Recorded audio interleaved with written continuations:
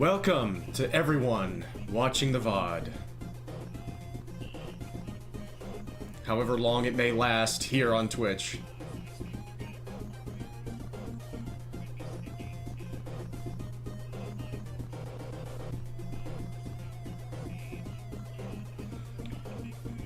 This is a big one for me. This is the project that I've put the most into this year, that's for sure. It's not much. That's not much of a statement as we're only in February, but it's the biggest project I've worked on in a while because I haven't been working on Diminish.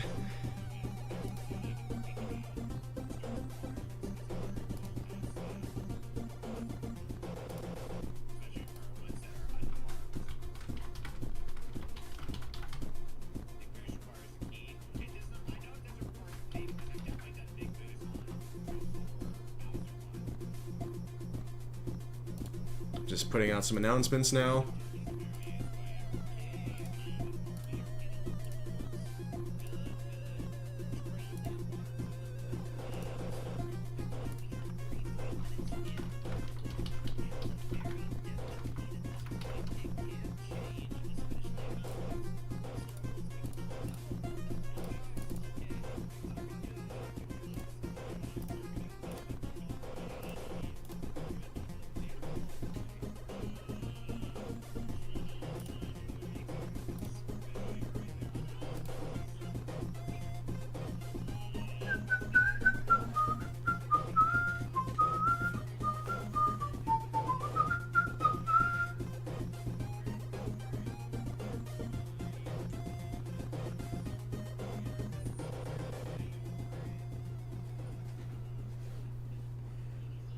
Hey, Bale. Welcome. It's good to have you. I hope you're doing well.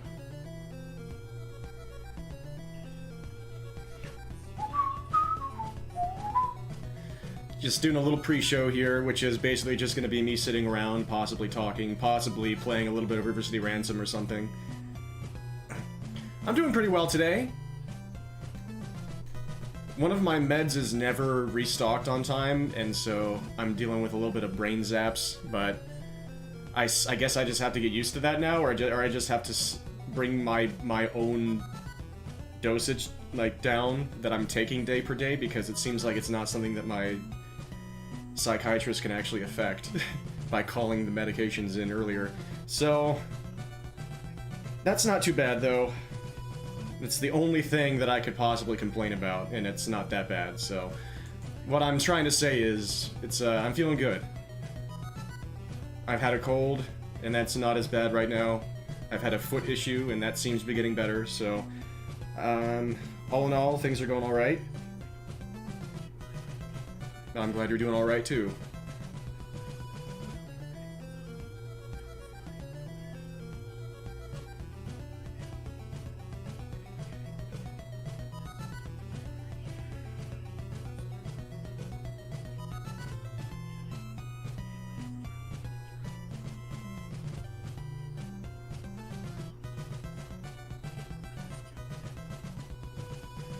Thank you.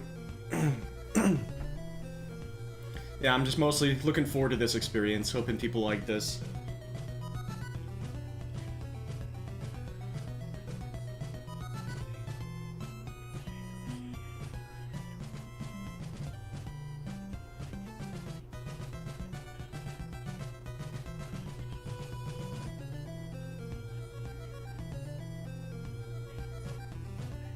Just sending out messages.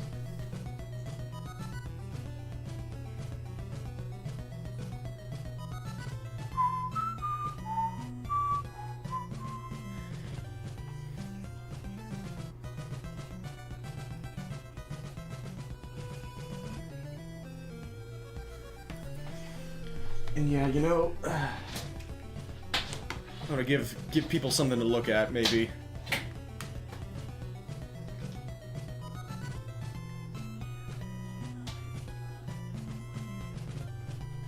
Hopefully this doesn't ruin anything. Yeah. I'd be okay with that.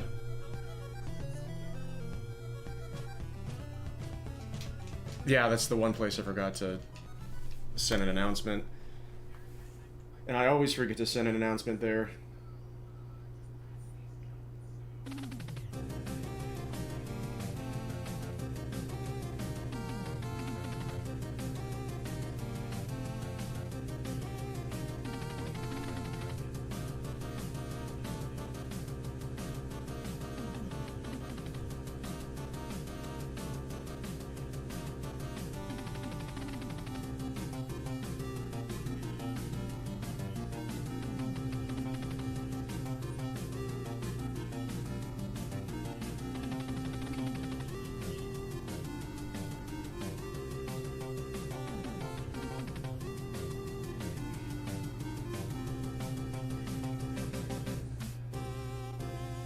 There we go.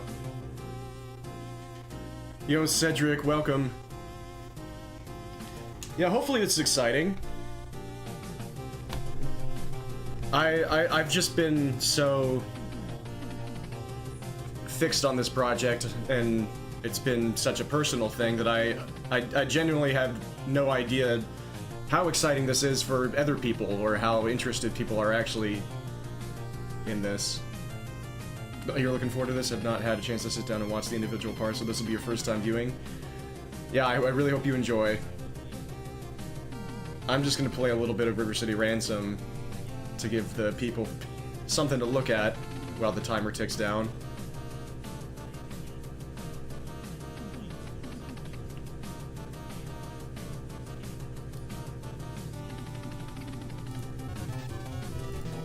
I'm going to turn the audio off.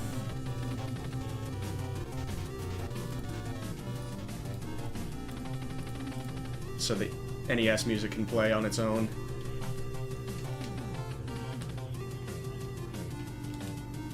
Whoops. Did he... Wait! How did he just get hit there? That was interesting.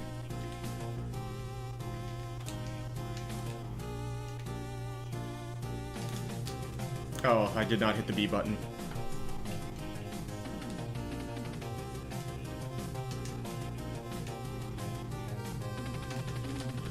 That's better.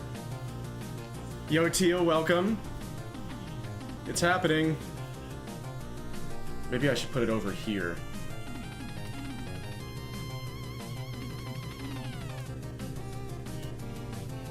So you don't see the artsy part of the thumbnail, but you see the other information better.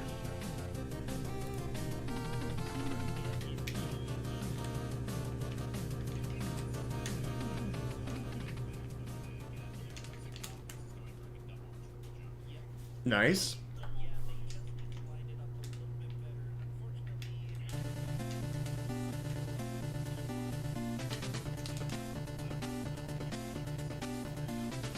This is just the Rocco fight in novice mode plus the Death Ward.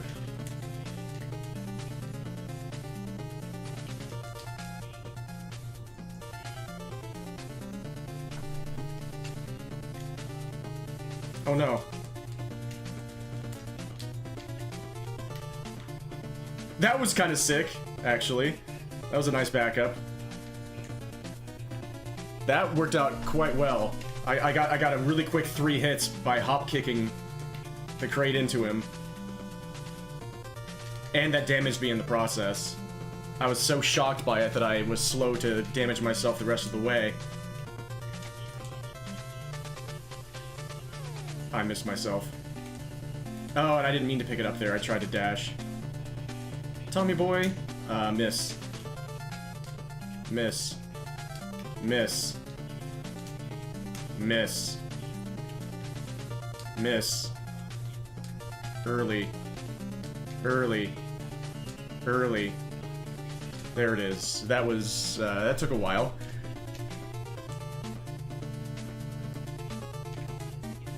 Oh, I kicked it early before it stopped rolling.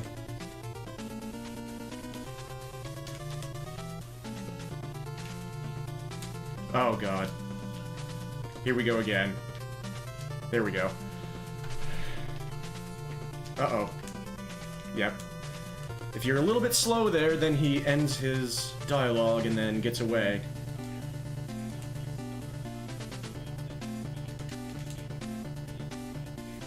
This is actually one of the hardest parts of the run with these strategies. Oh, I got the bad... Oh no! That was a perfect bounce. I didn't have to wait for it, and it just barely got me.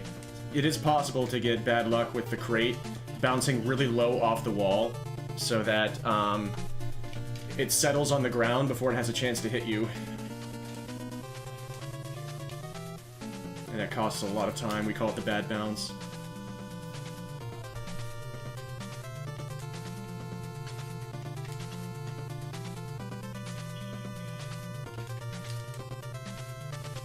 That was another perfect bounce.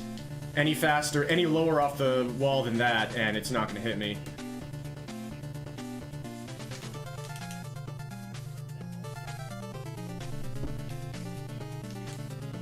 But I hope everybody's doing well today.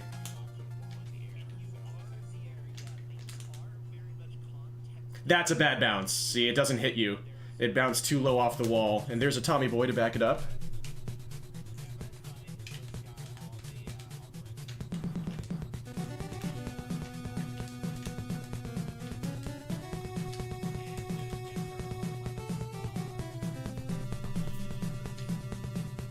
I'm glad.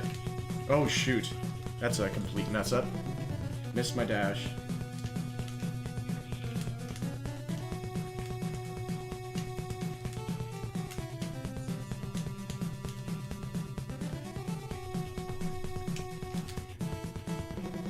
Ow.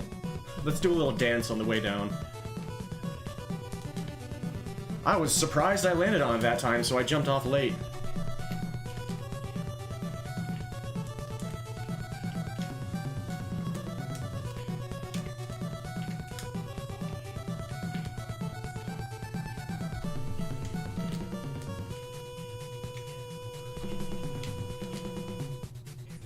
Oh, really?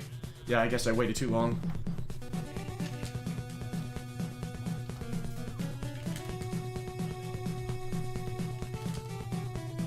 Yeah, I definitely waited too long that time.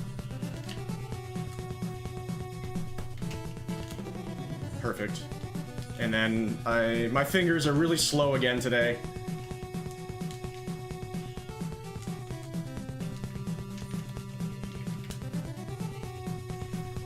That's the box sled into the shakedown.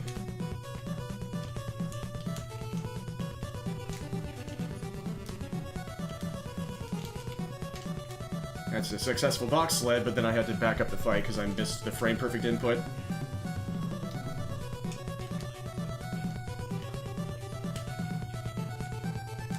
Early.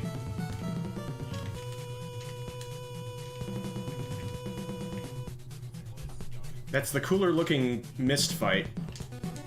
Because you still get to do the bounces off the wall, but it doesn't knock him down, it doesn't hit all 3 punches of the stone hands, and so it doesn't deal enough damage to save a round.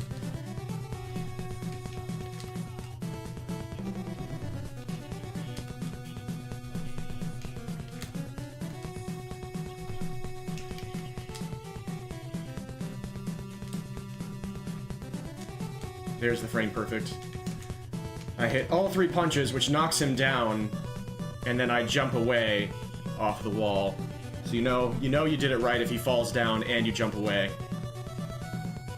Oh, really? That's such a bad way to choke it. That was a perfect setup.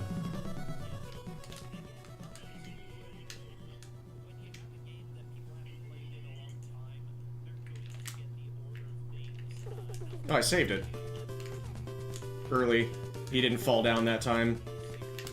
So now he's gonna be alive here, and I have to do this again. How was that late?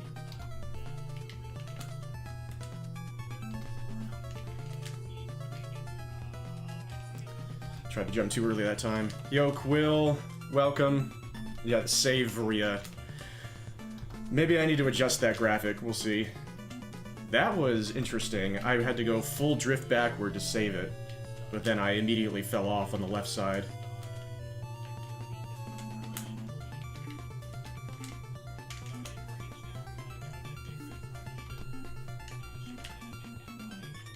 Again, that's the same thing that happened last time. That's weird. It's like a frame 1, I'm landing on the box, and at the same time falling off.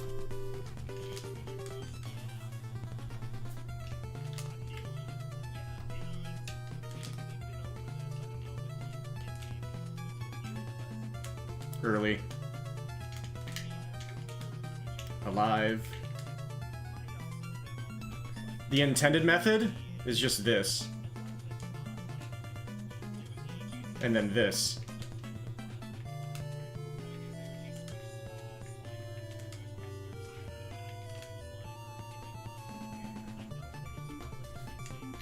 But it works out just right so that you can do this instead, and it barely saves any time, but it's one of the coolest things you can do in the game. It's obscenely hard. And sometimes it looks like you should it looks like you should land on the box, and then it just hits you for no reason.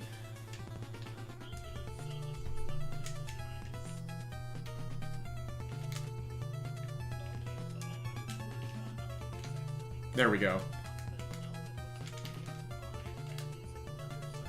And that's the fastest way to do that fight.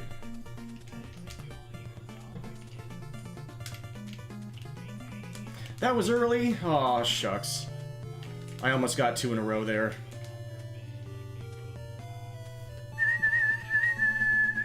What are we at now? 13 minutes left?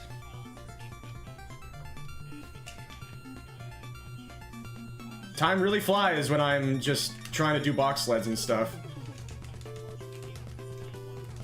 That's fun.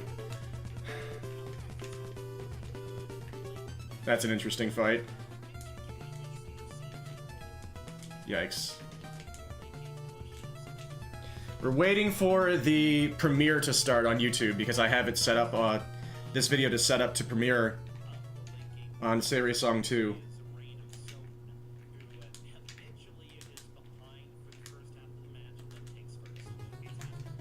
I'm gonna watch a 4-hour documentary that I made of my experience at Agdq 2025. Oh my goodness.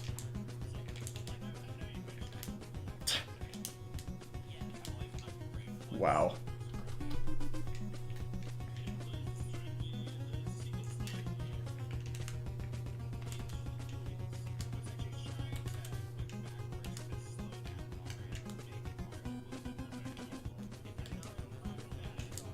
That's better.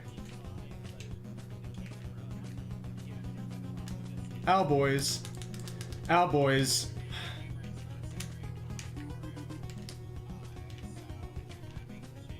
I'm not able to hear how many punches I'm hitting here, so this will be interesting. And I'll just miss my first dash. How about that?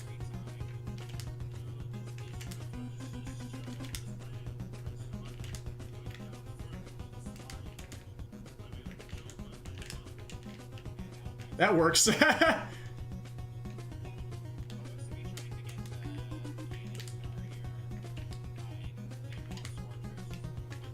Again, I couldn't hear how many punches I was hitting, so we'll see if this is 8 rounds. Or if I missed a punch. That's 8 rounds! I hit every single punch without being able to hear.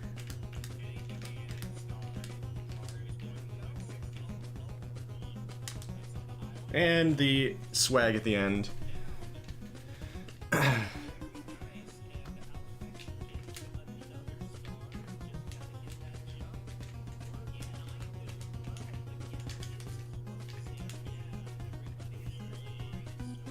Nice. With that, I'd say that's probably... I've probably given my hair enough time to floof up. So I can brush it. Thank you, Exotic Jam. Yeah, that's the box sled. It's one of the coolest things you can do in River City Ransom, found by Will Bobsled.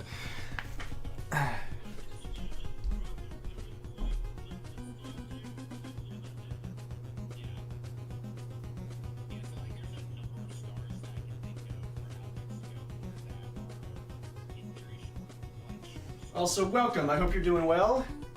Zyzy, welcome. With the timer ticking, are you anti-running for it? Yes, for Nega Saria. Right, that's how it works. Yes, Things has revealed that to us. Every frickin' time. The anti-Saria is always undoing every action. Every frickin' time.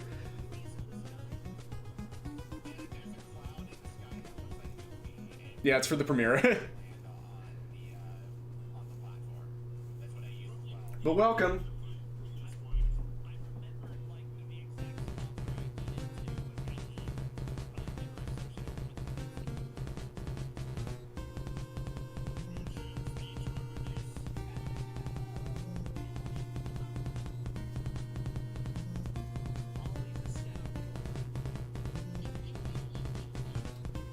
We've gotten some pretty effective floof this time, actually. It's really swoofing.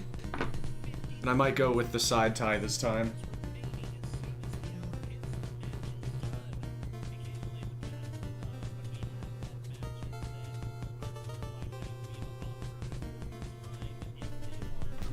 The hair RNG seemed to come out pretty well today, which is agreeable.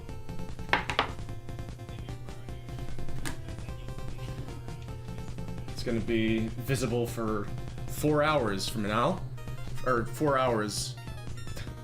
Head back to big project at hand, but yeah, it was nice to see you. I hope everything goes well with that. Thank you very much. Hey, Jades. Thank you, Cedric.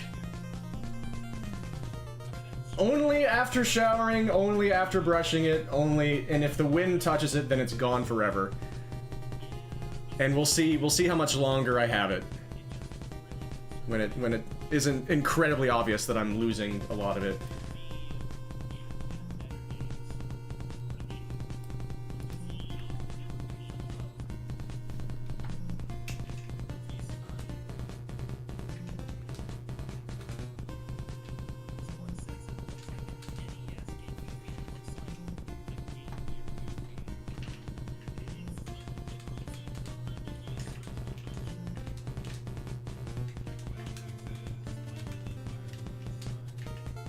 He gets hit by the chain rebounding off the wall, which is perfect for the fight.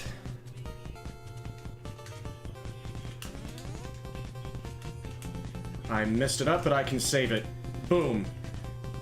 That's how you save the Mojo fight. If you miss one of your dashes, you can do a running chain throw into him when you land him on the thing. That was terrible. And then I missed my dash. And I didn't hit my jump soon enough. This is just absurdly hard, and I hate choking it once I get onto the box. That's my least favorite part of this. That was really early. Oh, and I missed my dash. That's gonna be another round. No! You can mess it up really bad in the backup, and you can still get the... Still not miss an entire extra round off of that. I needed to move farther left off the box there. Yes, there is a difference. There's a bit less time you have to wait for some of the dialogue in the Japanese version, about 2 seconds worth, and the money is a bit different. You don't get as much from some of the gangs, so getting the homeboys in the mid-game is actually bad in the Japanese version. So it's a bit of give and take. It's faster to run overall, but it's a little less forgiving with the money.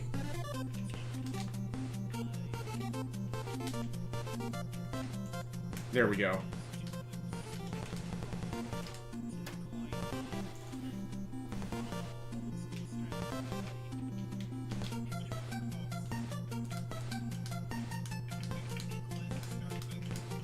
These are redashes.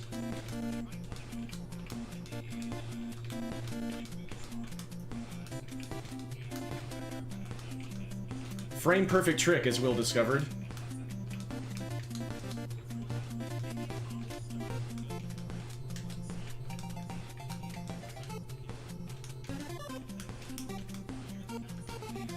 After the first one, it is. There's 5. Alright, we're getting close. Almost 5 minutes.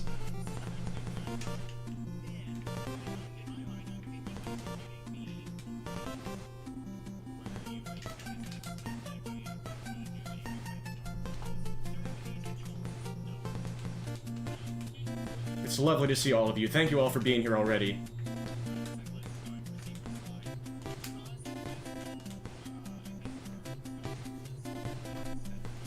Wrong one.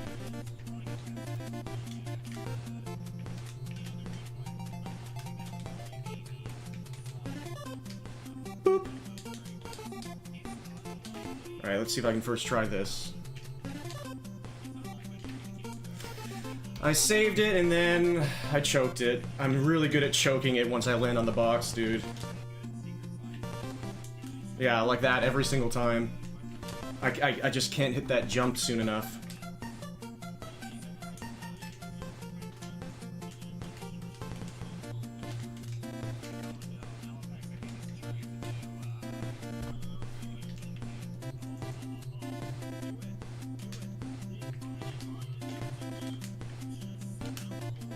That's not good. I think I have to do this 3 times now. Yeah, he got up and was invincible through one of my punches.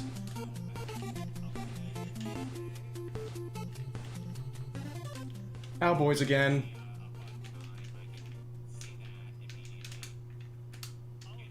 That works.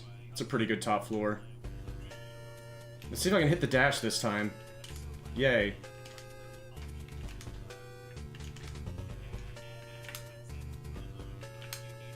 I'm gonna go for 7, actually. Yep, it worked out. I could tell, even though I couldn't hear them, I could kind of tell that I was really low on punches there. I missed a punch there. So let's go for 6. And this will be a 9-rounder. Oh no! Completely whiffed my dash. Solid twins? That's what all twins love to hear. We're getting to that time.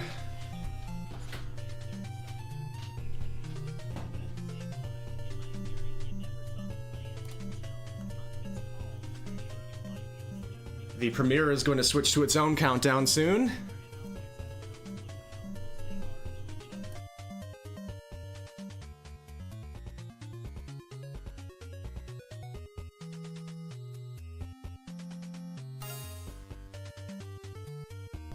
Zyzy, thank you so much for the 1-year sub with your Prime Gaming sub. I really appreciate it. It is that time. Thank you so much.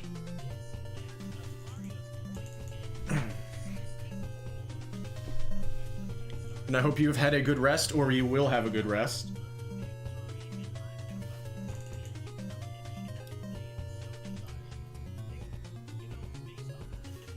And in case you've heard a voice this entire time, I've had the Kuso Grand 8 match on in the background. They've been doing a really silly Pokemon Mario 64 hack, where they turned the game into a point-and-click adventure somehow, and it's wild. That's a really fun thing to do. I'm sure it's not that fun to play unless you genuinely like are looking for that experience with Mario 64 and like it vibes for you. It's not how the game was intended to be played. It's as a point-and-click adventure game, and that's why it's a gripping idea. Slept a bit, sometimes plans don't come out, but we'll get more at some point. Okay. Yeah, hope you have better luck. It is fascinating, and it seems to be quite well done. But the experience still looks mostly infuriating. But it looks really coolly executed.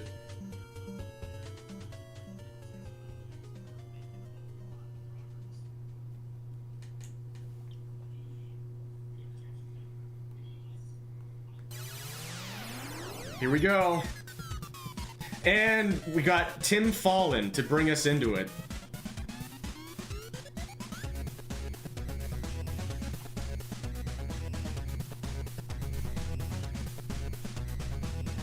Unfortunately, this is the tune that's going to get cut short.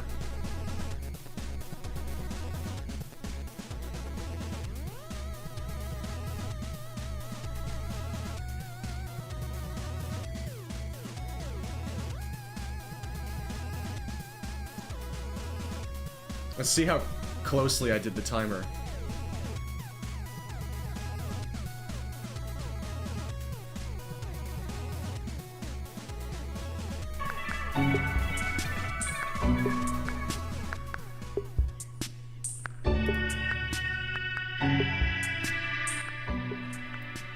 The Premiere music is always just obscenely loud. That's not something they've ever adjusted. So I'm just gonna turn it down for now, and then I'll turn it back up when the video starts. Yeah, Tim has always risen.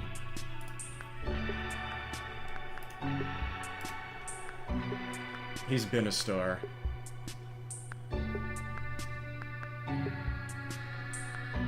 Yeah, the first time I ever saw this was actually when I did my first ever Diminish premiere. And so that became one of the memes of Diminish, was the official account posting, "Ooh, fancy."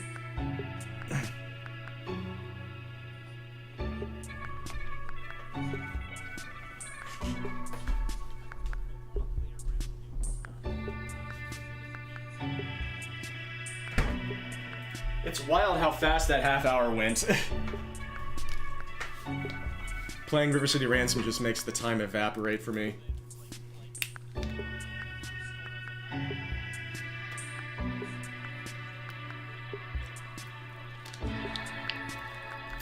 I think they meant the ooh fancy thing. You're familiar with it from watching this premiere thing from watching Ultraman on YouTube? Okay. I mean, the Ultraman world is real life. Totally. All tokusatsu is the real world. The world, but real.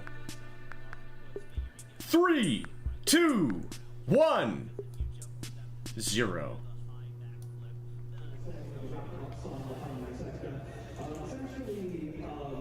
On the next run. I'm ready. I'm excited. I mean, I hope I'm ready. I would say that you're ready. It's just a matter of whether or not they're ready. Are you ready?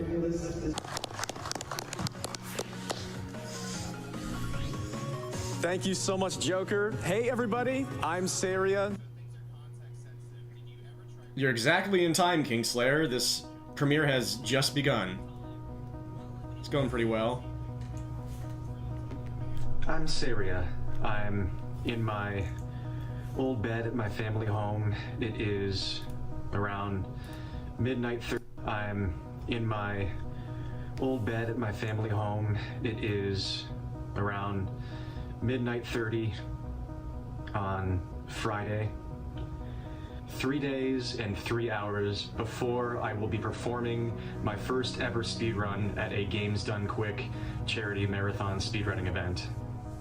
I should be asleep by now, and I attempted that, but I'm finding that rather difficult with the circumstances, and I'm pretty excited. And this year I thought I might try making a little video that walks any prospective viewers through the process of being a speedrunner, a performer at a Games Done Quick event, or any live speedrunning charity marathon. And as I struggled to get my heart rate down a few minutes ago, trying to will my body towards some modicum of tiredness for sleep, I realized that this is where I should start. This is a resource, and perhaps a bit of a vanity project. A video which swiftly turned into a documentary. But why? What does any of this mean? Speedrunning is the act of playing video games quickly. While it can be a relatively simple and unceremonious hobby activity, in the 2010s it transformed into a cultural phenomenon, with legendary and unlikely games making headlines as speedrunners discovered ever more absurd ways to turn them inside out.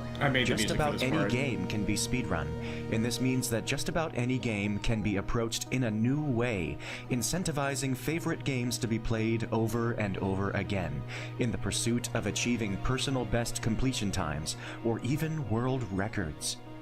I was aware of speedrunning early in my youth, but first became interested in participating myself in 2014, after I discovered recordings of the fast-trending speedrunning charity marathon, Awesome Games Done Quick, specifically the 2013 iteration. Awesome Games Done Quick is the flagship winter event of an event coordinating organization, Games Done Quick, or GDQ for short. What began in 2010 as a passion project of Speed Demo's archive experienced raucous growth in the next few years. Founder Mike Uyama took the inaugural event into his mother's basement, and 4 years later, as tens of thousands of online viewers looked on, AGDQ 2014 became the first GDQ event to raise $1 million for the Prevent Cancer Foundation, with hundreds of people from all over the world joining to celebrate the video games which had brought them together and given them so much passion. I couldn't resist that energy. If you care about this, then this is what you're probably going to be going through as well.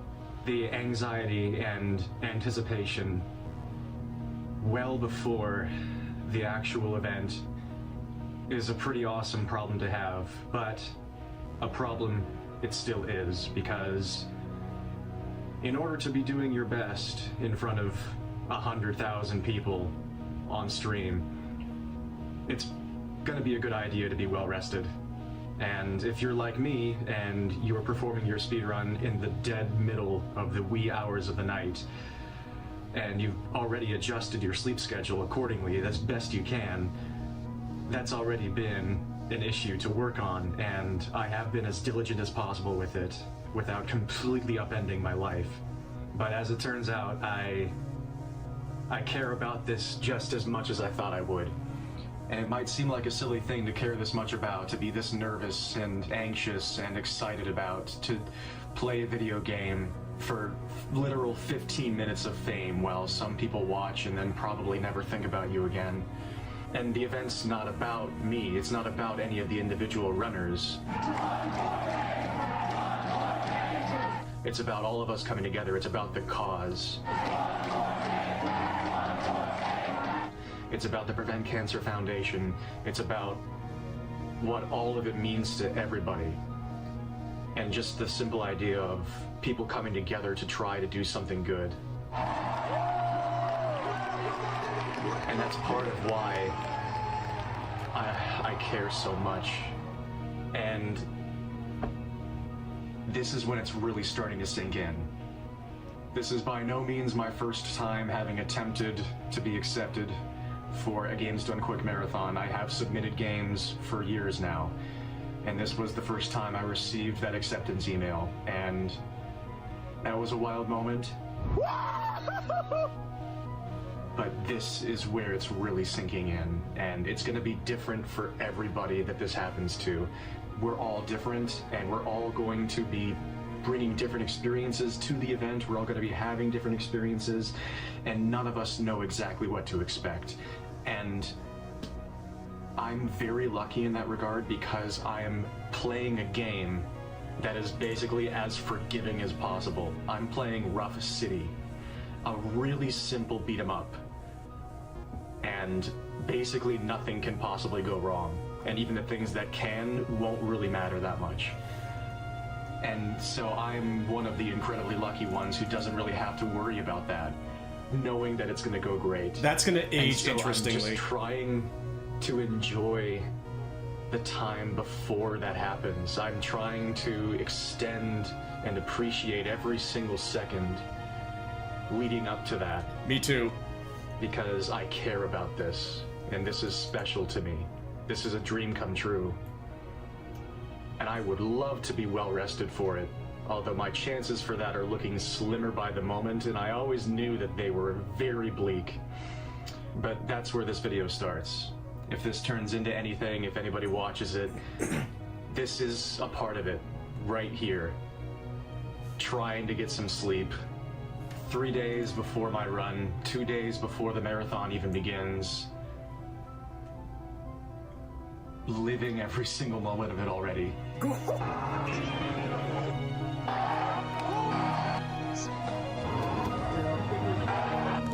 Just caring. And if this is what you're going through, congratulations. We're gonna get through this, and we're gonna have a great time. but try to get some sleep, okay? I'll probably release these original tunes in their own videos.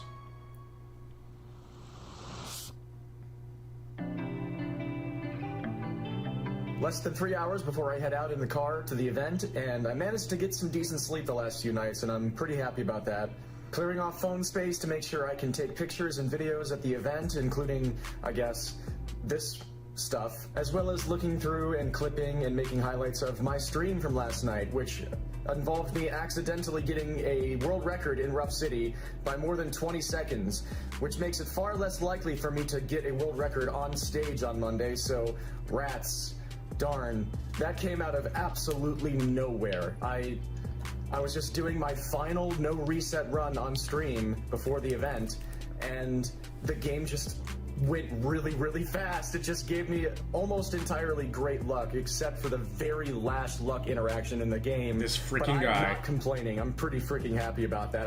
That's another thing about this entire experience that hasn't sunk in yet. But that's a lot of words, and this is about, you know, the experience of running at Agdq. So what else should I tell you about preparing for the event? Well, one of the things that I've been doing for at least a month now has been doing constant practice runs leading up to the event. Even though Rough City is an incredibly forgiving game, and it's the type of game where it's like riding a bike. You just remember how to do it even if you take some time off.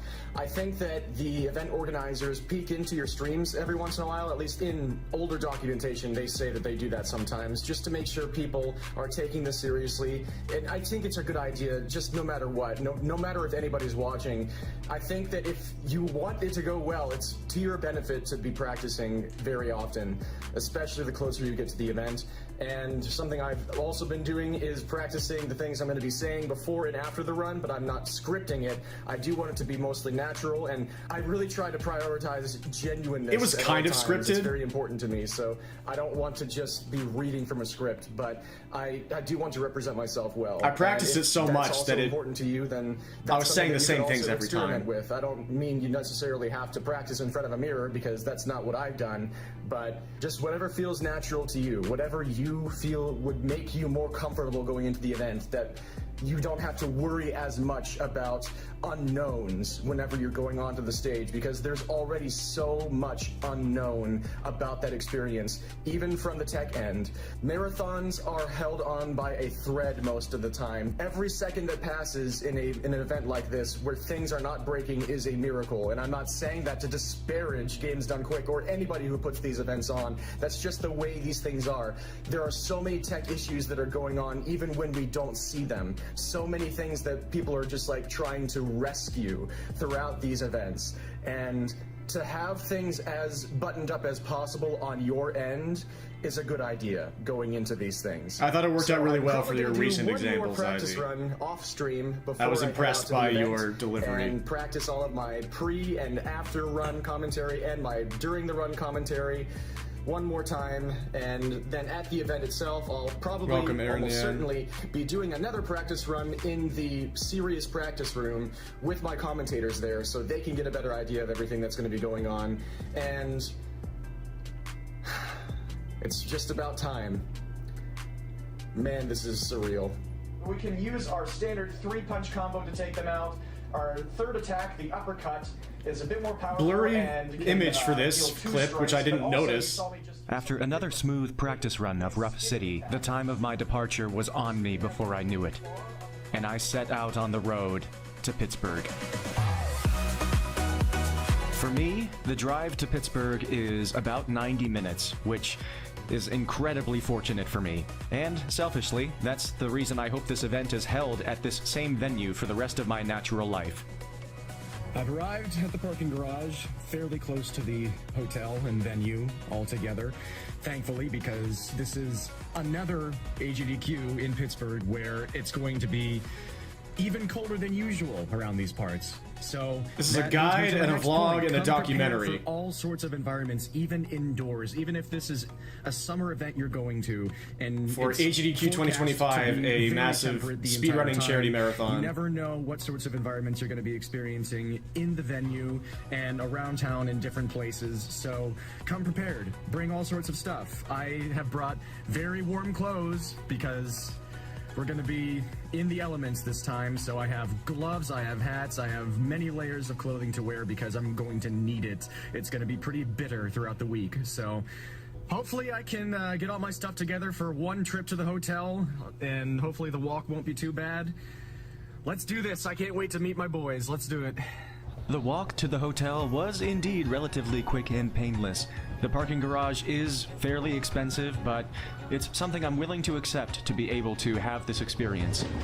I see him. My roommates had also been accepted, and our runs were almost all back-to-back on the schedule. Those poor saps have probably been waiting for me because I'm late. Hi, Zay! Hello. And this is the group that I happen to adore, and that's a great way to enjoy a marathon. So I successfully performed getting the hotel card key skip. My friends did that for me, and they just gave it to me, so I'm already ahead when we start the marathon. Goal split! Woo! We're in the hotel room, so that's if you got a hotel room, you will be getting a hotel room, and this is a good video. It is. Well, hey, it's really important. If you're going to go to a GDQ, I recommend strongly getting a hotel room on site, because you can't really beat waking up, rolling out of bed, and just going downstairs, and everything is just going on as soon as you walk out of the elevator. It's such a cool experience. Yeah, I'm spoiled by having that be my one experience so far last year. This is my second in-person AGDQ, and I'm already enjoying it. One of our roommates went out to do wife things because he has a wife, so we'll be seeing him again some point. But the next things I need to do are get registered, or not registered. I am registered. Make sure you're registered before the event. That would be a problem if you're... Please tell me you're registered. Yeah, like if you're in the marathon and you're not registered for the event, you might run into some issues when you get there. So I'm going to be checking in, and then right around when I'm checking in, I'll show you a little bit of that process if I can. I'm going to also be getting my run installed on all of the machines that they tell me to install for preparing for my run, because I'm using a Steam game for my run, and that it needs to be there so I can play it, and I brought it on a USB, and that's going to be my first time doing something from a Steam backup, and I'm ready to go. The perils apparent of having me being in a guiding role from that scene.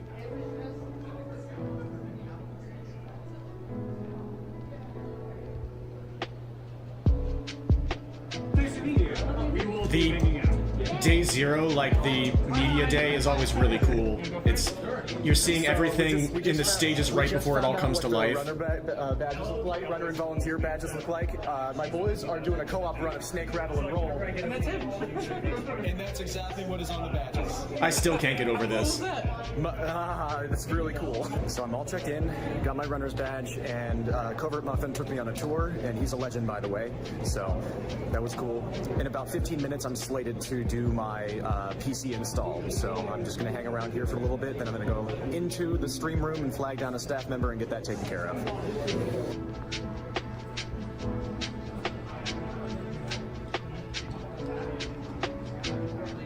It's just wild to see. So my experiences with the staff here have always been incredibly positive, and they're under a lot of pressure. All the work happening. Interacting with them, I'd say, just always be friendly. And that buzzing energy. You're working through issues, respect their time, because they're putting on a freaking massive marathon. Everybody's going to be stressed at all times and trying to make things work, and they're running between a zillion different places, even today on the day before the marathon actually starts. So just respect the staff, make sure that you're helping them out whenever you can, and they're here to help you. So don't be afraid, but also be respectful, be friendly, and we're all going to work together to make this work. Snake, Rattle, and Roll sucks. It's awesome. I love it. I should probably never play it, but I kind of want to, but I really shouldn't.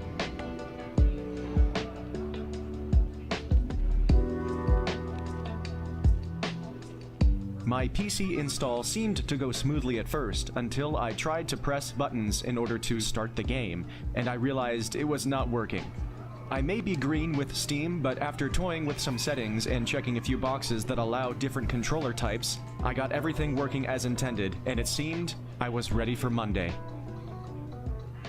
I got Rough City installed on 2 PCs, and I should be all set for that. had to do a little bit of extra stuff to get my controller working on those PCs, so if it doesn't work on the actual day, I think I'll know exactly what to do to fix that. So everything's good so far. Heading into the evening of pre-day one. I still don't know what to think or feel, but I'm looking forward to everything. Oh, nice, At Izzy. 7 p.m., I attended a GDQ runner orientation, which gave a rundown of many important and valuable things to keep in mind for all sorts of aspects of running a game at a GDQ event. We were at dinner Thanks, on Flair. the night before day one, and just had a great point brought up to me about the staff by this lovely person. Another member of Roommate Block who talked about how the staff here, I mentioned that respect their time, but also don't be afraid to ask them questions. That's what he just told me, because they are incredibly receptive to the questions. They're here to help you, and they want to be able to have those issues brought up before anything comes up in a way that is less convenient. So don't be afraid to ask questions. They're going to help you. And thank you, Chester.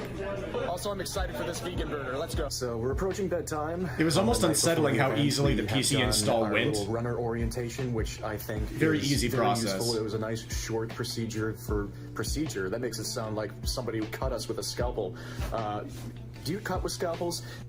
Anyway, we're here in our room again, and we're informed. We have been, what was it called? We have been orientated. We've been orientated. Thank you, gentlemen. They always have my back. That's why they're going to be on stage with me on Monday. And yeah, I'd say if they offer that whenever you're at an event like this, it's just great to have all those refreshers. And I'm probably going to be reading. You're going to be seeing all sorts of different states of my hair in this video, like when it's not been immediately brushed and floofed and stuff. Sometimes it's going to look like crap. I'm just warning you.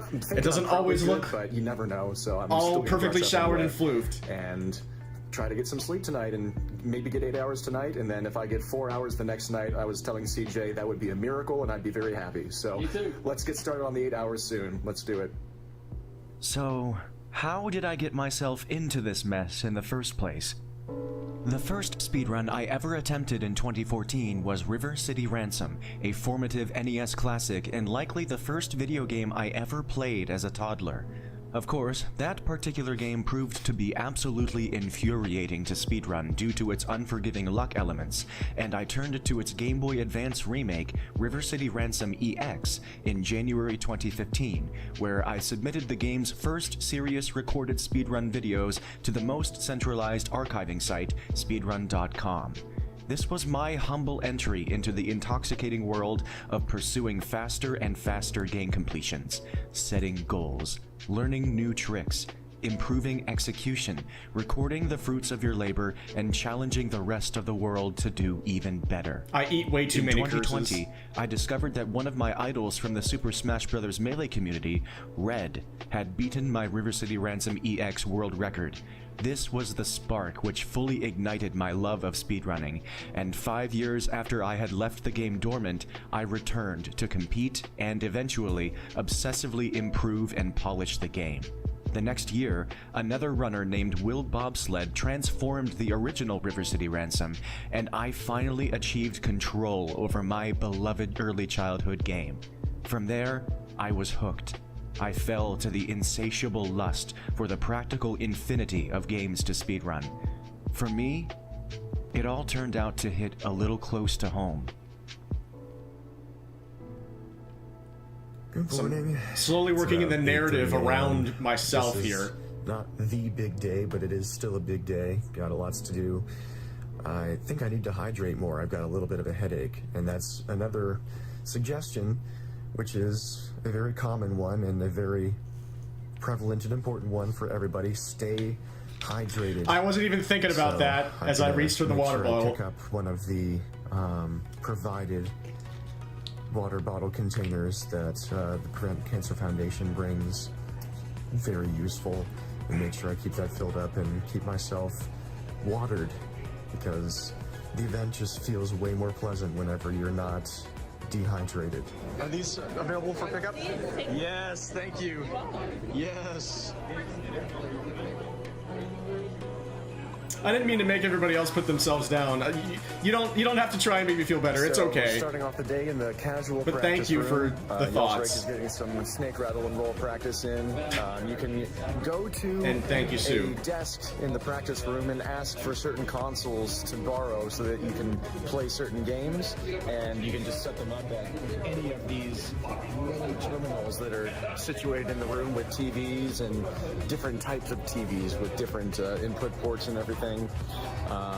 And it's just a magical place. It's probably my favorite place overall in the entire place. Not even just the streaming room where all of the magic is happening, but this is a really magical place too, where you can meet all sorts of people doing all sorts of things and playing games and setting up tournaments, and it's incredible. And I'm going to be spending a lot of time here throughout the week. After spending some time in the practice room, we headed over to the stream Yes. room to witness the Incredible! beginning of the main event. Alright, well, welcome to Awesome Games Done Quick. Radical! 25.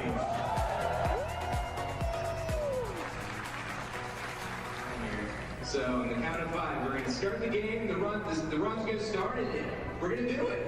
So, alright, let's go. Everyone ready? Alright, 5, 4, 3, 2, 1.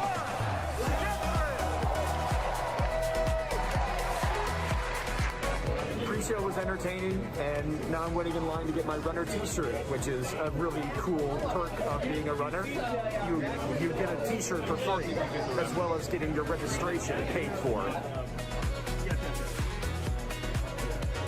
Yeah, be warned, there are some instances of flashing colors to this video because using iPhone clips on a non-Apple device is impossible. Considering my food options, I was gonna go for salmon, but I don't even want a 0.1% chance of foodborne illness tonight before my run, so that's just something that I thought I'd share. I'm gonna get an Impossible Burger instead. I don't think that has a chance, does it? I'll ask for it well done if I have to. Coming up into the afternoon here, and I'm going to watch and support Blue Candy, who is a streamer that I have enjoyed to watch for years, and it's been cool to watch him blow up recently, and he's playing the game that I first found him playing, Kirby Air Ride City Trial, which is one of my favorite things in any video game. Don't you So two I'm love excited for watching that, people and blow that's up? One of the nice parts about being a runner in this event is that you're just at the event, and you can just do whatever you want as long as you're, not supposed to be somewhere and doing something. You can just enjoy the event and everything that it entails. And after that run, I'm probably going to work out because playing Rough City requires a very high physical fitness level. I just do it because it's important to me. And then we'll be getting close to time to meet up and get prepared for our runs. So how do I, can I segue? So I ventured to the stream room again to watch an incredible speedrun of Kirby Air Ride's City Trial Mode by Blue Candy. This was an amazing way to kick off the event. This was an especially scary speedrun to perform in a marathon setting where there's no room for error. However, all while being his own commentator and player while using 4 controllers at the same time, Blue Candy absolutely nailed it. Gotta get all the other purples, and last but not least, Destruction Derby 150 and time. This entire run was just so impressive. And it was a run that's almost unlikely to go well. And it went really well. Why does this matter to me? Why am I doing this? Like most of my hobbies and activities, speedrunning is more than just a game to me. An owner of mental illnesses and conditions contributing to a hellaciously obsessive and addictive personality, I have always taken things inordinately seriously and heaped absurd amounts of pressure on myself in all things. This first led to burnout in my first passion in life, golf, after early success as a junior golfer petered out. Then the same happened regarding my standout high school and college venture, trombone performance. However, there was one activity where I enjoyed relative longevity and a stint among the world's elite, an acrobatic sport known as tricking. In 2010, my lifelong autistic fixation on acrobatics and martial arts thrust me headfirst, sometimes literally, into an incredibly physically intense activity where I lashed my body through more and more and more demanding goals and workouts. For years, the results were consistent and stunning, and I progressed quickly and resoundingly. By 2016, I had grown into a balanced and world-class tricker, and the intensity of training and achieving new goals was a simple fact of my life, and it all just happened. No matter how hard it was, I simply met each challenge. I didn't know how to not want it. Then, it all started catching up to me. For many of my tricking years, I fought through chronic injuries to surprising success, but in 2019, a left hamstring injury struck at what proved to be a horrific time. This turned into another chronic injury, and while I struggled to treat it, I developed mental blocks with many of my tricks, as well as rust and atrophy. All of this combined with the wear and tear of an aging body that was no longer constantly lubricated by fast twitch flexible motion. By 2021, I was an empty shell of my former self as a tricker. And while I am incredibly grateful for everything I had and still have, because I have been so fortunate to have access to these abilities at all, the fact remains. Mentally, the diminishing process was harrowing, as I slowly felt the strength and intensity that had become so core to my life erode and wither. I lost my tricking form, and I lost my desire. And I was lost. And I still am. Not for lack of trying, this is something I may never figure out. I work out almost every single day, feeding my endorphin addiction and grabbing my intensity fix, but it still pales in comparison. I was left searching for something to fill that lofty void, an activity to flavor my life with that goal-oriented, adrenaline-laced purpose. The rush, the execution, the fear and despair of failure, and the ecstasy and validation of victory. What else offers that robust and varied potential for honing of skills and pursuit of goals that are so clearly visible? I didn't have to look far before I latched on to speedrunning. The tricking community was one of the first times in my entire life that I felt unconditionally and unequivocally accepted and loved by a community. And when I attended my first GDQ in 2024, I was getting a pretty similar feeling all over again. It's all self-indulgent, but I hope it all ties together. It's serious practice time, so we're all together in a serious practice room where I'm setting up on a serious practice computer with Rough City, and I'm going to do a serious practice run with regular commentary with some lads behind me, and then we're going to figure things out for their runs as well, and then we're going to try to sleep. It's an entirely different kind of commentary. Altogether. Different kind of commentary. In a row? Altogether. In between practice runs, we ran into Good point, Mello Cedric. Acevedo, one of the hosts and staff members of GDQ, who had earlier performed a very entertaining skit as a part of the AGDQ 2025 Mello pre-show. goes after it. Mello just Mello does was things of high because they energy want to. and spirits, and that bolstered us as we hurtled toward our very That's big like that's a day. good time for you to say that. Our practice That's runs when we with run into commentary Mello. went well, and now all that remains is hoping for a miracle that we can really get some decent rest tonight. Although our window is already closing, but that's not the sort of thinking that I should actually be entertaining. Here's the time. The alarm is set for. Dun dun dun. Wait a minute, that's only 6 hours from now, and I haven't even eaten yet. Yeah. For you. That sounds like a you.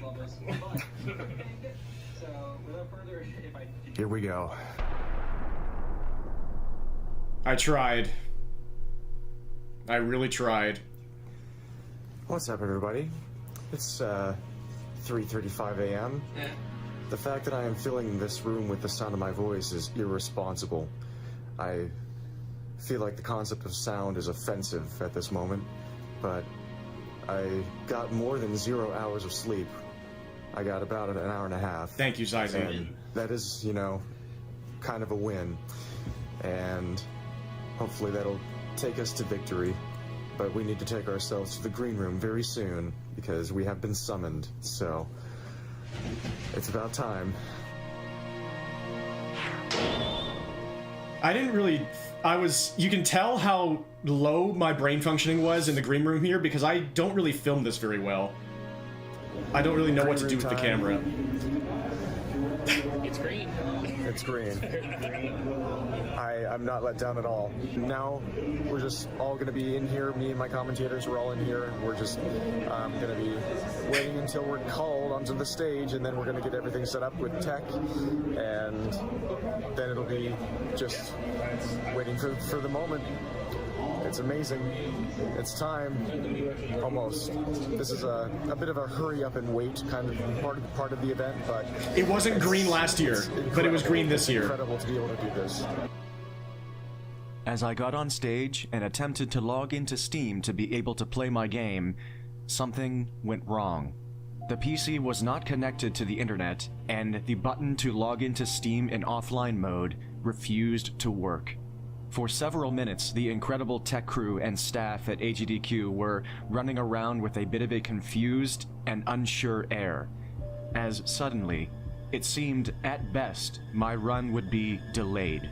But eventually, somehow, all of a sudden, when I clicked the Open Steam and Offline Mode button, it worked. And everything was a go. It's almost a good thing my brain wasn't operating because I would have been terrified. It looked bad. And then it worked. On the next run.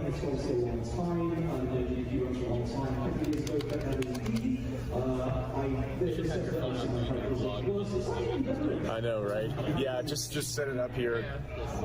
Kickstand on the table. I'm ready. I'm excited. I mean, I hope I'm ready. You never know until they kick it to the main cam. But I would like to think old school. I would say that you're ready. It's just a matter of whether or not they're ready. Are you ready?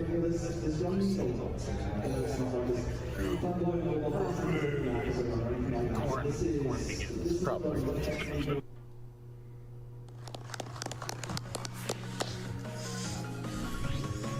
Thank you so much, Joker. Hey, everybody, I'm Saria, and it's an absolute joy and honor and delight to be here to be a part of this and to have a crew behind me who, even though they won't be able to probably get much of a word in edgewise, I still appreciate them being here because it looks like I have friends. I'll go ahead and let them introduce themselves. Hi, I'm Yellsrake. I'm Mad Mega. I'm Chester. And I hope you like what you see, because for the next, 6 hours or so, you're going to be seeing a lot of us in what we're calling Roommate Block, because we're basically going to be playing musical chairs and handing the controller off to each other as we all do our runs, because we were all fortunate enough to be accepted.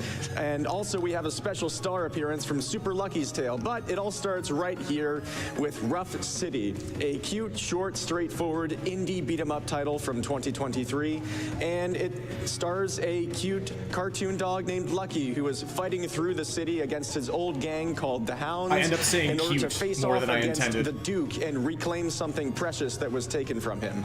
And it's all going to get started in just a moment here. If we're all ready, let's do this. Do it in 3, 2, 1. Tetris. I mean, go. Thank you, Flair. Another tech issue occurred with the timer. There were difficulties starting the timer, and attempts to catch it up to the right moment were initially faulty. But not only do I not mind this, I feel it added a little extra character to the run. Thank you, Zizi. It made it more memorable. Shout out to those 4 people in the To the crowd. incredible tech crew for everything they do. That's a fun little And the glitch, tech by the way. This is a beautiful game. All the glitchers, except for the infinite weapon glitch, are quite minor and not game-breaking at all. But this is not a great fight because I'm not really able to show off what I am trying to talk about with her walking into the wall and just sort of jittering and getting stuck and taking a long time between her attacks. But it was still an okay fight. That was a heckin' doggo right Yeah, there. I wish I would have gone up to all of them and so thanked many them. incredible creatures, la creatura, in this run, in this game. No train hit me, which was very nice. But that wouldn't have hurt me too bad. Nobody in this game is getting hurt, I don't think. When you hear those dog pain noises, and it can be a little bit tough. This is my favorite moment. Like animal violence, but I'd like to think this is just playtime. Like, look at that guy having fun. Look at that guy getting hit in the train in the back of the head and falling over and disappearing. He's fine. They're just having fun. But yeah, I'm just trying to deal as many hits as possible in between and during attacks. And the rest of the fight just looks like this. And so this gives us an opportunity to read some donations whenever you have some. Well, we've got plenty here. We've got $25 from the Cute Stream Collective. Good luck to Saria Song from Zizzy, the Woodlings, the Jades, Swords, Black Feathers, and Silver Star. Keep it rough, Cuneo style. Perfect donation. Thank you so much, my dear friends. We've also got $30 from Bisuki, who says, "Hi, Saria. This shocked me. Miss you. So proud of you. Seeing you doing what you love continues to bring me so much joy. You're an inspiration. Thanks, everyone, for staying up to watch. I'm chanting your name like a cheerleader Shoutouts right to now." Bisuki. Thank you, Bisuki. Oh my gosh, long time no see. Holy cow, I hope everybody's doing amazing. Thank you all for being up at 4:30 a.m. on the East Coast. And now Community we're facing member this from some years ago. They did really early attacks there. I just got slapped around, but that happens. This is a beat 'em up, and sometimes you get beat up in the beat 'em up, even when you're trying to beat 'em up the other beat 'em uppers. This is an unfortunate stage here because Thank you, Zazie. And the yes, edges of the Cedric, it screen is do not an stop the undertaking enemies. for They so can just many walk people. out. They can just leave. They can just hit the bricks, and then you can't hit them anymore. And they have swords. I'm so concerned.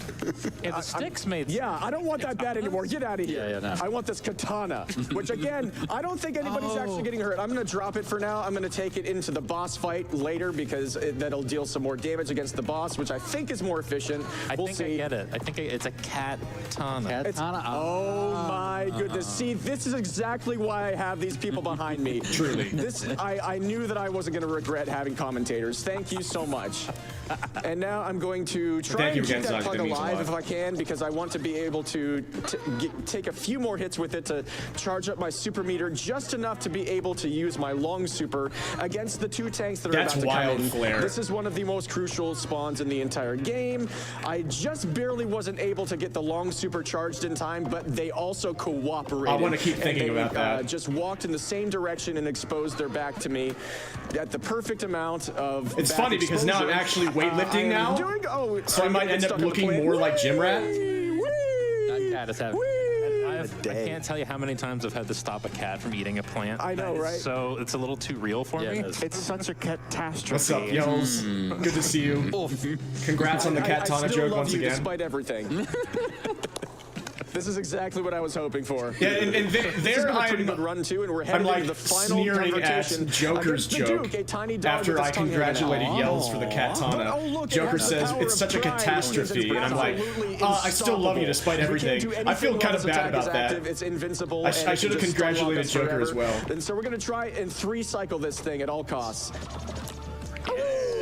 Nice phase one. Nice phase one. This is getting out of hand. Now there are 2 Yells rakes. Phase 2 because you have to have a phase 2, and oh no, he's hot. Oh, baby. But this one we can just kind of attack at all times. This one I can dance around and throw some jabs. This next attack is very short, and now this one is undodgeable, unfortunately. Just kidding, did I get you? I think that is the only way to dodge that attack, especially once we get to the agitated phase right here. The only way to dodge this grab is to use the invincibility from your super attack. Time is coming up, by the way. Yeah, time is coming up very soon. It's possible, but I also noticed this shirt does that in general. But thank you. And then Lucky has retrieved the precious toy ball from the Duke. And it's a gorgeous sight.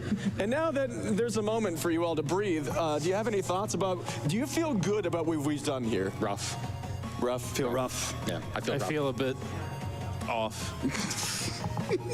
What was I supposed to? No. It is very, very early in the morning. That was. Aww. Yes, there you go. Yells is great at Absolutely delivery as gorgeous well. That was Rough City. Just a cute, adorable, and straightforward, simple game. It doesn't try to reinvent the wheel, and I really don't think it has to. It's just a game that wants to be what it is, and so it is, and it kind of represents the simple joy of making games to me, and I think that's a nice energy to be able to spread around, and I'm so grateful for the opportunity to do that, and just to be here on stage. I've always wanted to be an entertainer, and so this is an incredible opportunity for me, and it's just, this organization and this event has been so important and inspirational to me for more than 10 years now. What's up, and Ice? cancer is something that has dismayed me more than just about anything in life for my entire life. It has taken several family members and friends, both people and pets, for me.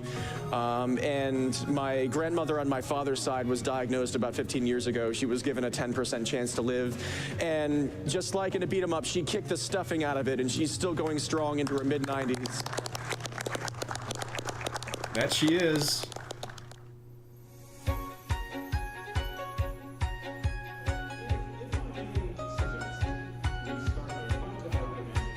Pretty happy. I know, right, Zizy?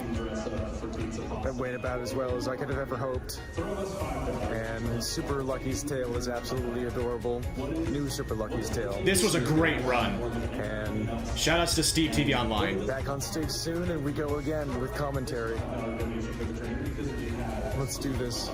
And so it was. After a brilliant run by Steve TV Online of New Super Lucky's Tale, it was back on stage to support and commentate for Mad Mega X381 and Dick Tracy, which would prove to be, though I may be biased, one of the greatest runs of the entire event.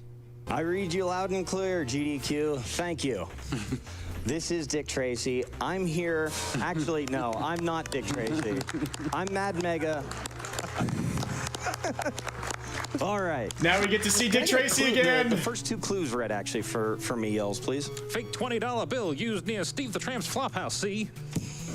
Footprints in a puddle of spilled green ink, see? Oh, we thought this might catch on as the marathon works meme. is Dick Tracy is given a case and he has to solve it. The way he does that is that he's going to go through and we're going to collect some evidence to put away a bunch of. Oh, I need to tie my shoe. Sorry about I love that. And put away some of the rogues gallery that Dick Tracy has. I mean, there are a lot of really interesting fellas here that we're going to deal with, but hopefully not get shot too much more here. This has my favorite enemy in the game, actually. As I said, I am a super cop. He seems to think that that's literal. I'm going to jump to grab this clue, and he thinks I can fly.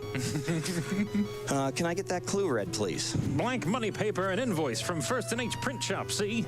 Oh, that's where we are. Oh, claim ticket from 4th and B Shoe Repair, see? Oh, well, we were already there. Perfect. This is good. I think we're right where we need to be. It was just the cardinal directions. It stayed within its own bounds. It didn't end up catching on as the marathon meme, but it was its own meme. For the most part, we're going to park Get here very law-abiding specifically for police a officer reason for the most that we'll part. see when we come out of this. See? We'll see. We'll see. See? Well, we picked up the super punch, and and I really got to talk about that. we turn everybody into Zoidbergs with a super punch. His racket. Boom. It turns enemies into projectiles, and anybody that they touch is instantly vaporized. Hey, I hope you don't mind me jumping in for a second, see, but I just looked over and I noticed we're at $2,890 out of $3,000 for that pizza possum dress-up. Yeah, I see. Oh, my goodness, now we're at $2,900. Can we get another $100 by the end of this run? $100? Isn't that a C note? That's so quick. Nah, that's when you don't hold any of the buttons down on the trumpet. And so is that. Out of the just car, legendary. That's comedy. We got $5 from Trick Daisy. Not planned out by either person, I don't think. Trick Daisy. This stage is awesome because I get to punch one guy and walk. I just hold right, and then I have to walk over here. That's a nice holding right. This must be absolutely terrifying for the guy you're about to bust. He just watches you do the Darth Vader walk all the way across the room while all of his cronies just fall down behind you. Can I get the first clue, please, Yells? Detective Sam Ketchum received a letter bomb, see? Oh, geez, a letter bomb. That's not good. Let's run to 5th and C. Oh, see? Yeah, that's the unfortunate part about my brain not existing after the low amount of sleep. You know what? I think my improv skill was two clues. tanked. Scratcher with embossed eye, see? Wait, an I or a C? I, see? See? That's how I feel about freestyle rap, Flair. Did he stutter? I see it as like speech tricking. That was like my only good improv moment of the event, of this part. I see. Did he stutter? You? What do you You heard him. Discarded note. Slip the blank of Mickey and keep him asleep, see? Okay, we're about to arrest Flat Top. We have all of the information we need on him. This is a good time for a donation or two. Oh, fantastic, because I got a question for you. All right, go And I ahead. got $25 from Tongue Twistin. See? Oh, yeah. It says, she sells seashell on the seashore, see? The shells she sells, see, are seashells, I'm sure, see? For if she sells those seashells on that damn dirty seashore, then I'm sure she sells seashore shells. We got $50 from Shannon Says What that says Dick Tracy knows how to say yes in Spanish. See? See? I don't know why that's the one that broke me. Thank you, Flair, and also If we damn do you, this and also right, thank There's you. going to be a guy and his dog, and we're going to punch them both. And then that should take out those two guys. It's Okay, rough city. perfect. It's a rough city out there, see? Mr. Tracy, I got a moment to answer some questions. Sure. Press. Well, we got $50 from Elliot Ness, who would like to know what opponents are in the ocean. Sea anemones.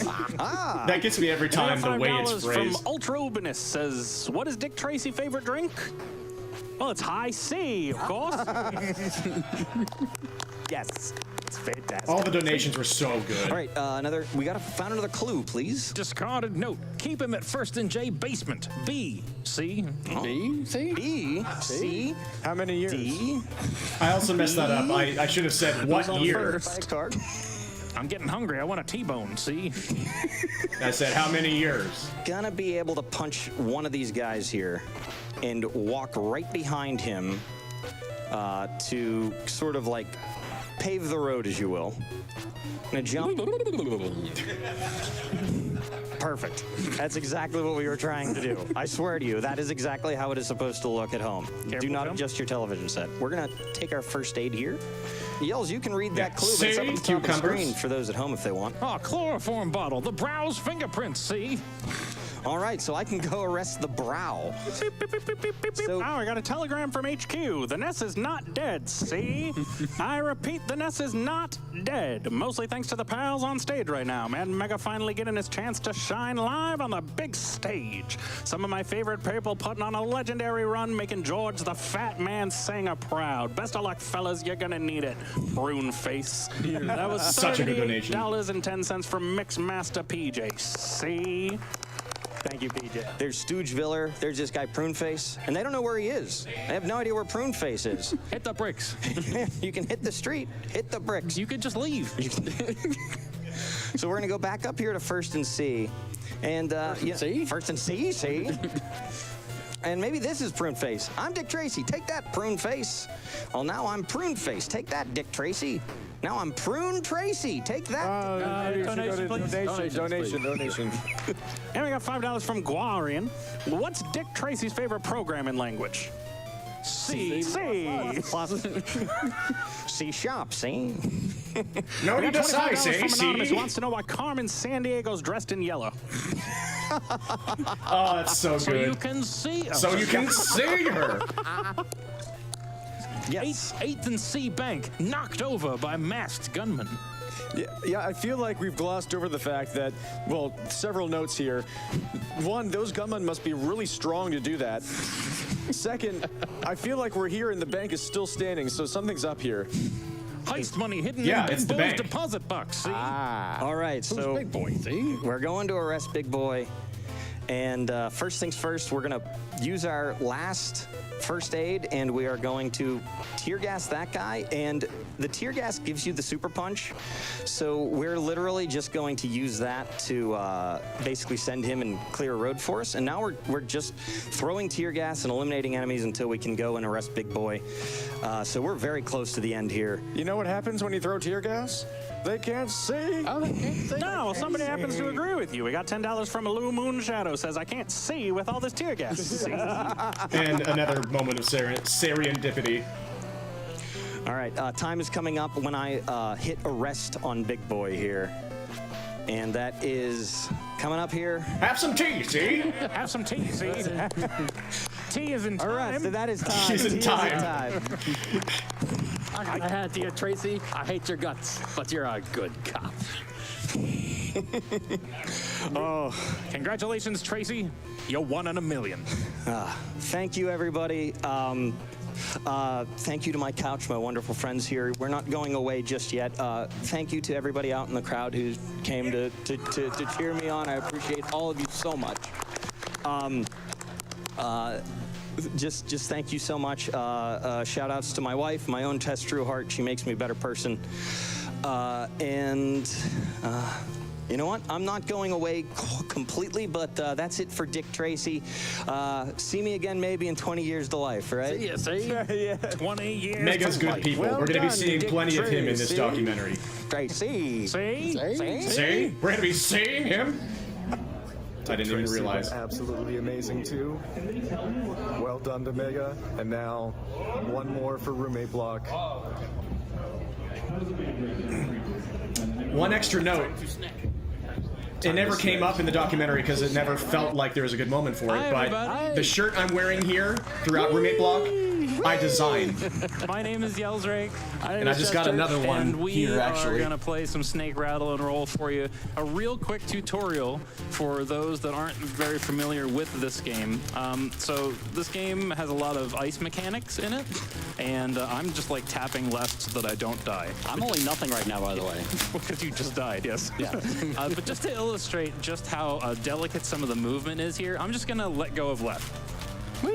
And I died instantly. That became the marathon also, meme. Whee! Now I'm gonna Not hold from left us. to try to keep myself on this slope. I decided I want to move slightly over to the side, so I'm gonna hold a diagonal like That's a left good and idea. down. That's a good idea. And I died immediately. Oh. So just so you know, Man. cardinal directions only, friends. That's all we're looking for in this game, and you'll be punished otherwise. Thank goodness. So thank goodness for that. We have a really sharp-dressed couch behind us. So Sharp-dressed couch behind us. So, Very different In ways. very different ways. just so you know, I'm the purple snack, and you can tell that I'm the purple snack because I'm the one with the purple beard. I'm the orange one because I'm I'm not the purple one. That doesn't have the purple beard. but we are on the badges. We are, yes. We are the ones on the runner volunteer. Shout outs to GDQ Shout for outs putting to, us on the badges. shout outs to GDQ and to LLK for the amazing badges. There's me. There's CJ. There's us right there. See? All right. Okay. So See? we are going to go ahead and get started in 3, 2, 1. Go. So now we've got the lovely swimming stages, and I'm going to let the commentators take over and explain what on earth is going on. Sure thing. So you see that there are some fish swimming around. This is just a water form of the nibbly pibblies in this game, as the game calls them, where the object of this game is to climb. Every single level is a new layer of a mountain that you're climbing, and they skipped way ahead in the mountain. And in this stage, they have to keep collecting nibbly pibblies because it's going to increase their weight, and they have to be at a certain weight in order to progress through the stages and progress through the game. And there are different colors for the nibbly pibblies. That I black do one very right there carefully is a pronounce gold that one in word. disguise. The gold ones are the best. 7, They are 8, worth 10, 3. 12. You can hear them counting because they need to get to a certain number 15, of weight 18. to be able to go forward. And there's a sound effect that plays whenever the room opens, and then you can just leave. And Hit the bricks. The bricks. I know, right? But yeah, the golds are the best. Those are worth 3, and then the other ones are the Nipply-pipplies. colors of the snakes. So if One of us got it. I have no idea. Might have been on the screen. if Rattle collects one that is the same color as Rattle, then it's worth 2 points. If Roll collects one that's the same color as Roll, it's worth 2 points. Otherwise, it's worth 1 point if they collect one that is the other snake's color. Not even the weirdest thing you But they heard. just reached the end of this stage 8. Incredible. Yells and CJ then proceeded to absolutely dominate stage 9. Perfect. Will you settle for one long and awesome one? Absolutely. Because we have $248 from Ellipsis. Shout outs to Ellipsis. We'll be seeing them as well. My Marble fam is back on stage. Not content with devastating co-op Marble madness, Yells Rake and Chess Jerk needed to find yet another isometric hellscape to submerge themselves in. Congratulations on presenting us another fantastic NES co-op classic, No Step on Sneck. No step on Snake. I also want to let people know super quick, we did just open up a character choice bid war for Peglin, and that is open obviously until Peglin begins, which is pretty darn soon. So get those donations in if you want to see a particular character for that Peglin run. Yeah, Solstice win! I did nothing during that part, whatever. The Pibbly shooter there can just randomly give you whatever ones it wants, and it gave us 5 purple Pibblies in a row. So that was all me. Yeah, that was hashtag fast. missed a jump. So yeah, all ice physics here. Just keep that in mind. What an unbelievable stage. Wow. Wow. Wow. Then, in stage 10, Snake, Rattle, and Roll punched back. So we start stage 10 here with a little sequence break. I don't necessarily think that you were supposed to jump over that, and I didn't. There we go. Second try every time. Second try every time. We're also first try. Not gonna wake this foot up if we can help it, because the foot is angry and it lags a lot. And it shakes the whole screen. Shakes the whole screen. Yeah, there we go. A bomb, finally. So Pinch back. Yes, I do. I hear that every single time. I'm gonna explode. I say instead. that as well. And just like that. And this is Snake, the Rattle, RNG and slot Roll, machine pinch back. that is Snake, Rattle, and Roll. You're like, boy, I wish we could get Pibblies to eat. Yeah. Oops, all bombs. It went really well. It went really well in the last stage, and now it's going right back in their faces. Giving them It's absolutely literally nothing. blowing up in their faces.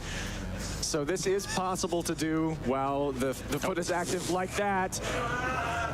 I should not have been saying there. Having taken a death now, CJ's weight dropped to a level below what it was when they started the stage. It's going swimmingly. We should maybe we should kill the foot. I don't think you can. I think it moves too fast. That's true, it might. Snake, Rattle, and Roll, a notoriously brutal game for many reasons, and you can kind of see that happening now. They were absolutely dominating this game up until this point, but you see that the game can just sort of make it blow up in your face at any moment. NES rare if they difficulty. don't give you the Pibblies, you can't move very much, and you're really just at the mercy of RNG here. I mean, it's okay. This song is a banger. Yeah, so, that's fair. Like, it's just... Finally, the game gave them the weight that they needed in order to complete the stage. But the most difficult was yet to come. We got a pretty precarious climb here. Keep in mind, all ice. Ice and slanted platforms. Like peanut butter and jelly. Slippery in multiple directions. This climb is one of the main reasons why I have not tried this game yet. All ice. That does not look fun. And a door in the middle of the wall. That's always a good thing. Oh, game over. Marathon's over. All right, see you all. No, I have continued. Oh, okay. I guess. Boop, boop, boop. I think you should play on. Oh, jeez, I hit up instead of left. Hey, look, it's still ice physics. Oh, yeah, but all ice still. Oh, yeah, okay. I was expecting to be at the bottom of the slope, not the top. One more game over, and they would have to start again from the beginning of the game. I think you're still at the top of it. Oh, no, because you fall off the bottom this time. Yeah, okay. Okay, good. Wow, okay. Yeah, game is still incredibly hard. Yellsrake went into serious mode as he suddenly found his back firmly against the wall with no room for error left. Okay. I don't have any more continues. Yes, Sizey, thank you. The thing about marathon runs is that, in most circumstances, you only get one shot. Most marathon runs, just like the marathons themselves, are miracles hanging on by a thread every single moment. Things will go wrong. And if Yells had used his last continue and game overed, it would have been okay. But every runner who goes on to the big stage hopes for things to go as well as possible, and at the very least, to finish the run. No one is a failure when that doesn't come to pass. No matter how these runs end, they're still an asset to the marathon. But still, for Yellsrake and Chessjerk to clutch up in the last moment and see the run to the finish line is all we can really ask for. Time. That is so video games, What a Flair. run. What a run. What a run. What a run. That's the experience.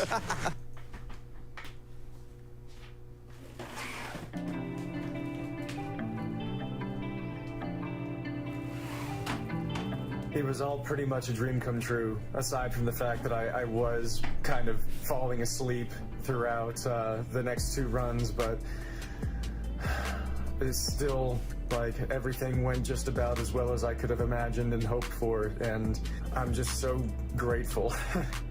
And now I'm gonna probably try and grab a nap or something and see if I can enjoy the rest of the day and the rest of the event, and I'll show you what it's like being a runner at an event after the run is done. Thank you for watching this far. I really hope that this has been engaging or entertaining or helpful to you so far, regardless of whether you're planning on doing anything like this in the future, or you already have, or you're just watching this for fun. This is wild. 4 freaking hours. That's exactly how much sleep I just got. After that bit, and it was perfect. I was totally replenished. I am now a proud owner of more sleep than I had before, and I think that'll work out pretty well so I can stay on my sleep schedule that I worked so hard to get before the event, while still being able to enjoy the rest of this day, although it was a bit sad that I missed the rest of the retro block, but I think it was probably the right thing to do. I was not really going to be able to be conscious for that. One really nice thing that happened right after my run was Blue Candy, who I'm glad you like it, because I worry about it. Was standing there in front of the stage and waiting to congratulate me, and I really, really appreciate that. Thank you, Blue. It's such an odd hour of the day. It's not like it worked out, it just happened to work out for him, but still, it still meant a lot to me. Yeah, it was cool to see Blue there. Just sort of hang out in the afterglow in the fun, casual practice room, so I guess I'll see you in a bit or something. In the GDQ practice room, the back area is dedicated to special events, usually tournaments or competitions. One such tournament was the Cuso Grande Live Tournament. And today, as Seth Highwind provided commentary, the players tackled Bongo, which Liz Stars showed impressive dominance of.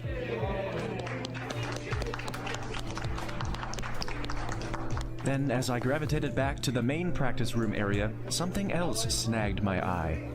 So as we go through the years and technology improves and people get more and more nerdy, you see incredible things happening in the practice room, like a Super Mario Brothers for the NES race setup where every single individual runner is being tracked in the world on a big screen so we can all follow what's going on. And you can just do things like that at a GDQ. It's just really fun. You should come if you want to, if you can.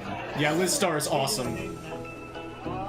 I first saw her at a GDQ event running, I think, Mega Man 3 DOS, and she's a hoot. She is hilarious. This is a setup done by Flibbity Dibbity, and it's absolutely amazing. It blows my mind. This is incredibly fun to watch. But then, I noticed something unsettling. As I was watching the amazing Super Mario Brothers racing happening, I noticed all of a sudden that I didn't have my badge on me, and that was a little bit scary, as I wondered if I had misplaced it somewhere forever, and that I would be that's not, I shouldn't say that. Scolded, perhaps? Yes, that I would be scalded in hot... No, scold. Scolded. In hot, in hot, juices. I was thinking more like hot disappointment. Maybe like scolded and disappointment from the staff. Like, I thought I'd be thrown out and laced and lashed. Turns out it was here, and I'm just very forgetful because I change clothes twice every 3 seconds, and I should be better. So if you're forgetful, double check every single thing that is on you and that you need to be on you at all times. Every time you're leaving your room, every time you're going somewhere from where you just were, double check everything at all times, because things happen and things are going at a million miles an hour at a GDQ, and there are so many things you want to do and there's so many things that are going to be on your mind. Keep a routine going, keep things close to you, keep things on you, and be careful. Also, if you don't mind me asking, how are you feeling, Yells? How did you feel everything went? Generally speaking, I think the run went okay. Yeah. You know, the run was really nice up until a specific point, and then it really wasn't. Thank you to Yells for doing this while he was doing real work. Definitely a bit out of sorts on the last his job. 10. I'll admit that. I wasn't in the positions that I'm usually in I was having difficulty correcting from those positions I was normally in. Yeah. You know, so like it was a little bit of guesswork, and a lot of the guesses didn't work, but the last guess did work. And in a way, to me, that serves to show off the game even more, because I just posted a comment on the video saying, you dominated the game in stage 9, and then the game showed how it can dominate in stage 10. Indeed, and yeah. Because that's the experience of Snake Rattle and Roll. For sure, yeah, no, it really, like, I walked away from it thinking that, well, hopefully it illustrates, like, why did I bother talking about the slopes at the beginning of the run? That's exactly what I was thinking. Because of that. Yep. It destroyed me for about 45 seconds. Yeah. But yeah, no, overall, like, I'm happy with the run. I think we presented the run well. You know, it attests to my perpetual feeling that when it comes to most co-op runs, I'm really just there to be the second human for my brother who's good at games. You know, but again, it's just very good. I think you both are equally regarded, and I know that I think we all think that CJ always deserves more recognition than he gets. 100%. But you're both the incredible Kearsley brothers for different reasons, and it's incredible to be able to be a part of your journeys. So thank you for having me along. Absolutely. Wouldn't have it any other way. So now that it's been several hours since my run and there's been a bit of an aftermath and some time to reflect on things, I feel just about the same way I did during and after the run and before the run. Just, it was almost like an afterglow ever since I was accepted. And the run itself was just a joy, and I'm so fortunate and grateful that my brain was active enough for it to be able to perform the way I did in commentary and on the game itself. That's a good idea, Flair. Oh my god. There was a little bit of tech issues, actually. Things were pretty freaking scary because I could tell there was a bit of rustling and bustling and confusion on the tech side of things as they tried to find out what to do. But thankfully, I just had to wait for a few moments and then try the offline button again, and it let me start the game.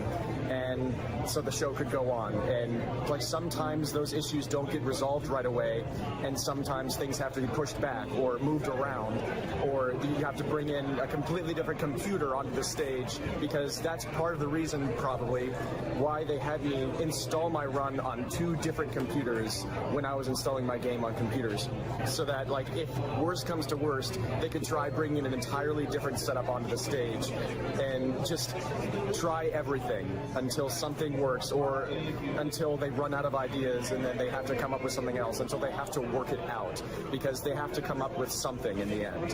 And thankfully it didn't come to that. But It's also still a joy to something have happened you, with the timer Swords. on my run, as is probably pretty obvious if you watched that run or if you watch it in the future. Yes, it's noticeable, but it doesn't really affect the experience in a negative way for me at all. I'm just incredibly happy with how everything went. I'm just happy it happened at all. I'm thrilled with my commentators who had my back. I'm thrilled with the way I did, and the fact that there was anybody in the room at all at 4:30 a.m. like, makes me feel really nice, and I can't wait for the rest of the event. But I don't want it to go too fast, because this is just an amazing time of the year, and whenever it's over, I wish I could go back and do it all again, but that's what the year after is for, and the summer game's done quick, and all the different marathons that anybody offers, local or regional or other international events. There's just so much to love about what this is all about. It's amazing to be a part of it again. Immense shout outs to everybody who was behind the scenes and anybody who was working on any part of the event. Like I mentioned in the run, like I would love to list every single person by name if I could, because they're all so crucial to all of this happening. Yeah, it's tough, Flair. Everybody did an amazing job for my run. Tech issues happen, and it doesn't bother me at all. I'm just so grateful that it happened at all. After some characteristic navel-gazing, I resumed watching the awesome Super Mario Bros. Races, as all sorts of people sat down to try, and some of the people scheduled to do the main stage race of this game the next day practiced for that big event.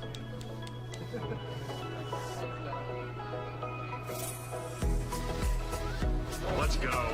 This is so cool.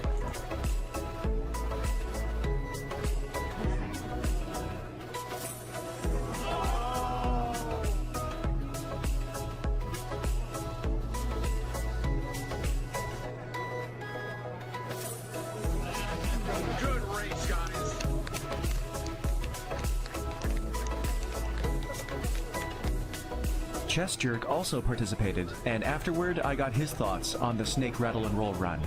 So how about you? How did you feel like everything went with your third experience? Yeah, seriously. Running at a GDQ? I think it went really well.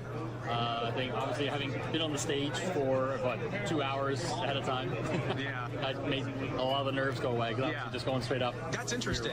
Yeah, because I think for some people it would like you would just be nervous the entire time leading up to it. Yeah. But that's good to hear that wasn't the case for you. Yeah. But no, after the first hours, after being on there for like an hour, or so, it was really chill. Nice. So that's great. It also helped that the game really isn't as hard as we make it look. So the odds of us citation needed. Like game overing or anything like that, that really wasn't a concern until the end. That's just how good Chess Jerk is at games. He doesn't think Snake Rattle and Roll is hard at all. You sure made it look easy in stage 9, I'll say that. Yeah. That was incredible. Skip stage 10. That was the problem. But no, it went well. Yeah, I think you did great. Thank you. Again. And this man deserves more credit and more eyes on him and more support. Follow him at twitch.tv/. Thank you, Zizy. Please. You'll not regret it. If you enjoy retro content, if you enjoy chill atmosphere. And yeah, I gotta have heart. And that badge is incredible. Oh, it is. There's me. There he is. Okay. Resemblance is uncanny. Then Mad Mega showed up, so I asked him about his legendary maiden AGDQ run. Say no. How do you feel about your first GDQ experience on the main stage? I'm happy with how it went. Like it went a lot easier than I kind of anticipated, right? Like I was nervous about a lot of things. Yeah.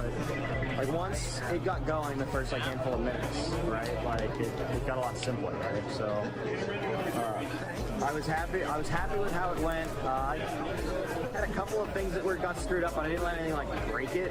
And honestly, like commentary and the host, like you guys made it so easy.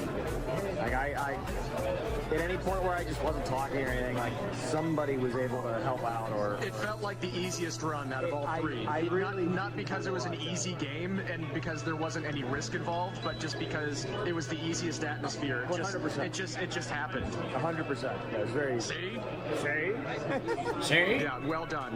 It was. Yeah. People are talking about that being like the must-watch run of the roommate block, and for good reason. It was played to perfection, and you did a great job with your commentary. Represented the game immensely well. George the Fat Man Sanger would be proud. It was a good time. The day went by quickly, and after some dinner with Mad Mega, my body started to feel the effects of the day. Toward the end of night 2 here on Monday, and Yells and Chess Jerk just went bowling, which sounds incredibly fun, and I should absolutely have gone with them, but I seem to have run out of my energy from the 3 extra hours of sleep after I took a nap. That was a nice dinner. I keep teetering on the edge of just passing out cold, which is unfortunate, but I'll try not to have regrets about it, and that's the thing, like, there will probably be more opportunities for me to do things like that at these events. It seems like there are things like that crop up at GDQs, especially with this specific friend group and like the larger group that surrounds it. Things like this keep happening, and so I'm not going to treat this as like I just missed a once-in-a-lifetime opportunity, and neither should you whenever things like that happen. If you're too tired to do something, feel free to listen to your body. And they're also astounding at bowling. They're also super tired, and they have way more going on with volunteer stuff tomorrow than I do, and they're just doing it anyway because they're just that type of person, and they know that, like, for them it's going to be worth it, and they can justify it. So this is the sort of event where it does pay to live outside your comfort zone a little bit, but not to the degree where you're going to be so uncomfortable that you can't enjoy yourself at all. And it's a tough line to be able to see and to find and to walk, but there will be people around you to help you out if you open yourself to that, and if you're as lucky as me and you're coming into the event with people that you just feel so natural with. So bedtime is probably very near in my future, but I'm suddenly not passing out at this moment. We'll see what happens. My body is incredibly strange. I don't understand it. I just wish I could sleep like a normal person, but I'm an insomniac, so hopefully tonight I get some good sleep. I'm gonna need it. So, looking back on that, Right after they left, my body did indeed lose its falling asleepness, and by the time they returned, I was still awake. And so I really wish I would have gone, but I'm trying to not approach that from the standpoint of having a regret. And that's still kind of my advice about this, is don't have regrets about it. Treat it like a learning experience. Next time something like this happens, I'll have that as an experience, and I'll probably be more likely to actually participate next time. It sounded like a really fun time, and Yells and CJ and PGH Guitar Guy, who was the one hosting the little charity event that they were going to, are amazing bowlers. Like, they are up there. Yells has had like 4 or 5 perfect 300s, as I recall. Watching people excel at something and do it at a very high level. So, maybe next time. But still, you don't have to. You shouldn't have to feel like every single thing that you could be doing at the event is something that you'll regret not doing. Oh yeah, I remember that Swords, yeah. That'll put way too much pressure on you, and you'll enjoy what you are doing less. And this is something you should be able to feel like you can relax at as well. So yes, it was unfortunate that one of the main reasons I didn't go ended up not really mattering anyway, because it took me a long time to fall asleep. But I did eventually fall asleep, and the next day was the beginning of something beautiful. Yeah, they were concerned about how their knees were going to hold up when they went. Welcome to something beautiful that we call Nest Block, run by the legend Mad Mega. Nest Block time! Very complex, convoluted setup so that he can do recordings of people basically doing our own little videos for our own set called Nest Block of NES games and Famicom games. And it'll be something that will be all put together after the event and streamed with the recordings. And it's something that Mad Mega does every single GDQ that he attends. And I just performed a River City Ransom run, River City Ransom Novice for it. And I won't spoil how it went in case you want to watch it, but it was a lot of fun, and I plan to do some more runs for it soon. And Super Dodgeball just got started right now. Let's go. LV Creed. We're doing like a Kunio-kun block. I'm really excited. Digging the music. So we're just going to do 4 steps back, 4 steps forward, and we hit the whole team. That's exactly what we want to say. Nest Block is an amazing and pretty flexible thing for anybody to come to try, as long as you're playing an NES or Famicom game. There are people who play speedruns, like who didn't get into the marathon, and this is their chance to kind of be able to perform at the event. And there are people who have already performed at the event that might even come back and play the same game for Nest Block, like Yelsrek is doing right now with Snake Rattle and Roll, trying to redeem himself after having a really rough stage 10 on stage during his co-op run. This game has swimming levels, which automatically makes me interested in it. And you can even learn games for Nest Block, and you can do casual runs. You can just try to beat the game. You can do showcases, challenge runs, anything you could think of. Bring it to Nest Block, bring good energy, and it'll be a great inclusion. So, hope to see you here at some point. Probably Swords, but I'm not sure. Mad Mega was gracious enough to give me some of the history of Nest Block and his thoughts on it. So Good question. We started all a handful of years ago. We were at Nando's in DC. There was an AGDQ, I think. It sort of just became a, let's see how many NES runs we could do. So the very first time we used like the Pot Dot's PC, we recorded everything on his. Like it was totally like just random, suddenly like set up by a handful of people. And then I guess so. I had never heard of it. Necessarily came back immediately after, but I had to look it up. AGDQ in 2020 was the one in Florida. So I brought my laptop that time and I set it up and it ran pretty well. And then since that one, I've run it off of this machine specifically, which was not the one that I did back then. And I needed a new laptop that was a gaming laptop, and I basically bought this with the intention of it was going to come with me to GDQs and do this task. Like I bought it with that purpose in mind, and it's been great for it. Like everything works for the most part. Like there's a couple of technical issues every year, you know, like, but it's been pretty reliable. And from the technical side, it's relatively easy. And you know, the thing that's greatest for me, I think, is that you know every year I do it, and there's always like a ton of positive feedback, and everybody's really excited for it. And I always, you know, I'm getting ready before AGDQ this year, and I'm thinking, you know, I really hope there's some interest in it. I'm going to set up, you know, and I hope that you know there's. And every year without fail, one of the first things that everybody asks me when I talk to them is like, when is Nest Block? I want to do something for Nest Block. Like the retro community specifically around the NES, like they want to show stuff off. Like we have cool things, and you know, the young kids, I suppose, they might not find our old games quite so fascinating anymore, but we all think they're cool, so this is really just for all of us old fogies, you know?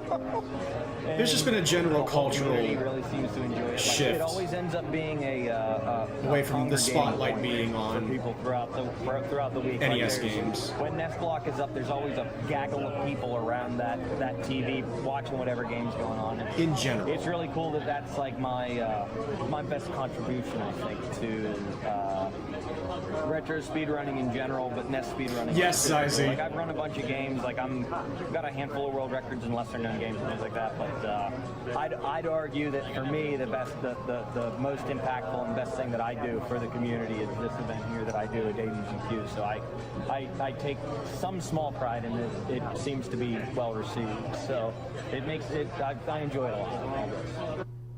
I took a break from Nest Block to check out the main stage Super Mario Bros. Racing with Flibbity Dibbity's setup. That's wild. And boy, am I glad I did. Because I saw something epic. And some young people are interested in things like the Commodore 64 and the NES, because a lot of people in this Super Mario Brothers NES community are very young people. And like NES Tetris and stuff.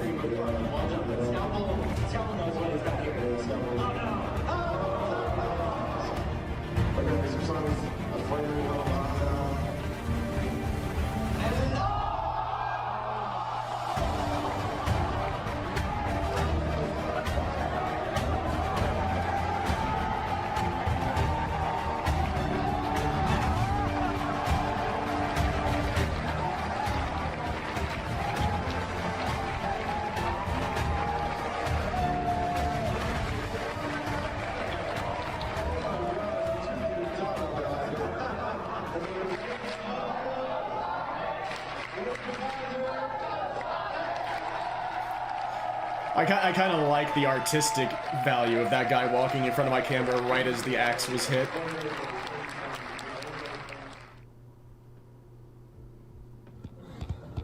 Yeah, the tricking appeal. I got my performance and intensity fix before heading back down to Nest Block for the rest of the day, where I would perform 2 more runs. The NES was the console that I grew up with as a child, and it's the console with the most special place in my heart. I grew up with other consoles, but the NES was the centerpiece one for me. All day long. But Yells and CJ also have been having to work their day jobs at the event while also being volunteers, while also being runners. I can't imagine. I just hang out. Moral support. Another good example of something you could do at Nest Block, randomizers. There's about to be a Blaster Master randomizer. You can just do anything you want as long as it's on the NES. It's a beautiful way to celebrate. That's so fair, Zizzy, and that's succinctly put. I respect it. More support than it gets because I really respect that. Thing on the internet. That's a really solid way to put that, I think. Give it some eyes. I don't even know if this video is going to have anybody watching it at all, but you know, if it does, I'm honestly impressed. I'll provide links and stuff. One of the games booted up to be featured in Nest Block was Where's Waldo? The world record holder, Crack Attack, has trained his ears to be able to hear the game's title screen music from thousands of miles away, so the moment Django Storm turned it on, he suddenly materialized to commandeer the run. This was great. Okay, let me hit the reset button. No jab. Not until we get. Okay. What he actually said was, do you want me to hit the reset button if you don't get God Subway? which is like the perfect So I RNG for performed the subway my section. third nest block run, and as I was getting up, I forgot the microphone was attached to me, and I snapped it off by stepping on the cord and broke it. And now Mad Mega is on a mad dash to see if he can find super glue to get this thing back and running. And thank you. Oh, see, people appreciate me here. But yeah, That's I feel kinda wild bad, for me to but think it's about, okay. Cedric. It'll be okay. Nest block will go on. I know that no matter what happens, Nest block will find a way. And that's the marathon way. That's just when things go wrong in a marathon, people find a way, and the show must go on. So We never owned any this is Segas. part of that. It's too bad I did it, but Nest block will go on. Now it's Mega's turn. Mega, Mega, Mega, Mega, Mega. Geiger said that he was going to do Dick, Tracy, Dick. And I don't know if they did it. Because it's Mega's turn to participate, I think it's my turn to actually get off my butt and contribute and be of use. So I'll be hosting Mega's run. I'm executive producer for about 20 minutes. Nothing. What could possibly go wrong? Yeah, I also became a Sonic mega fan very early in my life, despite us never owning a Sega system, because it happened the one and only time we went to somebody's house where they had a Sega system and they had a Sonic game. It immediately and completely captivated me. Yeah, you should probably take this setup from me before somebody gets hurt. Nest block usually runs at GDQs 2 days out of the week, and while it's going, I usually spend most of that day there. But even as I do, I'm in the practice room, and I can at any time get up and walk around and waft through the energies of every corner. The practice room continued to teem with life, and I bathed in its vibrance until it was time to rest at the end of another day. The next day began with the crowd rockin'. Rockin'. Here's another one of the greatest runs of the event. So this day is a bit of a meme. This is Batman Forever, the arcade game. This was another of the most popular and well-received runs of the entire event, and I encourage you, if you have any interest at all, to just watch the entire thing. You can find it and any of the runs from the marathon on the Games Done Quick YouTube channel. This run really was a treat, and Elrock and his crew nailed it.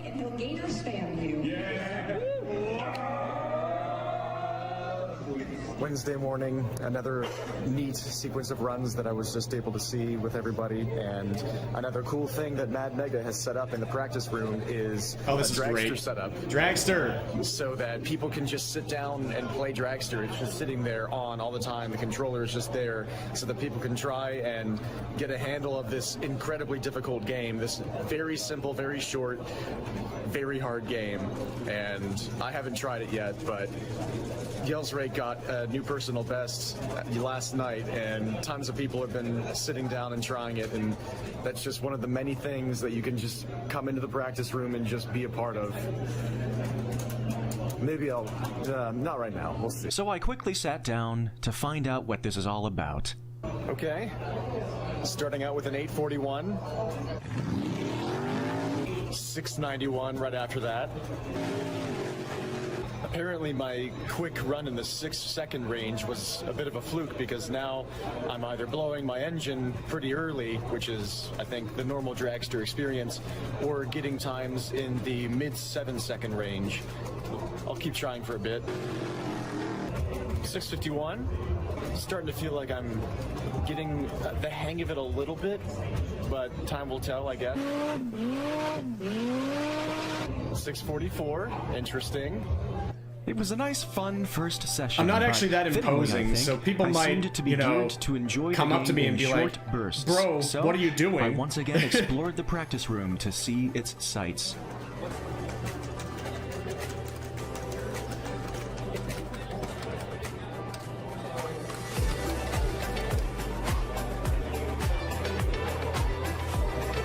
This is mostly a community of people that seem content with leaving things be if it's not theirs and it's not their business.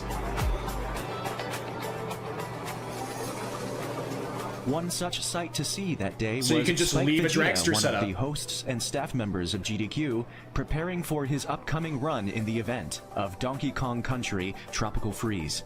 Very impressively preparing, I might add. It's a satisfying speed game.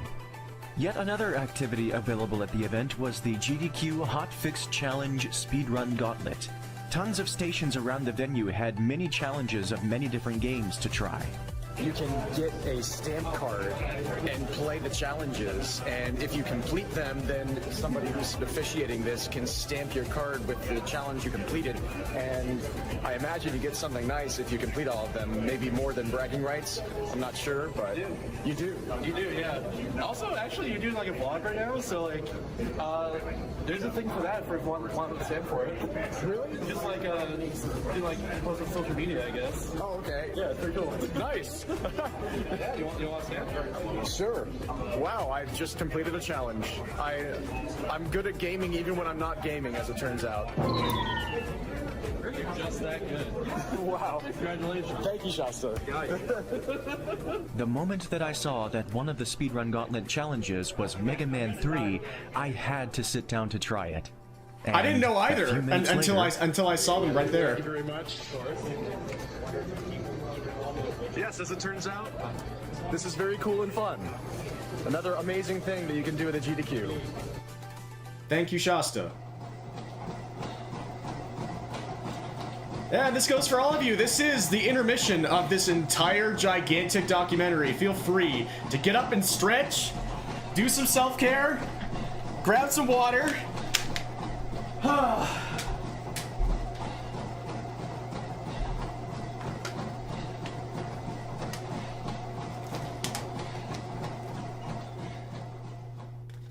I'm going to slap a cop. I just spotted somebody playing a game that I think is really rad. An airport for aliens currently run by dogs. Love this game. It's a hilarious game with so much heart, and PNC Trilogy was the one playing it here in the practice room, and I talked to them a little bit, and I learned a little bit of something about how bonus runs work in these marathons, because an airport for aliens currently run by dogs is slated as a bonus game in Agent Oh, you have to suck my balls now. Thursday or Friday, and the way bonus runs get in is there are certain events during GDQs that happen once a day, checkpoints and daily recaps, and the first run after a checkpoint is called an anchor run. It's a run that is always going to start at that set time, and bonus runs that correspond with certain checkpoints and certain days will be decided whether or not they make it into the marathon during or before that checkpoint. So I'm really hoping that I hope I explained it right. Currently run by dogs gets into the marathon at its corresponding checkpoint, and so I can possibly, if it's a good time, be there in the stream room to watch that one, because man, I think it deserves all the attention it can get. Unfortunately, I don't think it got in. Practicing their scheduled games in the practice room, including Sharif, who was slated to play a DVD game, Who Shot Johnny Rock, in the Awful Block this year. Well, I got another 6.1. This is tough for me to beat. I'm getting tons of 6.5s and 6.4s, but seems to be some sort of wall for me right now. I bet this is the common dragster experience. Another 6.17. I'm gaining consistency-ish, and another 6.14 right after. This is, I'm getting somewhere, question mark. Another personal best, 6.11. The tales about this game were true. My fingers are starting to hurt. I'm starting to get pretty ticked off, and I'm not seeing that much progress at all. I got my 6.11, and then I started going early and blowing the engine every single time, and my times got worse. I'm stopping for now. I've experienced the thrill. I've experienced the dragster. I've experienced the human element. However, the practice room energy was just too contagious. It feels right to try some more attempts of River City Ransom here at Agdq in the practice room. Yes, agreed. This is the place where all of us are just playing games that are important to us, so let's see if I can get a fairly clean run of River City Ransom here in the practice room without trying to put too much into this, because this is a game that can absolutely dominate me emotionally, because so much can go wrong every single moment, and you just kind of have to let it be. And so I'm going to try to. Let's have fun. River City Ransom is a pretty simple speedrun to follow. Many runners of this game lovingly call it a running simulator with a boss rush, where the player must run as fast as possible to specific places where required bosses appear once enemies are defeated. Once all of the required bosses have been defeated, the end of the game will open up, in which case more required bosses must be defeated in order to open up the final boss. I'm playing on the Japanese version of the game because that was simply the version of the game that I had available to me on my laptop. Let's go.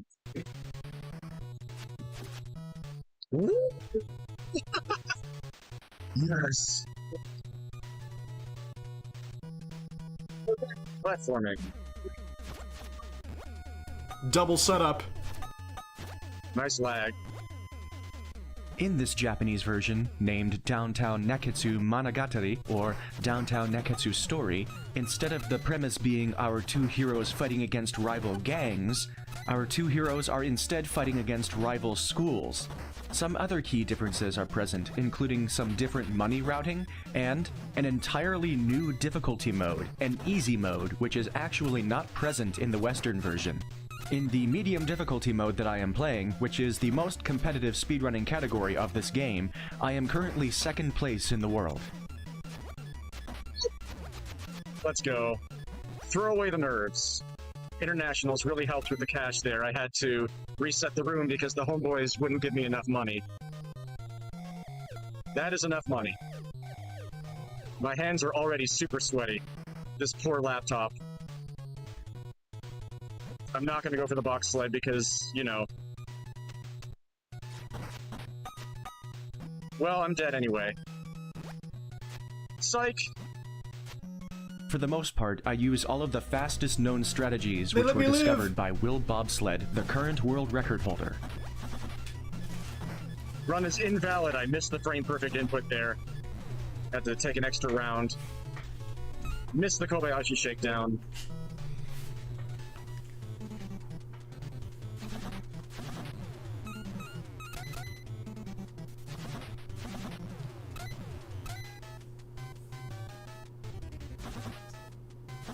That was weird.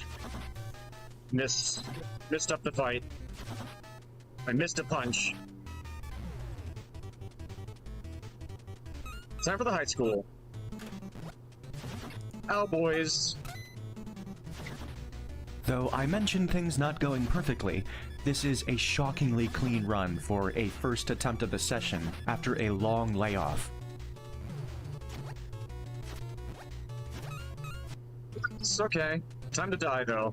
An exceedingly cruel game has been quite kind, but the standard enemies can kill me at any moment. Let's play it safe. That was weird. If the top floor had gone better, I would have been on pace for second place. The most unforgiving fight in the game.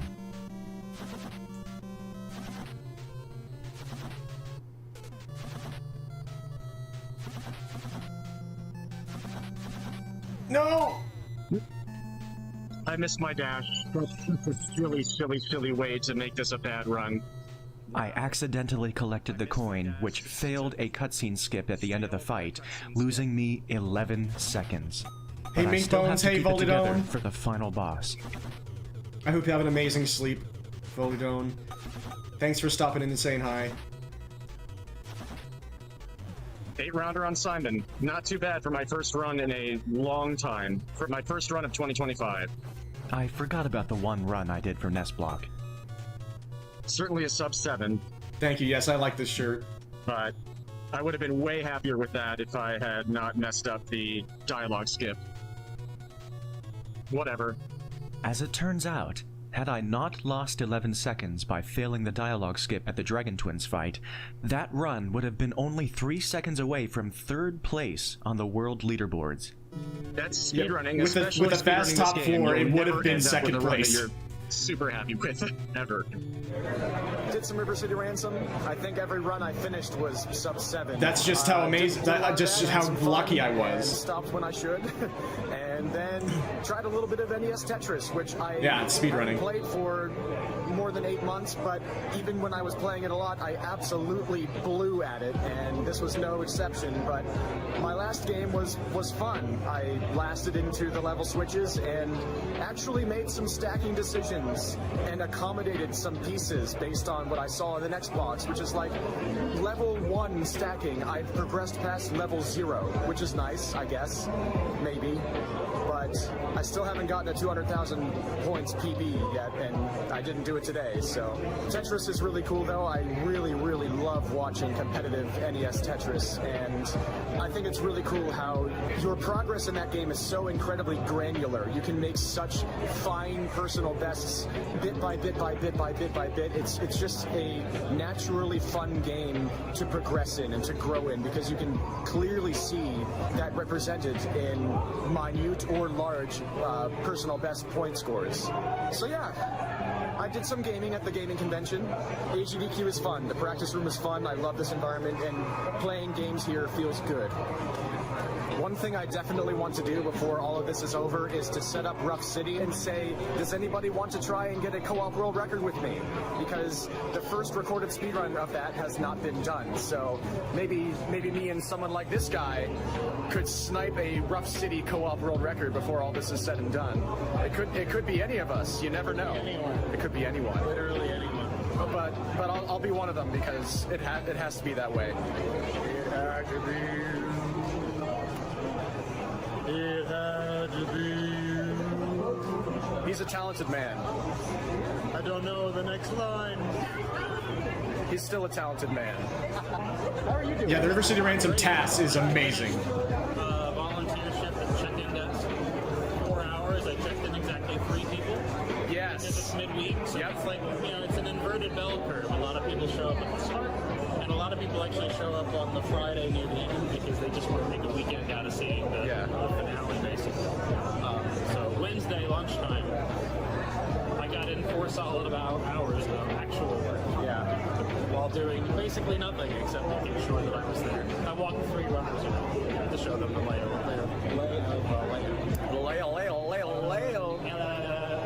See? Excellent. And I'm sure those 3 runners really appreciated it. Yeah, well, particularly Tonkatsu came from Japan. Oh, nice. He just arrived after 32 hours of travel. Yeah. Because there were no direct flights that he could take. Oh, man. His runs tomorrow morning. Yeah, and so I hope he sleeps. Me too. I hope he gets some rest, bed, up, and destroy his run. Yep. Yeah, I hope he can enjoy this event. Yep. Shoutouts to Tonkatsu. Indeed.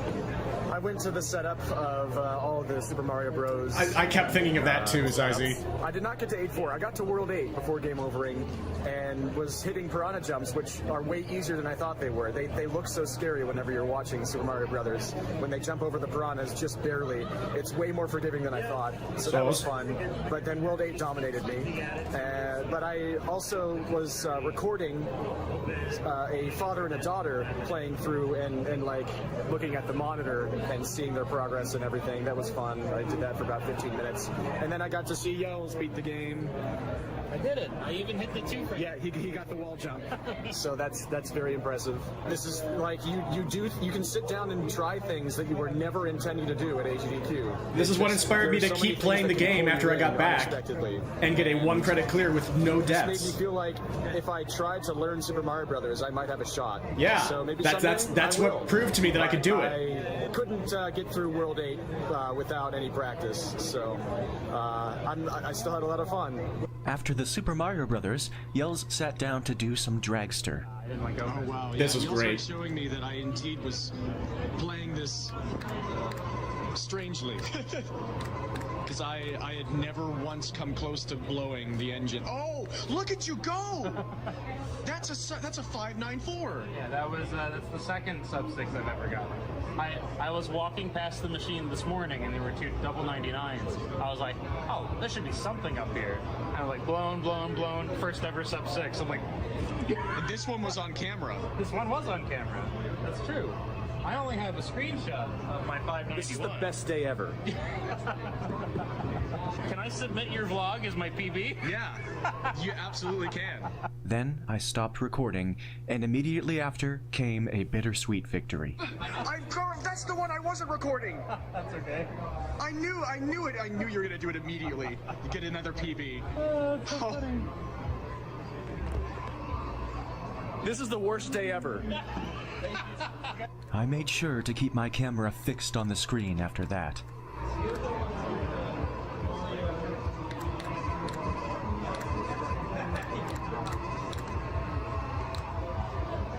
Oh, baby. Yep, that's a PB. 581.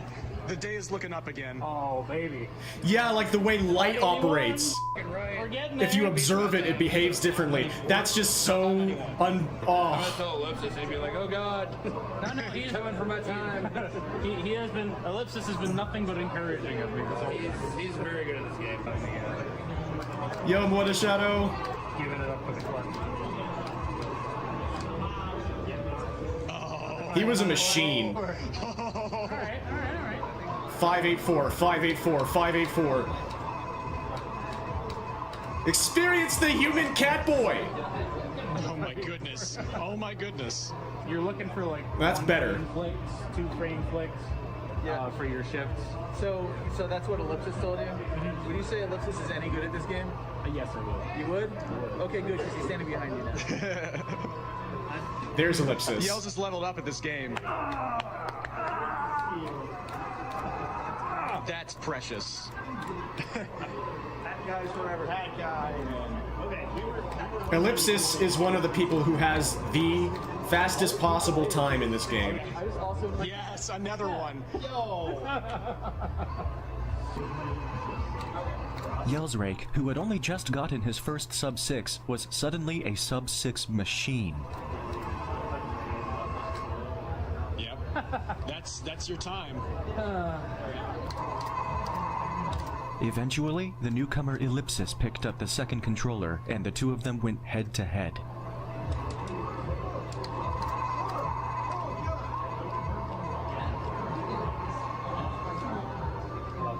Yeah, that's Yells' PB that Ellipsis just got. And then the very next run. Oh! 567. That's a 1/10 of a second off of the perfect time. I'm like the losing character. Smash Brothers Lab. I mean, I'm good. I think I got 584s. Yeah. I'm good. That's amazing. That's that's Dragster on a level that I am not ready to contend with. Yeah, but I'm good. This has been a pretty sick day. So much happening in the practice room. We saw all that magic with Yells, with Dragster, and then Ellipsis just popping in and getting a 567, and L-Rock coming in and giving a peace sign. That's also some cool stuff happening in the practice room. Pop Dot as well. And the Mega Man community is so tight-knit here, and they're setting up to do one of several possible ROM hack playthroughs together. And I have a great deal of fun watching that. So there's just so much going on. Just, if you're thinking about coming, you should try.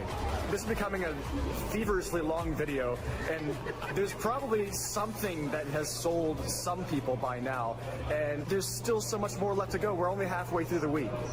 It's only Wednesday, folks. Yeah, it's only Wednesday. He's running out of tape. I am. I probably am. Need another tape. I probably am. I mean, somebody Yeah, give me they another are. phone. I have to run this for a 1 hour photo to get processed. Yeah. I am actually old enough to get that. If you so don't understand that joke, just get older. how old do I look? Write it in the comments. Way younger than us. Yeah. I shave. I'm very clean shaven. What do you say? I don't understand what you're talking about. I feel like thought that comment was directed at me for some reason. Yeah, I noticed whenever you shave because you immediately look like a baby child. I'll drink to that. Another really nice thing that just happened was a couple of people asked me to sign their posters, their AGDQ 2025 posters. El Rock was one of them, and Alara was another friend of this group who I need to get to know better. Like so many people here, but I'm so shy. It might not seem like it, but I'm incredibly shy. Yeah, I have to observe more of those whenever swords. People just like approach me and start talking, then it's so easy. But I'm just I'm a shy person. Welcome to GDQ. But I'm fairly awkward, and so to have people approach me always feels nice. So thank you, guy next door. And were we waving? I was just hydrating. Guy next door also came up to me and like pulled me in for a picture, and that stuff is just always so sweet. It's just and I'm gonna show up for this guy's run later. It's gonna be at about almost 2 a.m. and I'm gonna be super tired. But he showed up for my run, so I've gotta show up for his, and it's gonna be great. So we're gonna be doing that later. While the Mega Man crowd got going, a crew of retro gamers ventured out into the dark, freezing night in search of a taco place. Yeah, shout out to Jangle Storm being one of the 4 people in the crowd for me. My own burrito bowl, and I love customization, so that works for me. Good times. Came back from dinner, and the Mega Man 5 install medal race is not yet finished. Papat Dot is finished, which tracks because he tends to be the first one who finishes in all of these first-time playthrough races. But we still got plenty of runners still trucking along, still doing their best here, battling what looks to be a pretty tough game.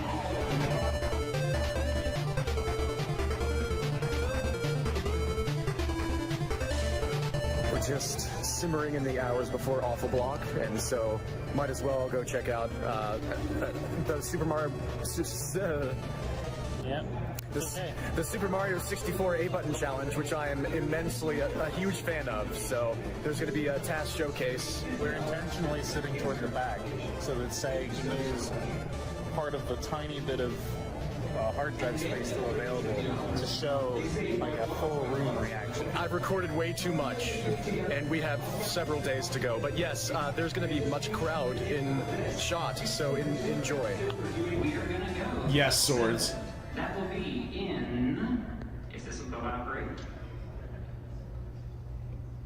And here we go in 5, 4, 3, 2, 1. That gives you a look at that. It's really hard for me to move my ring finger back. Super Mario 64. TAS stands for Tool Assisted Speedrun. Basically, these are playthroughs that are computationally engineered to be as perfect as possible, using all sorts of different programs and tools.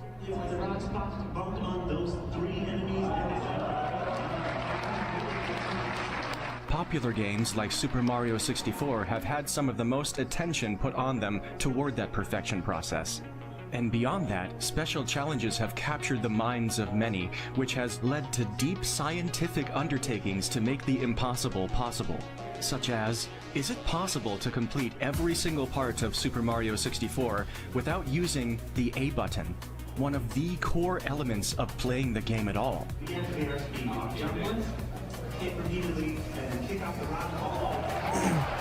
I remember the day that strategy was developed and released.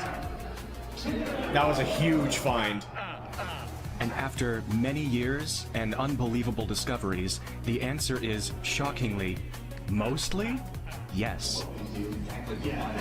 I'd be inclined to agree with that statement, Swords, yeah. Based on my experience. After we witnessed some tool-assisted results of breaking Super Mario 64, I returned to the practice room to find Chess Jerk unintentionally breaking another game. I'm just gonna let all of you visualize how we got here, because I wasn't recording how we got here, so I'll leave that up to your imagination. The savvy among you may see Woodman's stage and assume he was trying to do a zip, but no. Mega Man is building a mountain. This was a zipless, glitchless playthrough. He simply tried to use a weapon. soft lock? That's soft lock. I have no way out. And roll credits. And as if responding to my voice, the game began cycling through different background graphics, including ones from different stages, all the way from the Wily stages.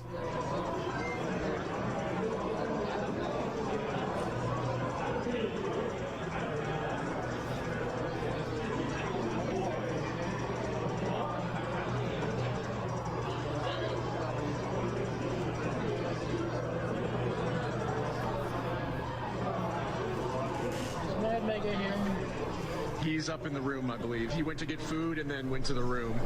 I signaled Guy next door to come over to see if he had any idea what was going on, and he didn't.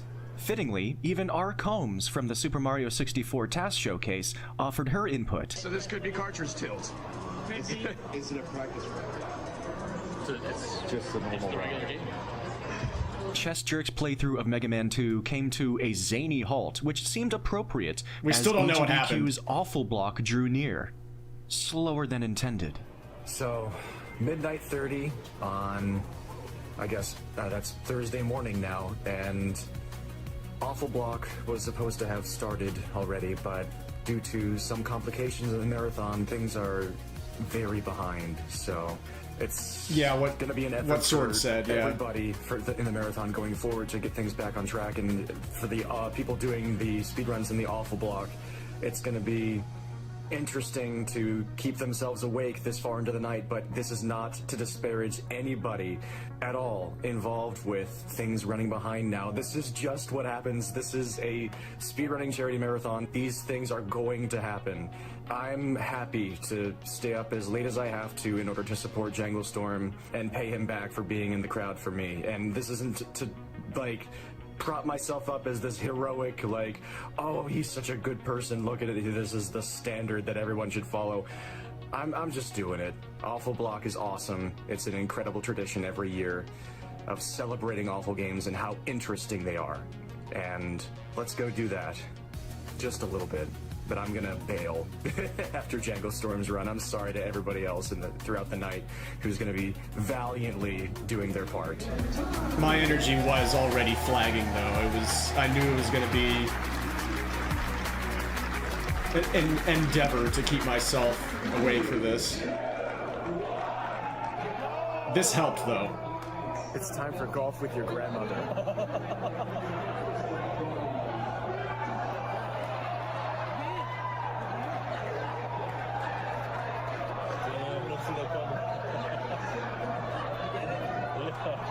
I get it now. No.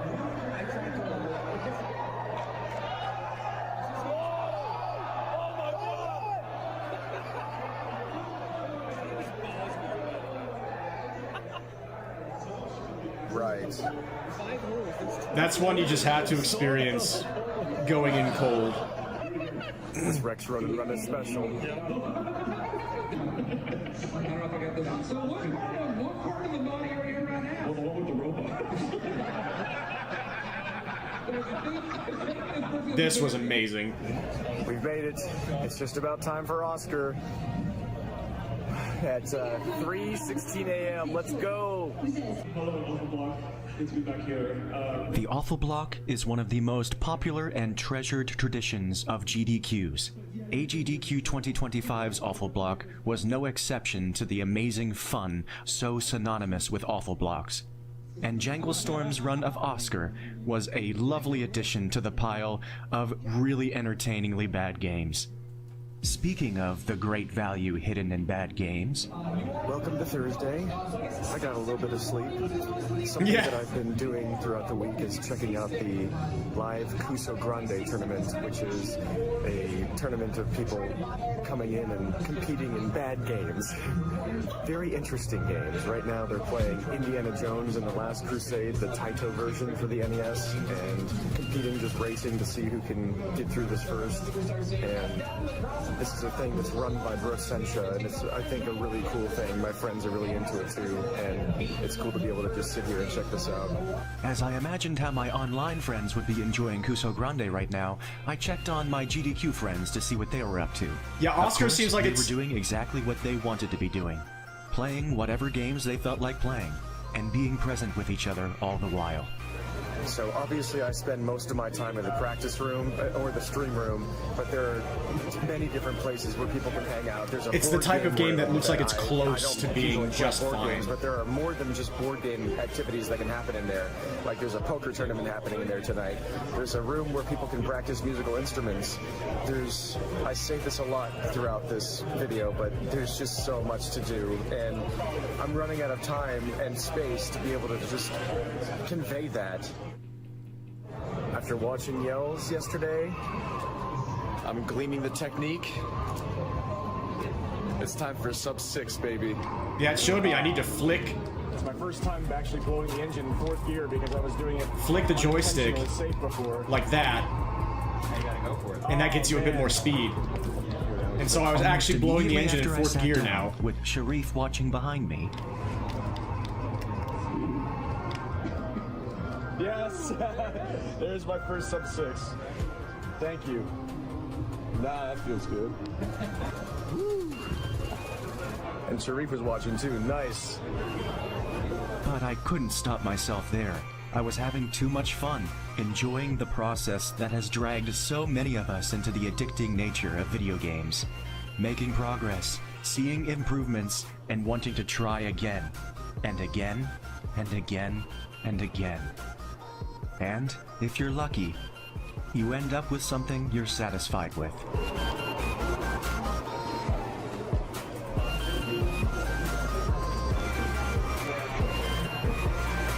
So that's 0.3 of a second off of the perfect time, which is actually a long way away.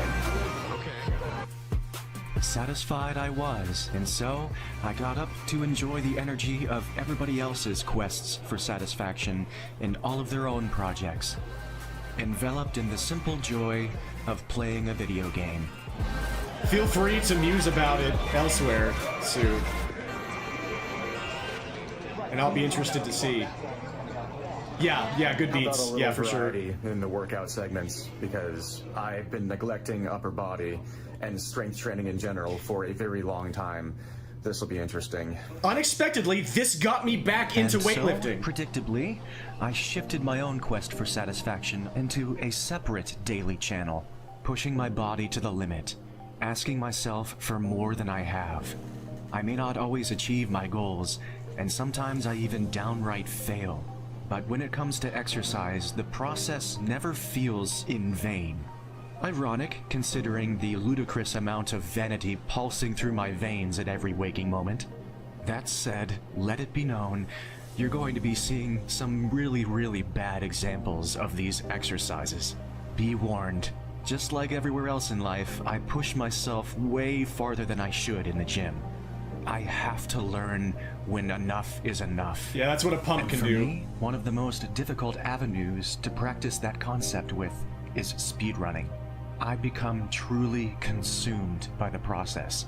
The insistent demand of mind over matter from my brain to keep going until the thing is done. I have far too often stretched myself farther than I could manage emotionally.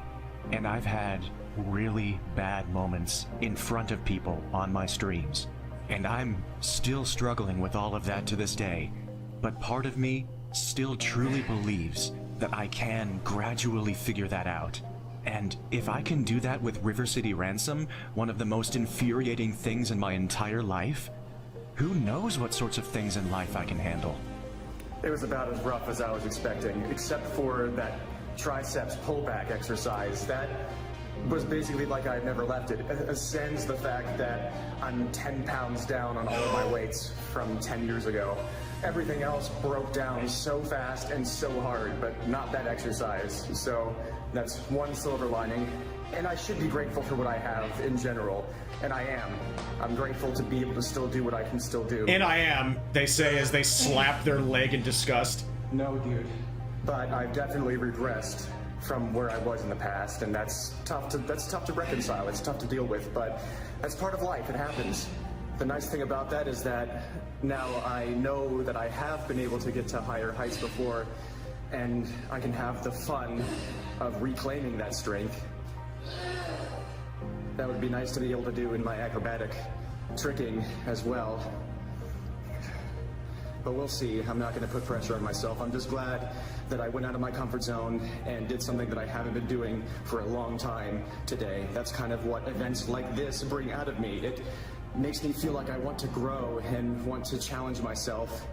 And it might seem very unintuitive that I'm inspired to challenge myself physically at a speedrunning charity marathon, but that kind of motivational energy speaks in all languages, and that includes the languages of movement and activity and challenge. And I'm sorry, I'm shaking so hard trying to hold this camera up. I'm going to be feeling this for a few days. I need to do this more. Also, yes, there's something deeply satisfying about that type of pain. Reached fairly lofty heights as an acrobat and done so many different activities at a high level, trombone and art and fitness and golf and tennis and so many things which I'm sure people can take with a grain of salt that I reliably rate myself as having reached high heights with, and that's fair. But if my viewpoint means anything, speedrunning is one of the more challenging and more physically demanding things I've done, not from the standpoint of this is like I was a junior golfer where this requires such immense strength from a bodily standpoint. I had potential. But it's so varied and so robust and so demanding, especially with certain games, and every single game is different and has different demands, and all those frame perfect inputs and the requirements of like how fast you have to process things and how fast you have to use your hands physically. It's intense. And speedrunning River City Ransom is absolutely one of the hardest things I've ever done in my life. And one thing that I don't know if I can physically do is get world record in the main category for that game. But I've done so many things that have made me believe in myself, and those things can translate. And speedrunning can translate to things like this as well and make me inspired to work on my body and stuff. So that might not make any sense to a lot of people, but I'm not the most eloquent person ever, nor am I the smartest person ever. I just like to think about things sometimes and talk about it sometimes. Thank you for that, Flair. That's great. In the month since that session, I have been lifting more, and I've gotten a fair amount of my strength back already. And it actually feels incredible. This year there's a special and I'm going to keep going with it. Tournament happening, and the top 3, I believe, finishers in these prelims stage will actually end up on the main stage of GDQ in an official segment for the marathon, and they'll battle it out for the championship there. And Yelsrake is participating in this tournament. It's wild. There are so many games that people are competing in like these best of 3 races, and just yet again, another thing that you can do here. There's so much to do. Yes! Oh, that was so close. Okay. Yells did just lose his recent round, and he just barely missed out on a chance to play against Brosensha in the next round. So, all right, enjoy the poker. I actually don't remember who won it. He's going to play poker. I feel bad about that. This is the PS1 Mystery Tournament. The one that ended up on the main stage the next day. Tournament was one such way that people could discover that they liked games they never would have found otherwise, just like Brosensha when it came to this game that he just played. Which I hadn't really heard that much about before, but apparently this is what inspired Kuso Grande. Or something like this. While the Thursday portion of the PS1 Mystery Tournament finished up, I ventured to the board game room to see how the poker tournament was going. Vibes in this room were immaculate.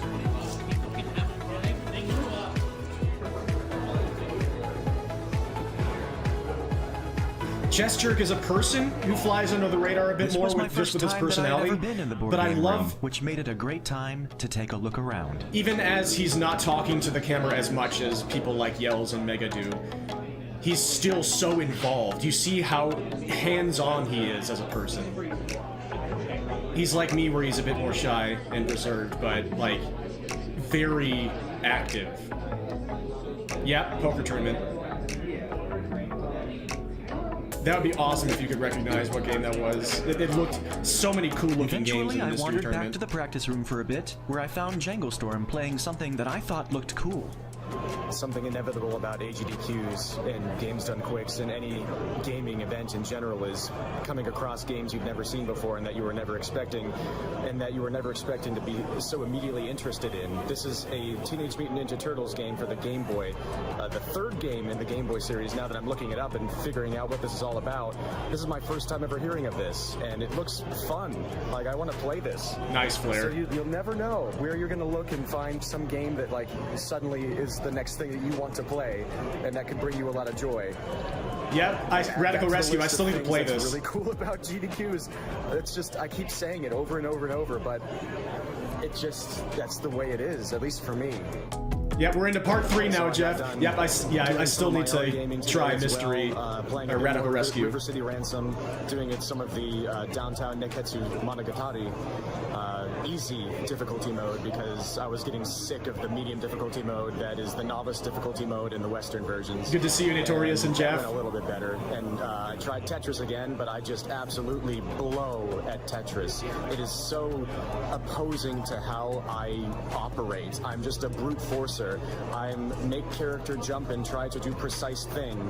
Those are the things in life that I excel at a bit more, and I just talked about things that I've achieved a high level with when I was working out and stuff, but gaming and speedrunning have introduced me to new ways of thinking and bringing me way out of my comfort zone into trying things that I never would have tried, and being bad at things, and being interested in the process of being really bad at something, and finding out what that reveals about me, and learning from it, learning about life and about myself.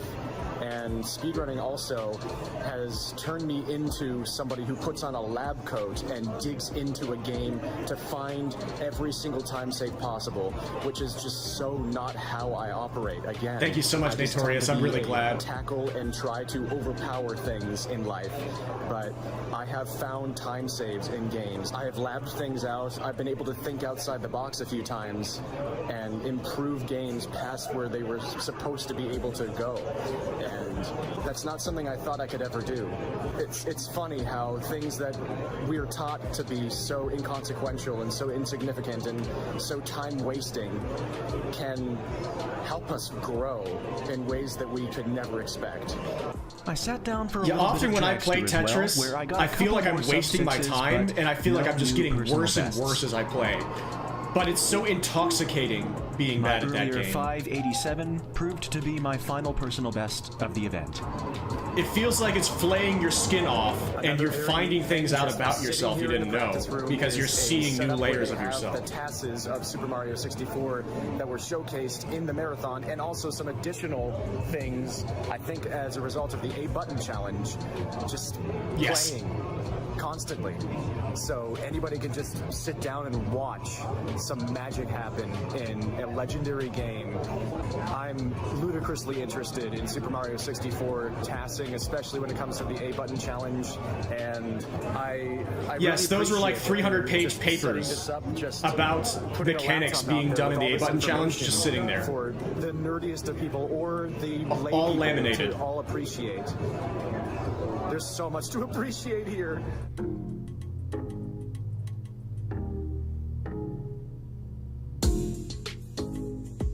Building up speed so that once you get enough, then you quit out, go back to the castle, and then you still have that speed stored. And you can go up there, clip through the door, and then end up at the secret aquarium without any A presses. I once again left the practice room, letting it simmer in its magic, and went back to the board game room where the poker tournament was in its final stages. I may know nothing about poker, but I still found myself captivated as the final two battled it out. Yeah, this totally revealed to me why poker had a big boost in popularity in the 2000s. It's just kind of soothing to watch almost.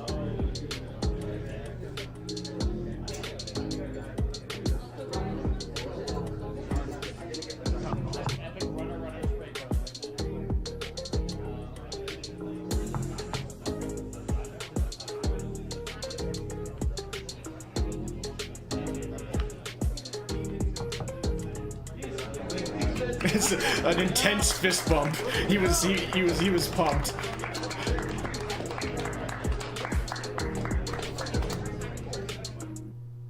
I like how that is worded. I don't know if you pretend ready. Are you all ready? Let the bass kick. So now we enter the chorus, and we see Blaze having to hit many quick alternating patterns with his fingers. So they also overlap a little, so players have to be careful not to literally run into their own hands. Yeah. Brain power legitimately pumps me up. 2 days remain, and today's a nest block day, baby. I'm gonna do 2 shorter workouts today to keep my body moving. I'm really excited for today. Let's get going. I ended up only doing one of the workouts because I just could not pry myself away from Nest Block. Also, I could not believe my ears when, during the rhythm game showcase last night, Burning Rangers freaking came on. I love that song. That was a really cool showcase. I wasn't expecting that this event. I didn't know what that game was, so that blew me away. And don't worry, when I was running in my stream shirt again, that was the last time I wore it during this week. Don't worry.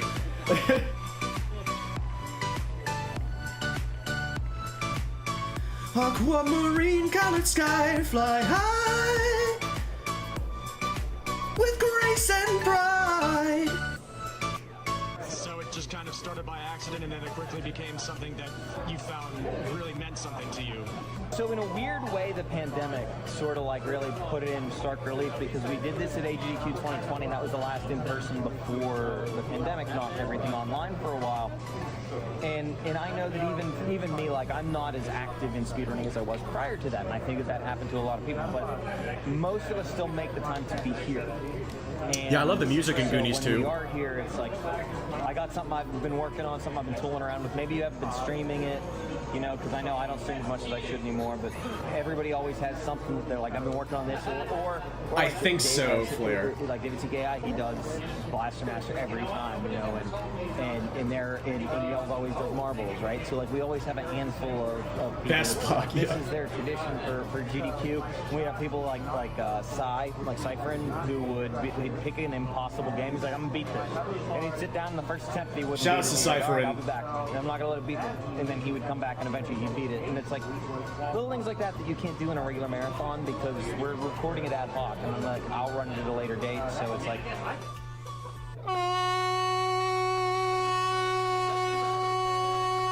Yeah, we can have weird stuff happen. He did it! I can always kill it, delete the VOD, and start over, you know, like it's...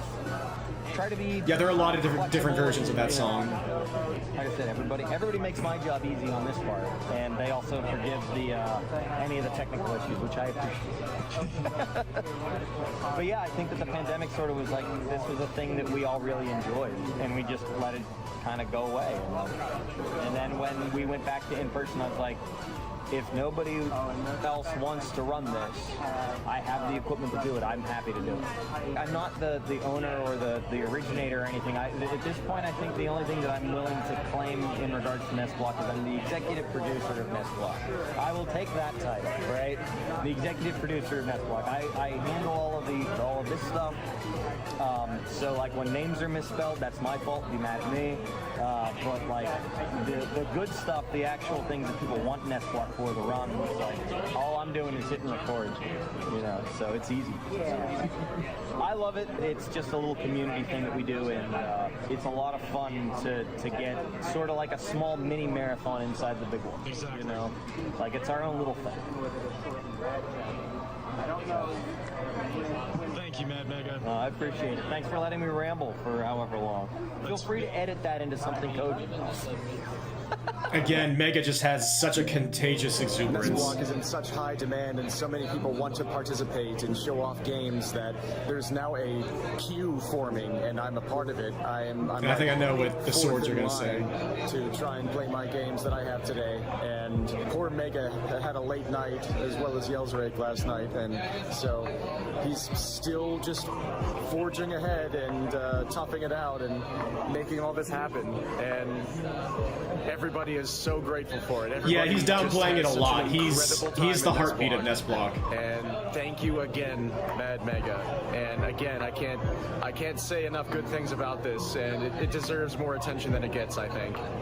Yes, you were. While that was going on, there was plenty to see in the practice room and beyond.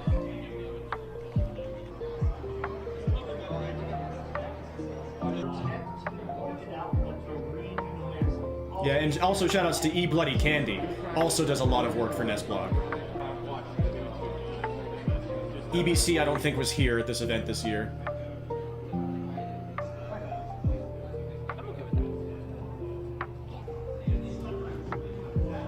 One thing I accidentally happened upon was GT Ace casually getting to within 7/100ths of a second of the perfect dragster time. Yeah, that looks incredibly close. 564. GG. Yeah, I don't know how I pulled that off. Frozen Flygon absolutely killing it with Kaizo Super Mario World. Here's an example of a ROM hack making it into the main event.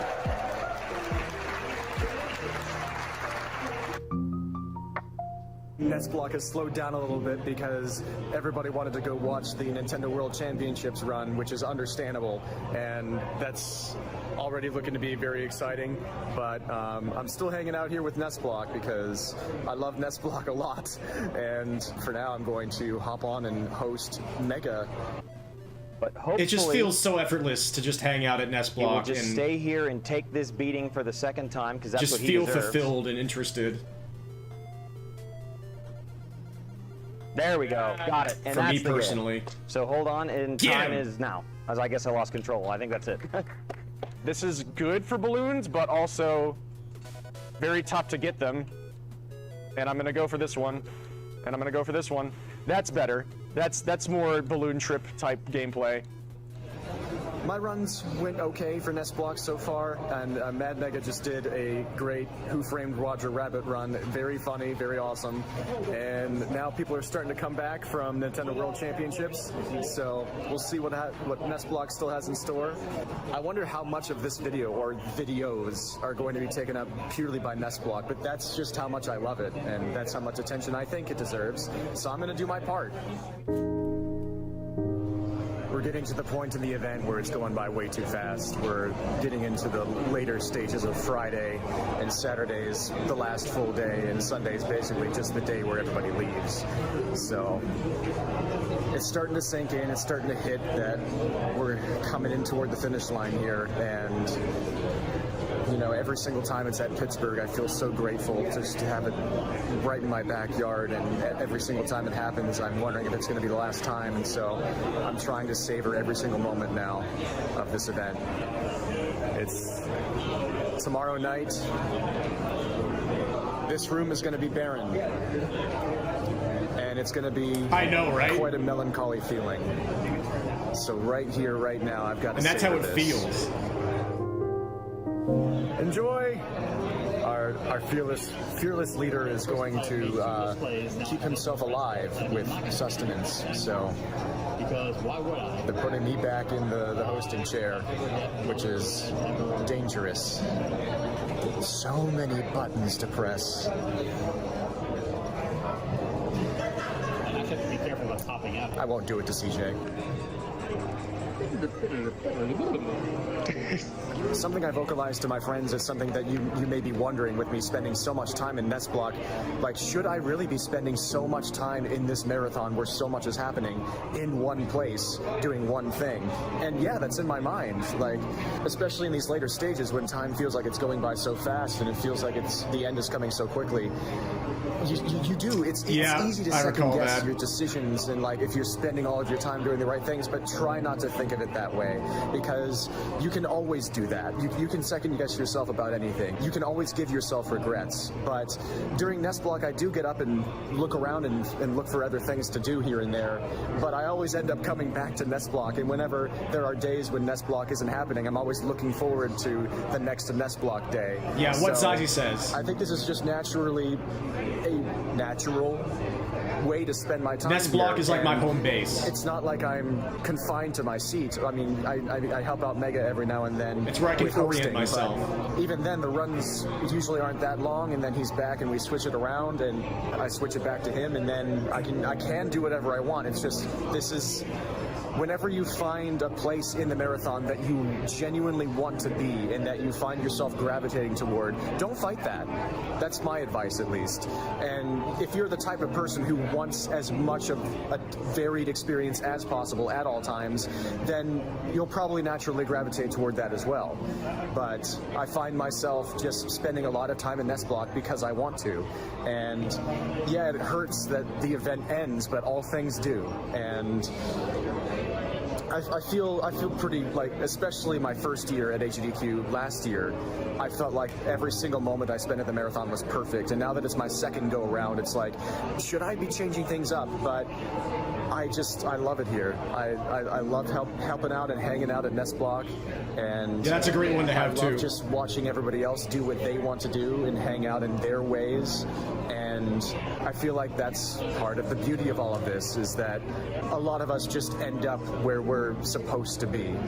And that's kind of a weird way to say it, but you probably know what I mean. So be kind to yourself and just have a good time, see? Yeah, the arcade is a heck of a home base. Sharif in with the Barbie. This Nest Block has just gone up a notch. Let's do this. It's Barbie Man! Doing the thing.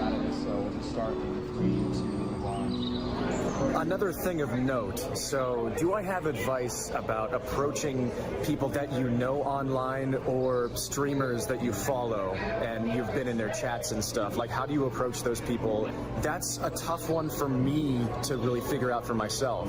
There are a lot of people that I see at these events that I feel like I want to approach and I want to develop a connection with. Yeah, I like the Barbie I'm worried movie. that I am going to be a burden, that I'm overstepping parasocial lines, that, you know, that they're not really looking to have interactions with fans or something like that. And I don't have a great answer. That's one thing that I'm really working on, that I'm looking to find answers with. And you do have cheat codes sometimes. If you know certain people who know those people, and they go up to them and they have conversations, like, that's a way for you to, like, have an in.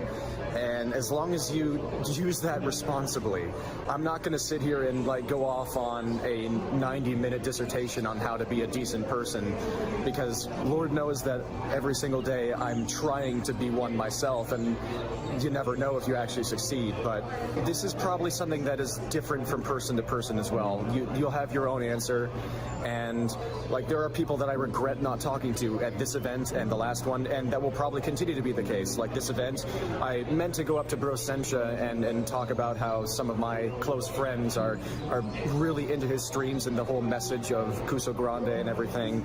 And I've been meaning to go up to Gymnast, the Legend of Zelda speedrunner, and like congratulate him for his Wind Waker world record in 2014, the one that I was featured in a Speed Docs video because I celebrated his world record by doing a bunch of flips, because, you know, Gymnast flips. And like connect with him about that, and you know, that would probably be fine, but I'm just so nervous about it. I have a crap ton of social anxiety and anxiety in general, and I'm just so afraid of so many things. I'm afraid that I'm a burden, and that's something that I have to work on, because my enjoyment of these events will probably skyrocket if I can reliably and responsibly work past those things and develop more connections like that. I've been reticent about approaching the hosts and introducing myself as well, and I think I can hazard a guess as to what they would say about me. Like, if they saw this and they saw that I'm scared to approach them, they would probably say, absolutely, please come say hi. I bet that they enjoy being appreciated, and they're looking to have interactions like that at an event where that's the point, as long as we respect their time, as long as you respect all the people in here as people, and you treat them how they want to be treated, as long as you act decently and you're respectful to them, things will probably go well. And a lot of people probably with the won't be rings upset very with you slightly. introducing yourself and at least just like breaking the ice. But again, that's completely different from person to person, and if you can read a room, you can probably tell which people aren't looking to engage with others at this time, or are just more shy, aren't as talkative. And socializing can be incredibly tough. All of those things can be incredibly tough to read, for some people more than others. And this is a place where I think it's more likely for people to understand that so many of us have had those struggles. So that's not quite advice as much as it is just my standpoint and the way that I'm working with it. If that's information that you can work with yourself, then I'd be glad for that. If anything in this video or these videos is helpful or entertaining, and I say this with most things I do, but especially now if I'm making like a huge vlog about what it's like to be at a GDQ, if this helps you, I'm overjoyed. And thank you for watching this far. We've got a little bit left in this marathon, and if you stick with me to the end, then I hope I have some good things to show. Thank you, Zyzy! That's really validating to hear. And yes, that's what I was gonna say, is that I'm more of a freeform, I do more freeform stuff on the floor than I've ever done with any of the other stuff. But I have done a couple things on rings. And thank you, Notorious. Contra! Contra! That Tetris play on the invisible credits roll was really something. Now the Mega Man crew has rolled in, and they're going to be doing some races in all the classic Mega Man games for the rest of Nest Block, basically. And that's a heck of a way to send it off, I think. I love seeing the Mega Man folks come through and do their things unrelated to Nest Block, and when it comes into Nest Block, I think it just makes it that much better. Agreed, Flair. There's one pretty major place that I've been forgetting to talk about this entire time because I haven't Mr. gone Cat there, always but wears a nice hat. Chestrick has spent a lot of time here.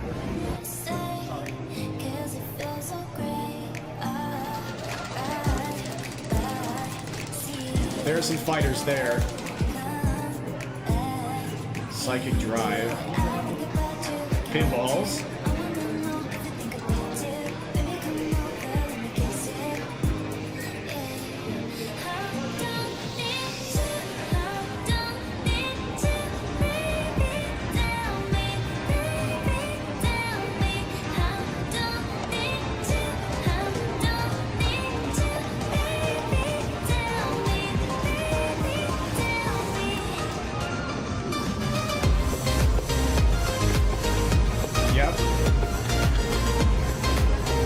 Look at that guy go. That just blows me away every time.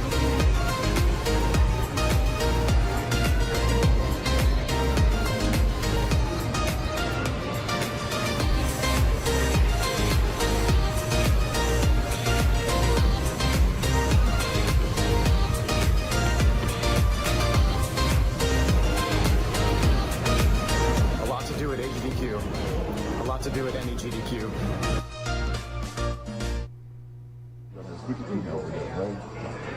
As the evening hours took hold, said. I returned to the practice room to find Nest Block, of course, still going strong, with Guy Next Door doing a Buster-only speedrun of Mega Man 4, unforgiving and entertaining.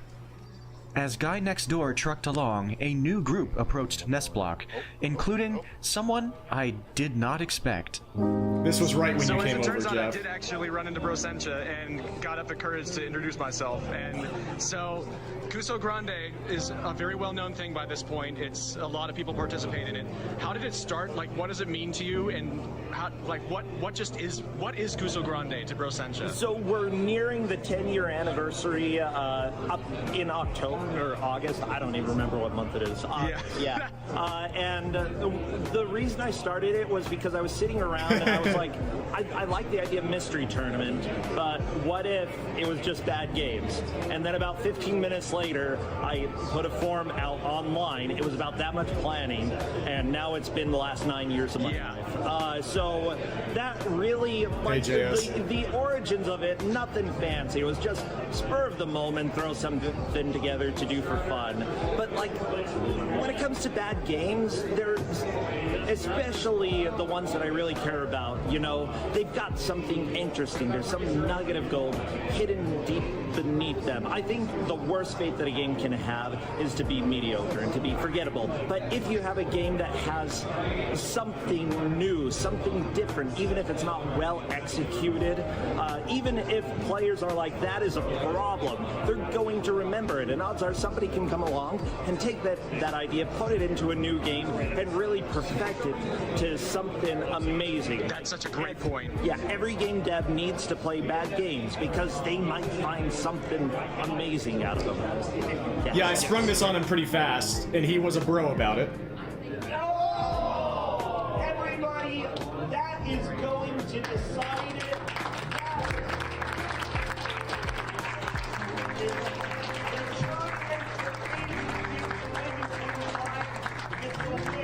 It was a great tournament. Liz Starr, the finalist.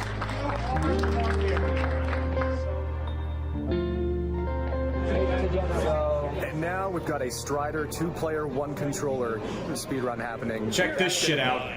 As Elrock says, we're about to do something stupid. Any two can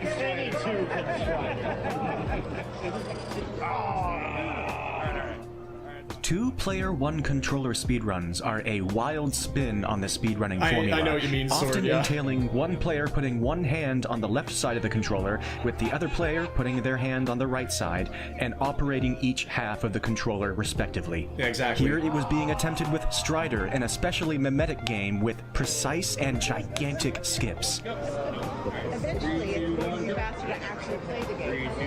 In this format, the skips were a big ask. 3, 2, 1, go! But Ellipsis and Elrock knew, just because you shouldn't doesn't mean you can't. That's my favorite line of my voiceovers. I want to go to a different continent. Okay, thanks. Are you ready? Okay, 3, 2, 1, go.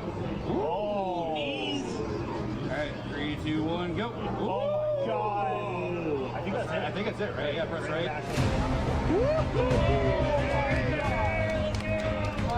Instantaneous. No one else had ever been foolhardy enough to even attempt this before, but here Ellipsis and Elrock were. Yes. We're going to end this? On pace to shatter all expectations. That's to say, yes, this is world record pace. But not only that, this was a good run.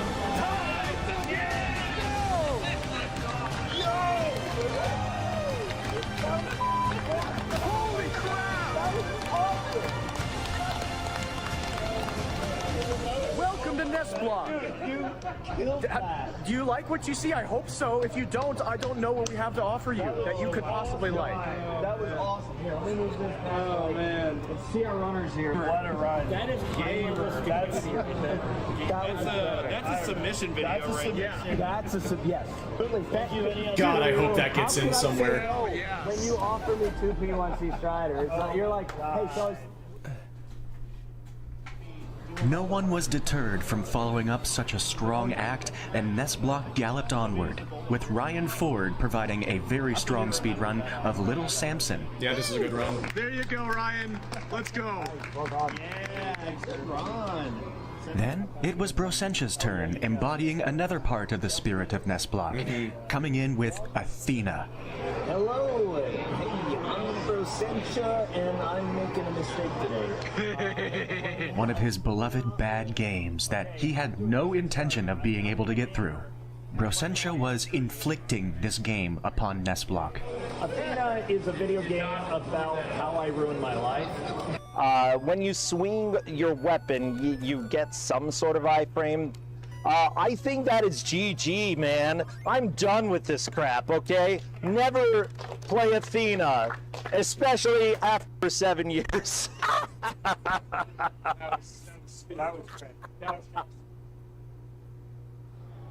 As the hour grew later, the Nestblock queue closed. And just like that, we were upon the final Nestblock runs of Agdq 2025. The penultimate run of the event was a Mega Man 5 race between Papatot and Phoenix Ignition. Phoenix Ignition participated in all of the Mega Man races this Nestblock. Yeah, it was more of a general sentiment. So talking with Rosentia and his friends was freaking incredible. That definitely made my day. But Nestblock already had. This has been a good day, and I'm going to hop in and end it off because Mad Mega himself is going to be a part of the grand finale with Yellsrake. So I'm excited. That's to watch me and that Joust. That's me and Joust NES. Help tie a bow on Nestblock for another season, not another year, another season. Jay and Silent Bob Mall Brawl is a 2020 game based on the Jay and Silent Bob IP, and one of the platforms it was released for was the NES. Mega and Yellsrake used it to close out another great NES block. The quotes were absolutely flying the entire time.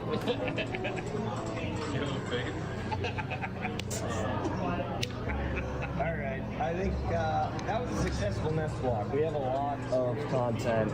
There's a lot there. Yes, you have. Excited.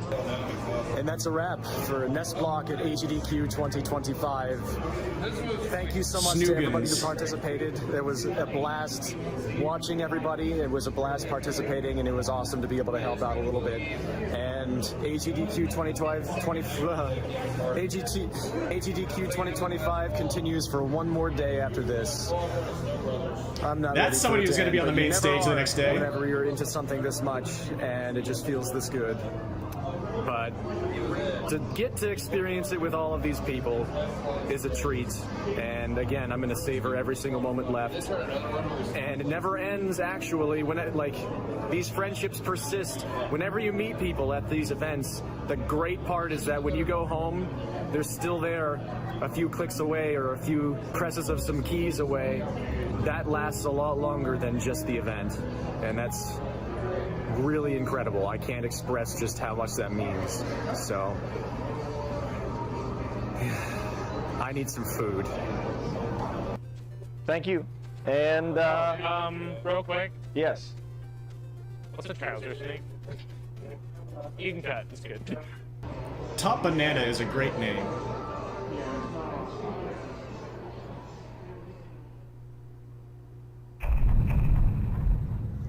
It's time for the final day. Let's head down to the practice room and see what's going on. And see if it's already a little bit depressing with things being torn down. Yes, it does. Teardown hasn't really started yet, but we're about to go get some food, and I imagine when we come back, it's going to have begun. So let's take one last look at a full, somewhat vibrant practice room.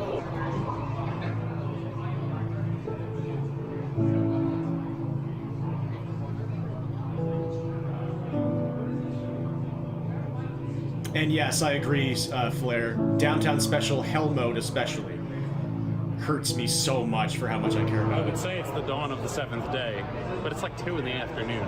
It doesn't feel like it. I thought the exact same thing. The practice room, it's kind of like Vegas, if you've ever been to Vegas. You know, the folks that aren't of the gambling ilk, they intentionally don't put clocks on the walls.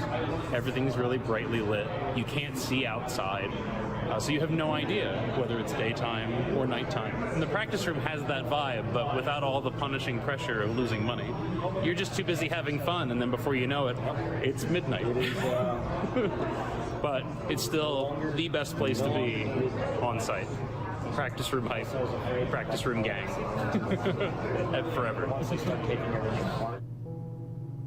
Yeah, he's one of the most well-spoken people I've ever met. There is always so much to celebrate about events like this, even after the events end. But this event wasn't over yet, and plenty of people were celebrating in all sorts of ways throughout the venue and around. I missed like 5 of them who had already gone After past lunch, that we way. returned to the room to witness the end of the Elden Ring DLC Lockout Bingo, where we then celebrated Agdq's incredible performance. Okay, he's good. There it is! Wow! Dude, holy sh**, that was so clean, dude. Wow, what a fight. God Gamer Agdq. Jesus. I wonder. Wow. I spent days on that I would go to work, and I would be working, but you know what I was doing? I was fighting that guy in my brain. And I'd go home, and you know what I would do? He'd beat the out of me for 4 hours, and I'd go to sleep, and I'd do it all again. And ADEF was just like, what? That's such a gamer monologue. Day 7. Unbelievable. That is AGDQ Day 7 gaming right there. Exactly. In the zestful moments following this is ADEF and perfect for a Captain Dillmo's documentary run, about a the highly entire anticipated experience of a bonus gaming event. incentive was Just met. the fact that we just happened to see the end of this the run Elden Ring and just saxophone how it made boss us feel. showcase. The power of GDQ. Look at that. 1.7 million. And then the saxophone boss showcase was met. And a couple hours to go, and they are the biggest hours as always. Yeah. Yeah. It'll be another good year. It will be. Shortly after, we ventured downstairs to witness that saxophone boss showcase in a music block, which ended up championing some of the most electrified hours of the entire event. Here to check out the music block now. Gonna see Dr. Dude beat some Elden Ring bosses with nothing but a saxophone. And probably some technology. And then saxophone. And then Crazy Taxi with a backing track band. So how to get around DMCA in 2025? Just have a band play the soundtrack. Yes, it was. It was one of the Dr. coolest Duke things came they've on done. to beat up a bunch of Elden Ring bosses using only an aerophone that was hooked up as a controller. Composure, staying calm throughout all of this, it's an amazing sight to witness. Also getting chunks of Duke sounds in the background.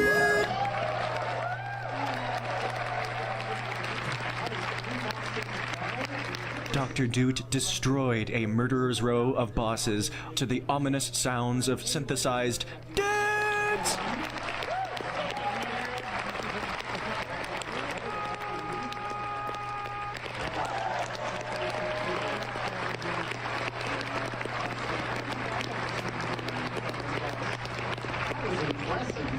Listen, sometimes again, just abusing that poise, absolutely non-existent. We should have maybe 2 more hits here.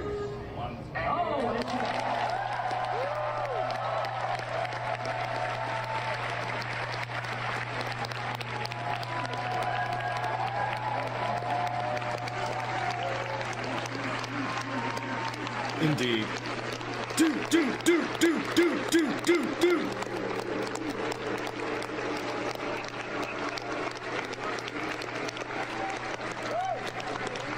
What a cool dude. Then it was time. This may only be my second live GDQ, but this is definitely the most full I've ever seen, the streaming room. What about you? Overflowing.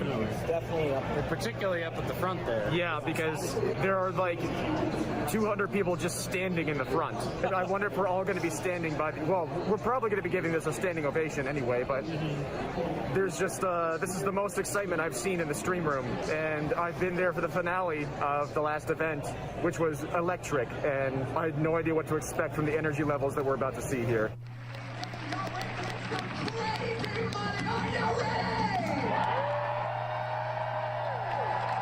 I was not prepared.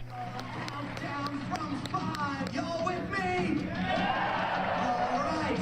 5, 4, 3, 2, 1. I had not seen any Crazy Taxi before this.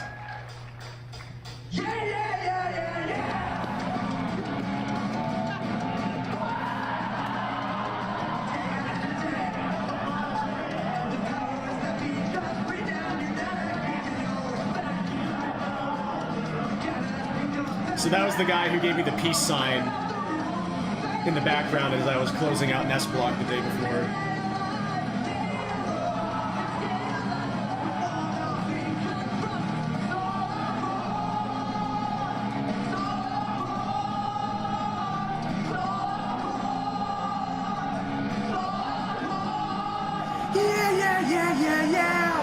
This was the most unexpected experience of AGDQ 2025 for me personally.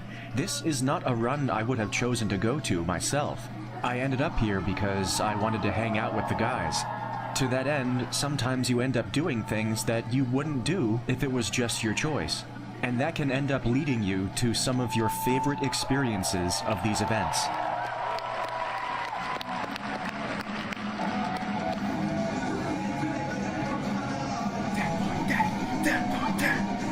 I'm into this.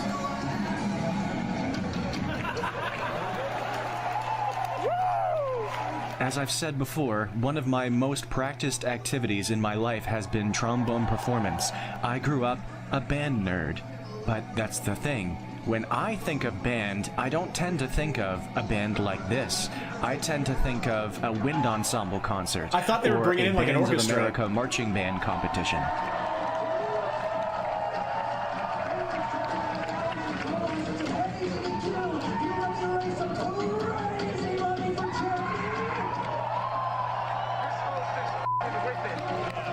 He's nailing it.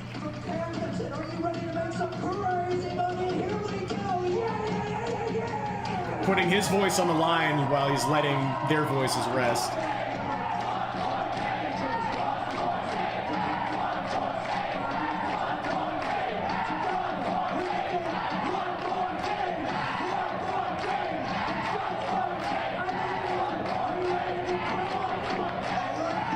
I've rarely had this experience. One of my only times I can remember was when I went to support my friend Tony, who was a bassist for a local band named Call Your Shot. And I loved the experiences of supporting those local bands and discovering new music that I really liked.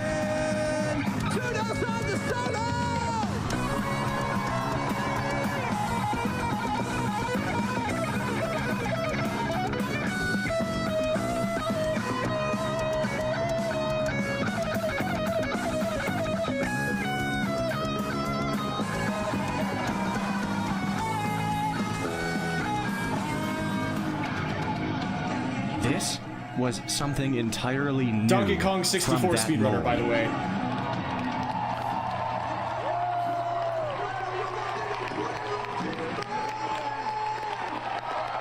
This was an indescribable energy.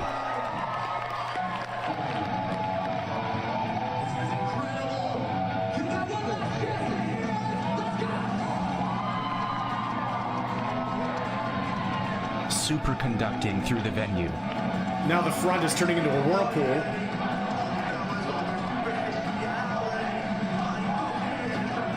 Still chanting 1.8, and there it is. And this was when I really fully got the other type of band, the non-nerdy type of band. In an environment this expansive and this crowded, the power was irresistible. It's actually clapping in time. I can't believe it. That actually is one of the most stunning things about this. Yeah, speedrunners can clap right over time. That never happens. So this is what Rockstar Mania is all about.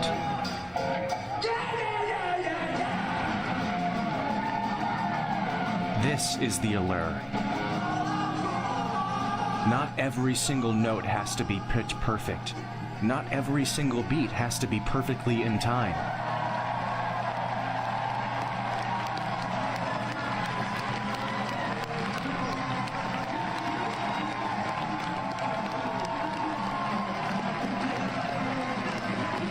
It's that raw, explosive exuberance that hits your bloodstream.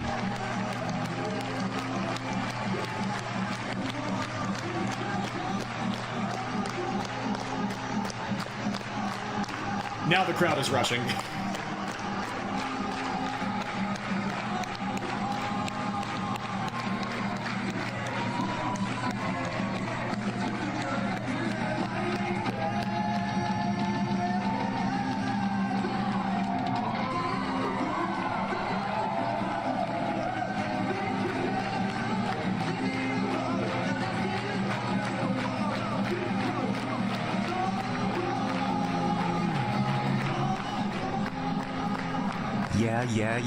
Yeah. I forgot the camera was zoomed in. I'm glad I was here for this.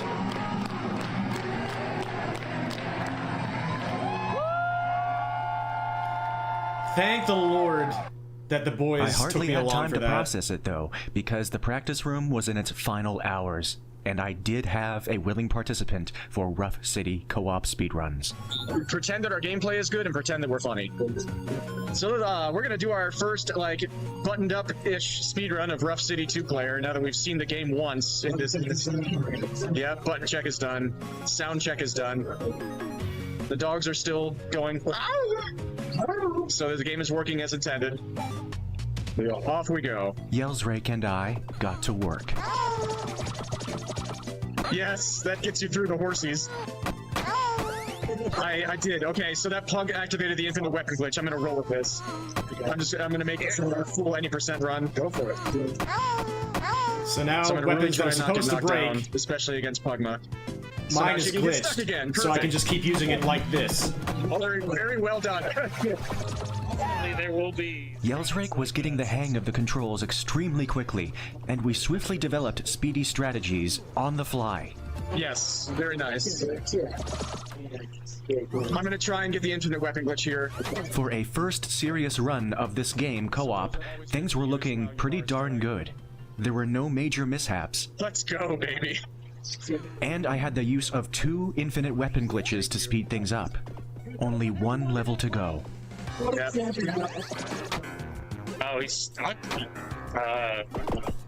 Can we even do anything about that guy? Oh my god, no way. The moment I heard him say that, god, no way.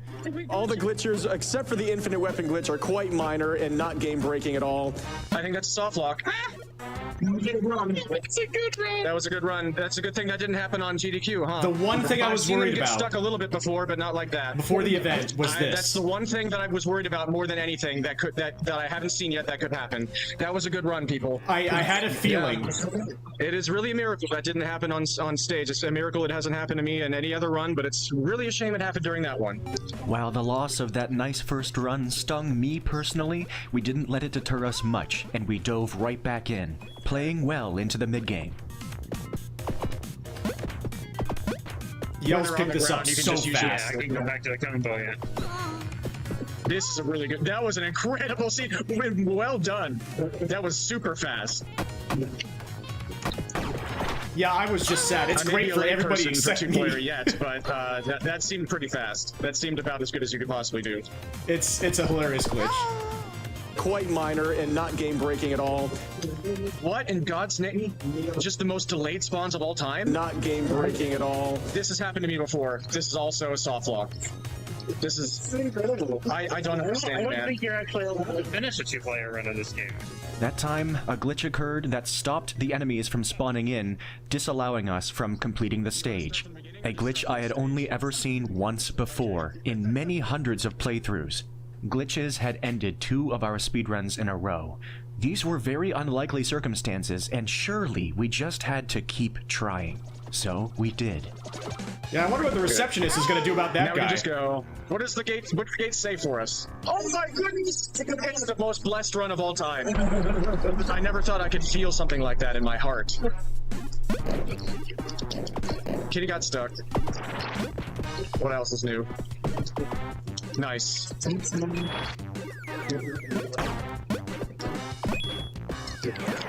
I don't. Oh! We found a new soft lock. What is going on? We can't finish a run. A bird got stuck behind there. Yep. This is unreal. We're finding so many new ways to break the game. All the glitches are quite minor and not game-breaking at all. You can't do it because I'm not on the ground. I'm in the air forever. 3 different kinds of gameplay-breaking glitches in a row. That's what Yells thought too, but I think all of these can happen in single player too. We were just getting unbelievably unlucky. Many and varied soft locks. I'll feel accomplished when we finish a single run at this point. This game genuinely does not break nearly this often. At least, not on other days.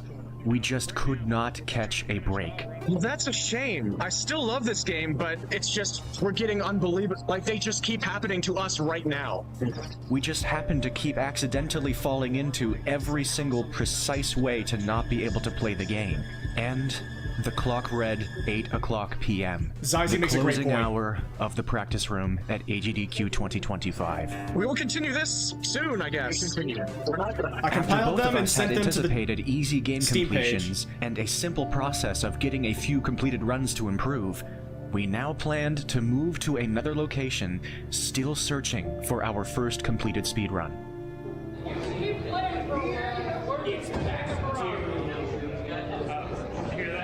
Oh, right. Well, it's happening. They said Practice we can room keep playing, is they're gonna going pack up down. around us. And we're going down with it, baby, because we're doing some rough city co-op attempts. We finished our first casual playthrough together, apparently by incredible luck, because now we're soft locking every single time. Because we're finding every single way that the game breaks very badly. And at least I'm finding footage to send to the developers to see if we can get some stuff fixed, I guess. And I did so. And we're having fun. We're playing video games and having a good time together and getting footage that I can, like, stream at a later date. But...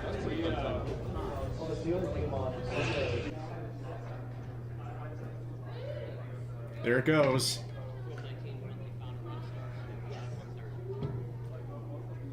It's not over until we decide it is. Yeah. Because when the going gets tough, we play video games. Let's get going. Now who's with me? We're back. We're back. Practice room isn't closing at 8. Oh, we need to plug our controllers back in. Working! Thanks, everybody. Thanks, everybody. Thanks, everybody. Thanks, everybody. Thanks, everybody. And she didn't get stuck herself on, like, in midair. Very nice. That was fast. It's your boy, Dick Okay, that was Tracy. a Goonies speech, okay. Dick, Tracy, Dick.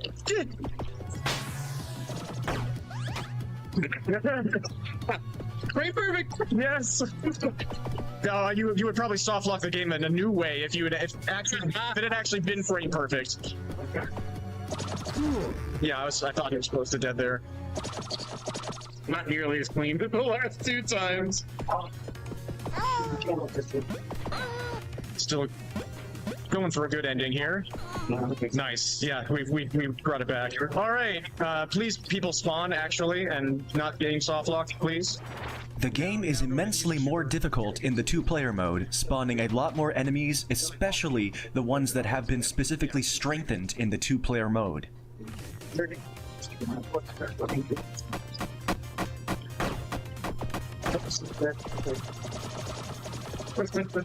Nice.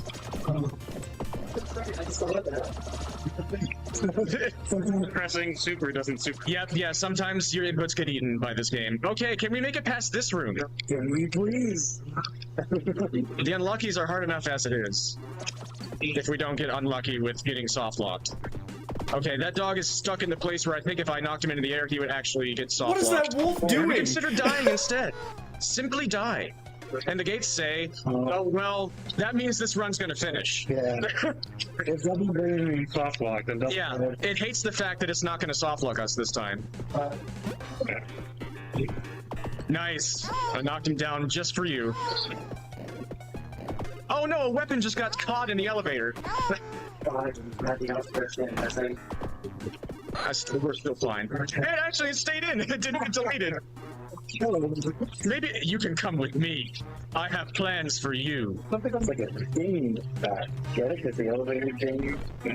That's better than I thought it was when you first said it. I will say that. Okay, now this run really has to finish because that was just said. This time, we made it all the way to the final boss. Could we finish it out? Yes, okay. Alright, let's do this. Well, that's okay. Okay, well, there's a first. That's another thing I'm vaguely worried about, because I've seen that kind of happen too. I didn't know if he could just keep staying up there forever.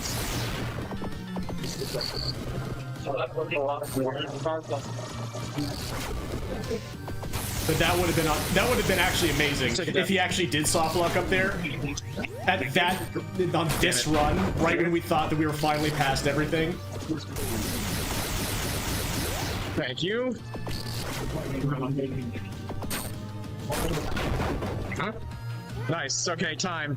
And we didn't soft lock. We somehow. Impossible! You didn't soft lock. Fine, you can have this, I guess. You've somehow made it here. In the end, our first finished speedrun was a pretty solid affair. A sub 17-minute run without the use of a weapon glitch. Nice! That seemed respectable.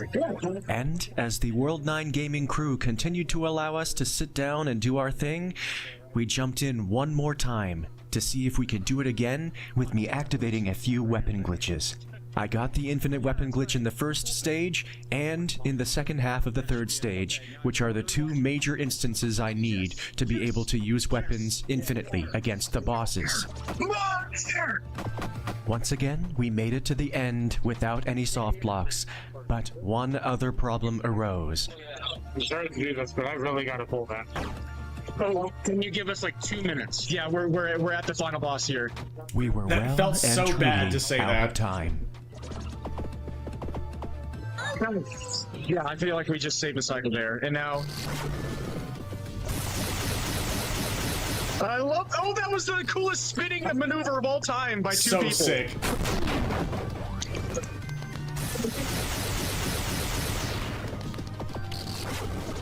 Why did I do that? Okay, because he was almost dead. Let's go. All right, we got 2 weapon glitches. Well, did we get 3?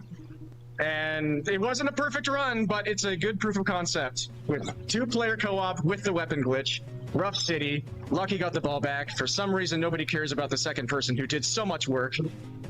Not lucky. Not unlucky. Not lucky.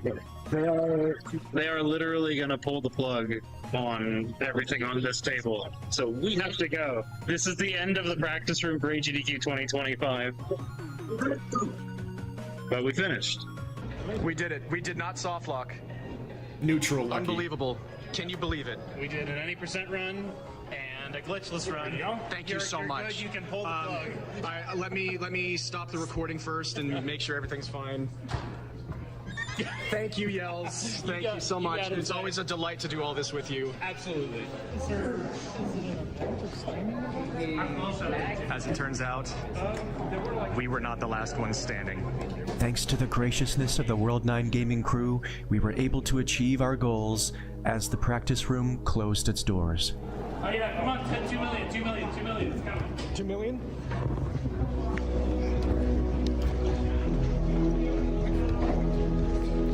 Just nudging up against CJ's back. Hooray! Hooray! To no keep those donations coming, we are doing this. We are destroying the 2-hour time limit by ensuring I believe we ever got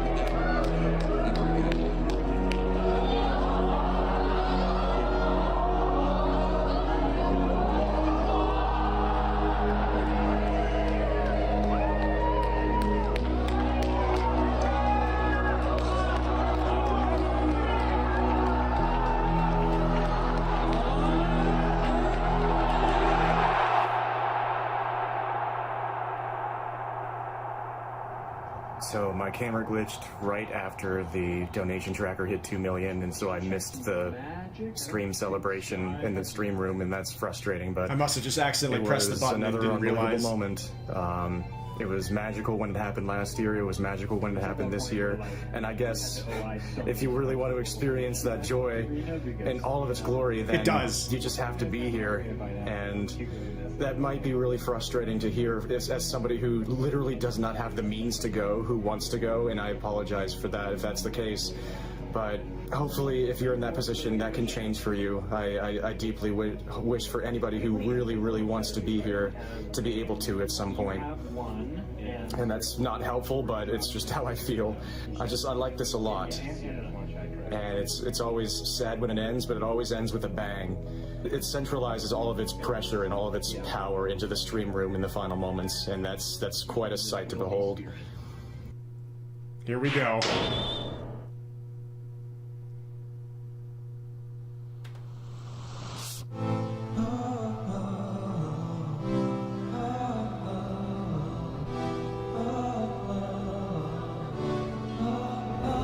It's 9 o'clock on the final day, 9 o'clock p.m., just a few hours remain. And this is my first time of this entire event that I feel genuinely torn. I don't know what to do. I don't know what I want. And I think part of that is just because it feels like it's being taken away. And I feel like I want to enjoy the last moments in the environment where everybody else is, but I'm also incredibly drained.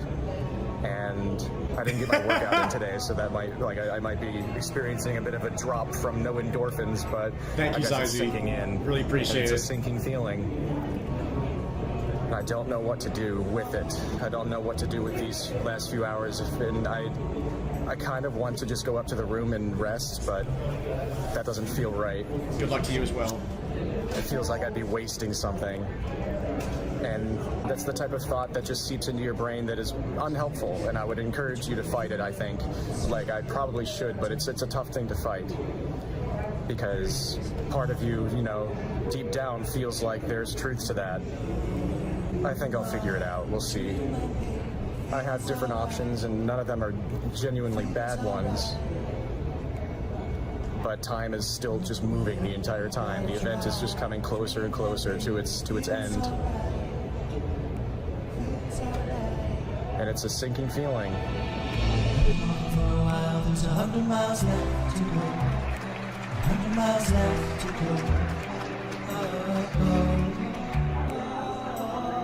I'm running out of time. I didn't feel this as much last year. Like, I haven't done enough.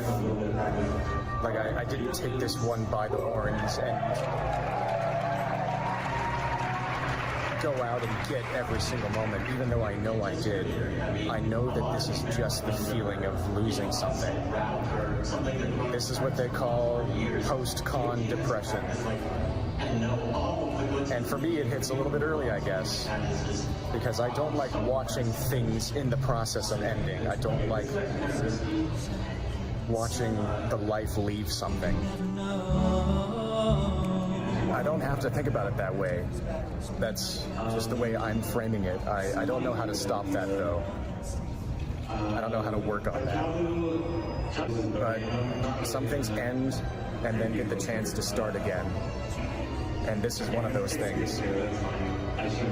This is one of those things that will start again at least twice a year, and then the life gets to burst from every corner of every room again.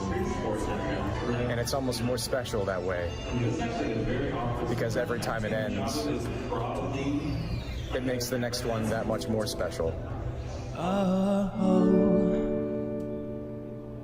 I've been running out of time. There's 100 miles left to go. 100 miles left to go. I've been walking for a while.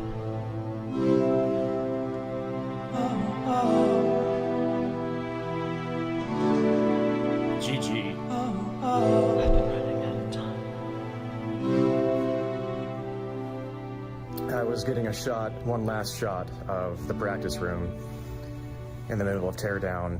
Then one of them saw me and told me, basically, in not as many words, to get the F out if I wasn't a part of teardown, which is understandable. It kind of got me at least willing to talk about how low I'm feeling right now, which I wasn't expecting. Before this goes any farther, I'd like to offer a warning that there is going to be a little dive into a mental health low. Warning! Laced mostly with my first major experience with post-con depression. I've been in a lot of events like this before, but normally I just, toward the end of the event, I'm either ready to take a rest, to be able to take time to process everything that happened, or it was just all so positive that I'm just washed over by the afterglow, by just the pure positive sensations. This time was different, and I wasn't prepared for it. And I also was not prepared for the interaction that I had with the World 9 Gaming staff member. And once again, before that goes any farther, I would like to state my opinion on the matter, which is, I don't really fault them. I was standing at the doorway of the practice room with my camera up, and what they exactly said when they saw me was, if you're not a part of the teardown crew, you can be doing that somewhere else. and they did not look or sound very pleased, and so I took a hint and I put my tail between my legs and left immediately. And I also felt like a steaming pile of crap about it, and it was just bad timing. I already happened to be experiencing a depressive low at the time, and it happened to be the thing to say to me with what I was feeling about my life at the time. That happened to hit me in the center of my heart. But did that person know that? No. Was I a part of Teardown Crew? No. Was it at the end of a long week where this person is a part of a crew that is doing constant, thankless work the entire time and probably being ignored by most people, and has been probably stressed out and overworked throughout the entire week, and they're missing the end of the event all the while? Yes. Would I be easily agitated if I were in that situation? Yeah. That's my take on it. And when I ended up talking about my feelings that are going to be coming up here, it was not supposed to be in response to that interaction, in response to that person. It just happened to be the interaction that made me feel like I wanted to talk about how I was feeling. And as you can probably tell, I'm doing mostly okay now. I'm doing about as well as I can do. I've struggled with major depressive disorder and generalized anxiety disorder and bipolar disorder and OCD and ADHD, just about every letter that you can think of for my entire life, and only been diagnosed with those things and treated for some of that time. So I've, at this point in my life, had a lot of experiences, a lot of episodes, and I've gotten experience from those events, and I'm still here.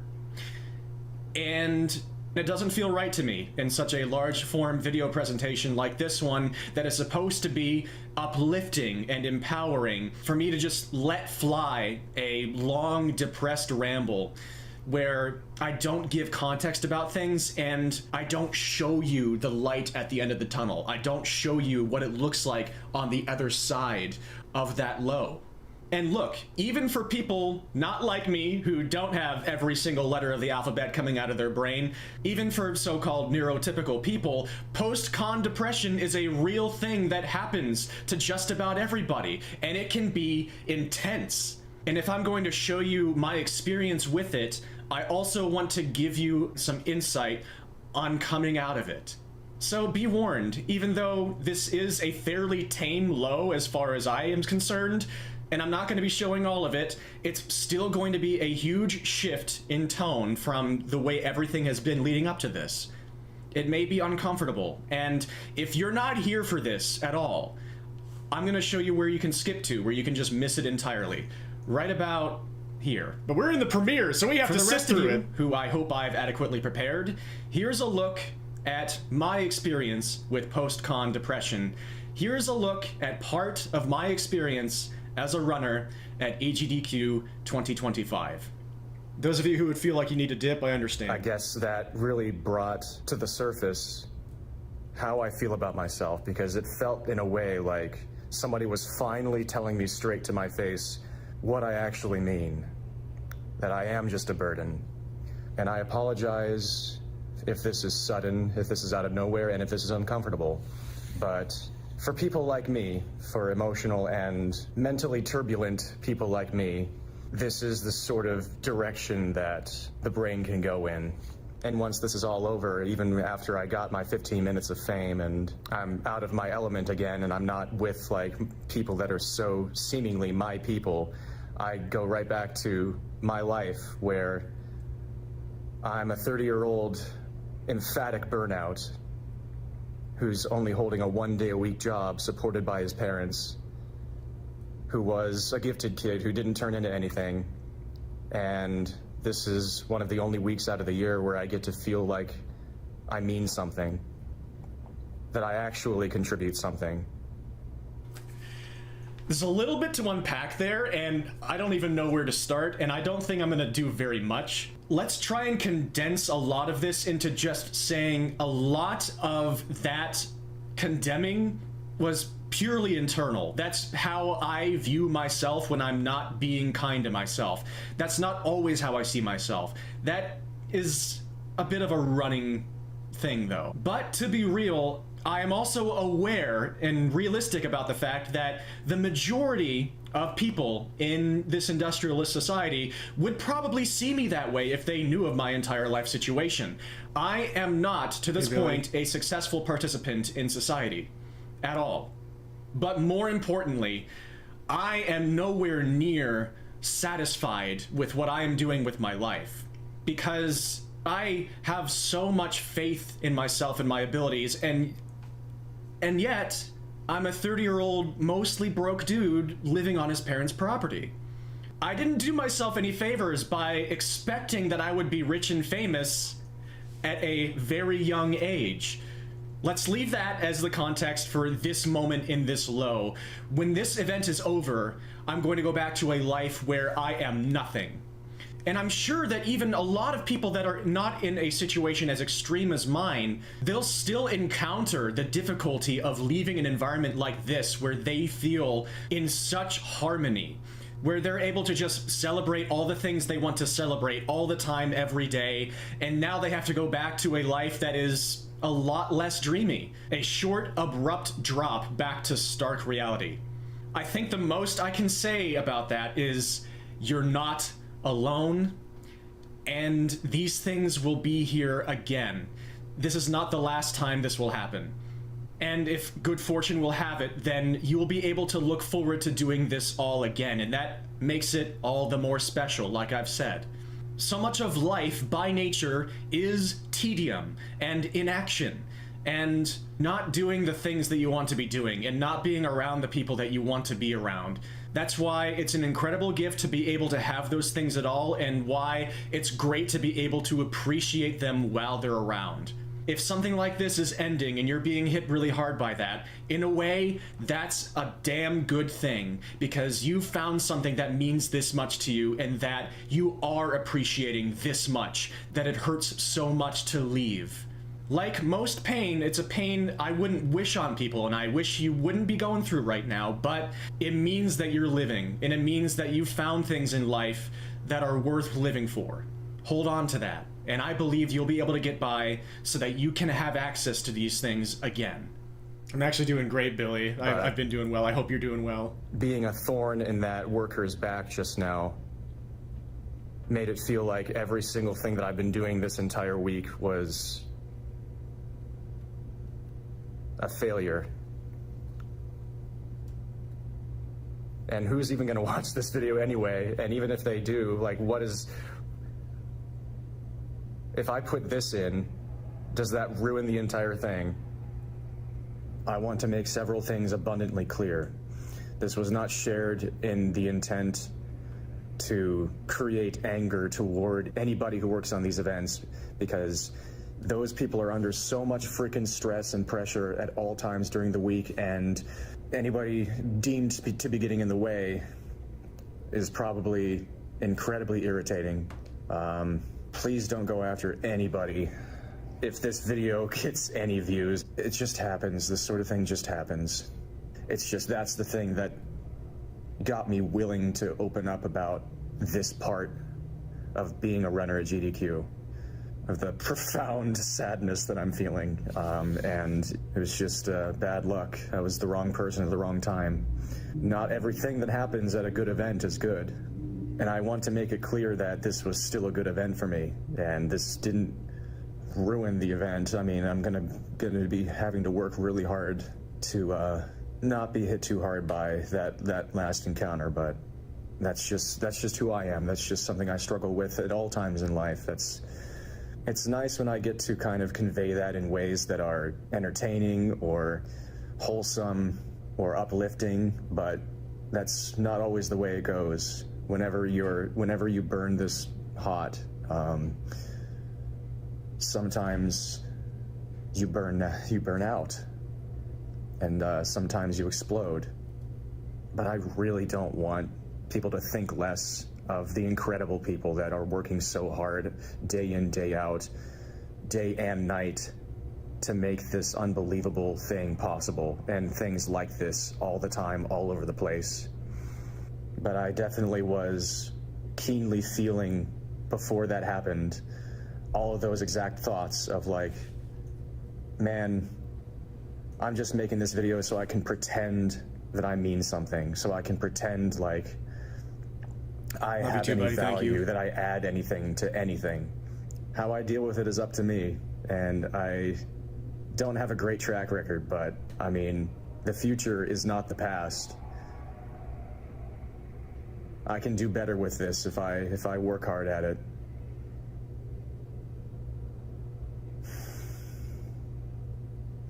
What if I just did better? What if I stood up to this in my brain? And I doubt that person meant it out of pure spite. I doubt that person meant that they hated me, that I am truly being a bad person by standing there with my camera up at that place at that time. That's just how it felt. That ball's in my court. And maybe I'm wrong. Maybe they really did see that and genuinely detest me. Okay. I can choose to be haunted by that to my grave. I know from my past that that's the way things tend to go with me, without me doing it intentionally, but I can choose to fight that. And I guess if I choose to put this out there, that's me kind of holding myself accountable. I got over it. So many of us out there have dealt with depression, are currently dealing with depression. This strange and elusive and smoke and mirrors thing that so many people don't really want to understand. And it's impossible to convey just how debilitating it really is. And small warning here, I've had a lot of moments in my life that I did not want to make it through, because I didn't see any point to a life where depression seemed to be the main exponent that was always going to be around, that was always going to be commanding every moment of my life. I never thought it was going to get better. There was just no logic, there was no evidence that pointed to things getting better. But here we are, less than a month after Agdq 2025 has ended, and I had that interaction with that World 9 gaming member, and that is the sort of thing that normally would haunt me, and I would be torturing myself with. And I got over it in about a day. That's whatever. These last 8 months, I've kind of changed, and things don't really sink as deep as they used to. And things don't hit as hard as they used to. And I can't fully explain why. I can cite certain medication combinations and aging, I don't know, it's just impossible to truly say for sure. I wish I could for those of you who are begging for answers. The only thing that I can truly say is that I just kept living. Despite the fact I had no idea if anything was going to improve at all. And because I kept living, one of the possible options of things that could happen was things could get better. And on that front, that seems to have happened. I'm still an unbelievable mess. And so is the world. And that's one of the things that is really hard for me to deal with as just an absurd people pleaser who is so passionate about the happiness of every single living being on the planet. I'm getting better about that too. I kept living, and inexplicably, some things are just feeling easier now. In a really complicated life, sometimes the only simple thing you have left is just to continue to exist, to continue to survive, and sometimes that's way harder than it ever should be. But compared to zero, absolutely any positive value in existence is infinitely greater than zero. It is literally infinity compared to zero. And as long as you stay alive, there is infinitely more good that is possible for you than if you are not. Compared to not being alive, literally infinitely many things are possible for you compared to not being alive. And some things just take time, and you just have to keep existing until existence gets a little bit better. And I can say now, in some really important ways, that existing has gotten better for me, when ways I really had given up on ever getting better. So much in part to my parents and my family and so many of my in real life friends and so many of those friends online and the ones that I hung out with at Agdq.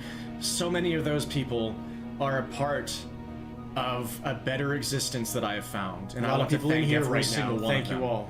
Your existence is just going to look different than mine because every single living being on this planet is infinitely different. And in a guide, and in a segment of the guide where I'm trying to guide about very tough things, I wish I could give better, more concise answers, but life is really complicated, and so are we. But things don't have to be simple to be manageable. You're stronger than you think. You'd be surprised what you can survive, and you'd be surprised what surviving can do for you. I'm sorry things got so intense, but that's me.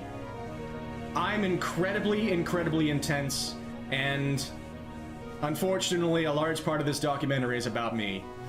But if my perspective can help you, then it was all worth it for me. This never was just a documentary about silly video games. Things never are just a game to me. This is genuinely my way of trying to improve the lives of every single person who watches this documentary. And beyond that, this is my way of existing. And I'm learning to be okay with that. And you don't have to be. That's okay. I'm just clawing around for bits of happiness and hoping to make the world a slightly better place all the while. Just like things like Agdq do for me, and they do for things like the Prevent Cancer Foundation. Oh, remember, this was a video about Agdq. I don't want to end this video on a bleak note. Screw that, man. This event ending sucks, but it happens, and it just means that we get to come back next time and celebrate life again. A bunch of like-minded people coming together to celebrate each other, no matter what they contribute to the world, no matter how the rest of the world sees them.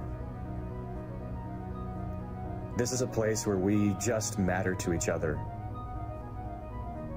If this segment can give people power, if this segment can make somebody feel like they have more than they came in with, then I guess it was worth it to make this and put it in. And I'm taking very, very, very small steps forward, and I often take large steps back. But I'm not going to let that stop me from trying to keep taking steps forward.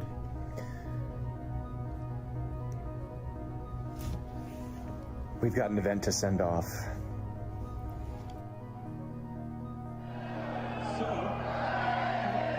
Everyone in Twitch chat, have you heard about Prime Gaming? Y'all made it through it. Did you guys know that there is... And so did I. Now that I've got you all feeling very as I always have, and as you always can. Or angry, or saying, Celia, you talk about not wanting to be an influencer, but then talk about wanting to make people feel positive or empowered. Isn't that influencing? Stop it. Well, in the aftermath, I'm just running up and down the stairs 5 to 10 times, getting my endorphins. Maybe that'll help. I'm addicted to them. What can you do? Here we go.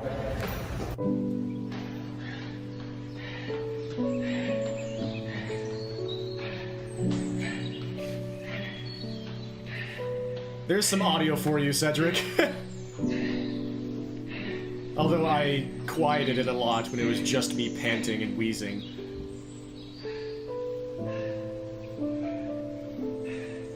That didn't feel like close to failure. Like my workouts usually do when they're satisfying. Do I go one more time?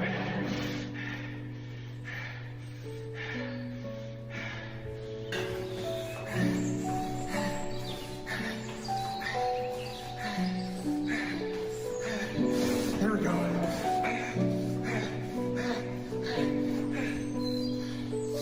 Still not that much, actually. But that's probably good for now, or else it might get hurt. You know what else workouts might help for me with? Giving me pain after I feel like I deserve it, but it gets to masquerade as health. Sorry. I promise I'm done with that now. I never like to actually talk about things like that. I have my endorphins. Yay! That's fine, Cedric. I mean...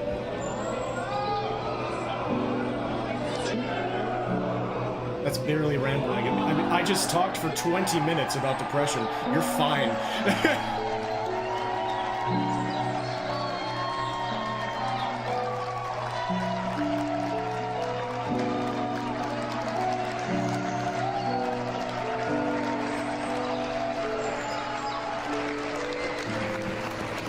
Echoes of Wisdom was awesome.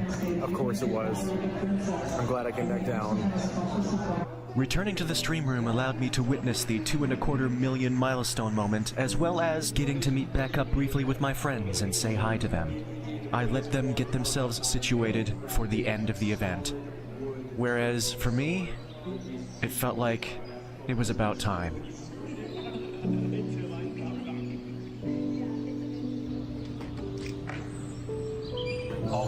All together. In a row? All together. I forgot I did this.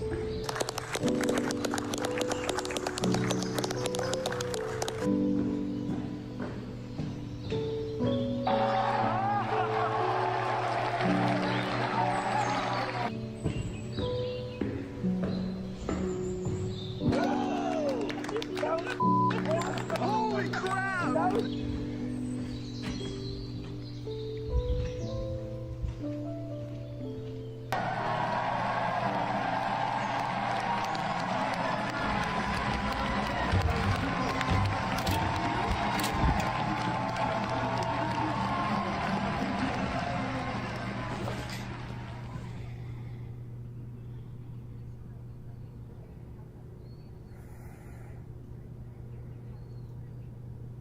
I think I'm gonna go ahead and drift off while the last run is playing. Not because it's boring, just because it feels right. What an event. Thank you, Agdq. Welcome back, Swords. The Legend Mega is heading out, and we're all getting ready. It really is happening. Why don't you make like a tree and get the f out of here? Until next time, friend. Love you, Mad Mega. See you next.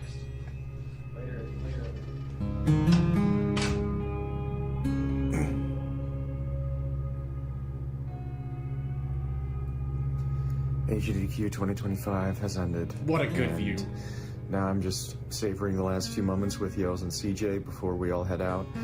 And I just want to take another moment to thank all these boys because I am very, very fond of all of them, and they're always treating me incredibly well. So I can't possibly express enough gratitude for how enjoyable the event is, and so much in part due to their hospitality and everything.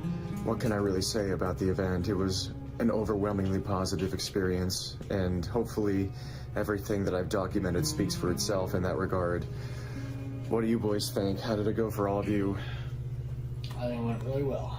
We'll do it again the same way. Yeah. So would I. It was magnificent. Yeah. A wonderful week. Truly. Thanks very much in part to both of you. Thank you. Thank you.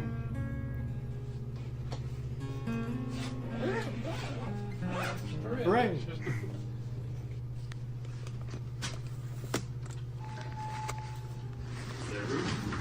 Mm-hmm.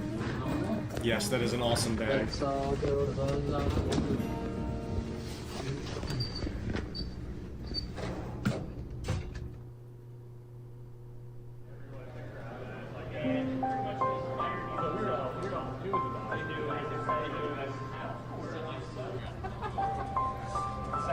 Love you, Yells.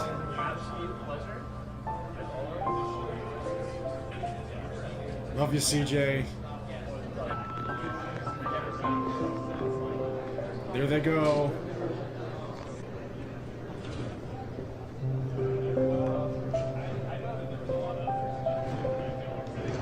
Till next time.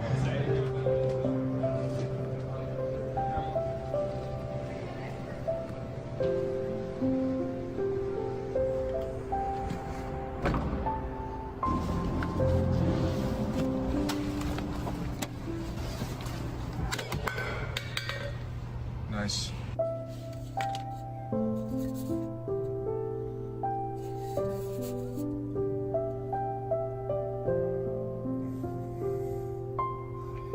Time to go home.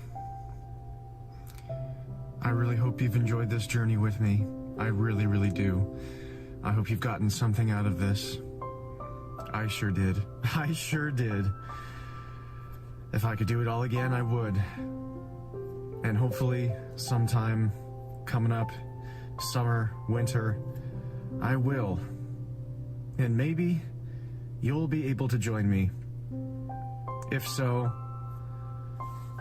you'll have your own experience, but this was mine. Thank you so much for watching.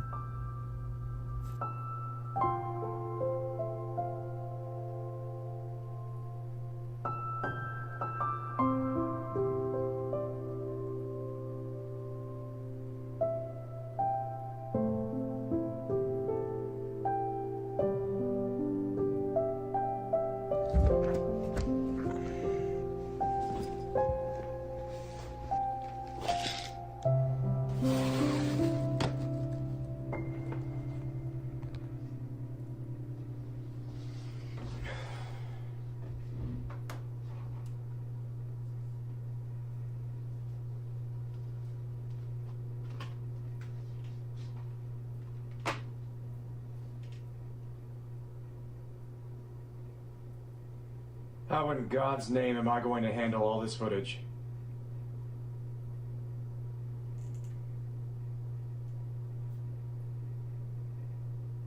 Guess I better get started.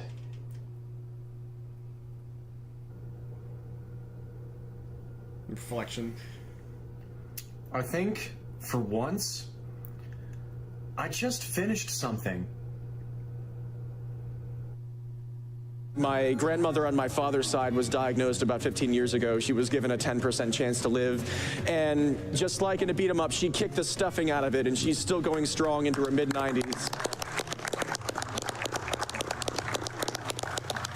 Thank you. And unfortunately, it doesn't end so well for so many of us, and we can't say the same thing. It's just such a harrowing and terrible and prevalent thing in the entire world.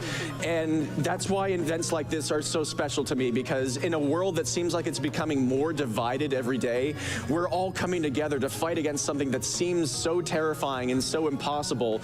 And it brings me hope, not just against cancer, but in general in life. And to be a part of this is an absolute dream come true. And I can't thank everybody enough that is a part of this, the Games Committee for having me, everybody who's behind the scenes here, everybody in general, everybody who's watching, everybody who's donating, the people behind me who have my back here, everybody at home. Thank you to my parents, to the Cute Streamer Collective, the CSC, Liz, Matt, and Evie. So many of you, too many people to thank. Thank you all so much. And Apollo, Teddy, Will, your story will continue. I have been Saria, and I will continue to be, despite everything. Thank you all so much for everything, and act with love and sincerity, everybody, as my lovers say. Dream on, folks. Peace.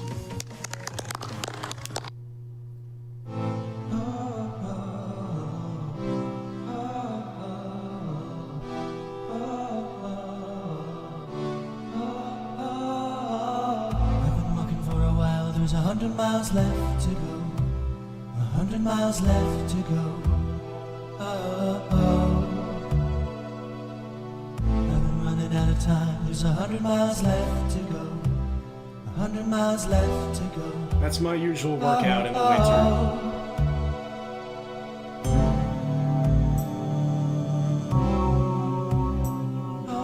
That was one of my many hopes, Swords. Which, you know, I mentioned how this could be potentially frustrating, you know, my constant sentiment about, you know, you should come if you want to. So many people can't that want to. And that's tough, that's frustrating. I wish I could do something about that. But this was something I could do, was this.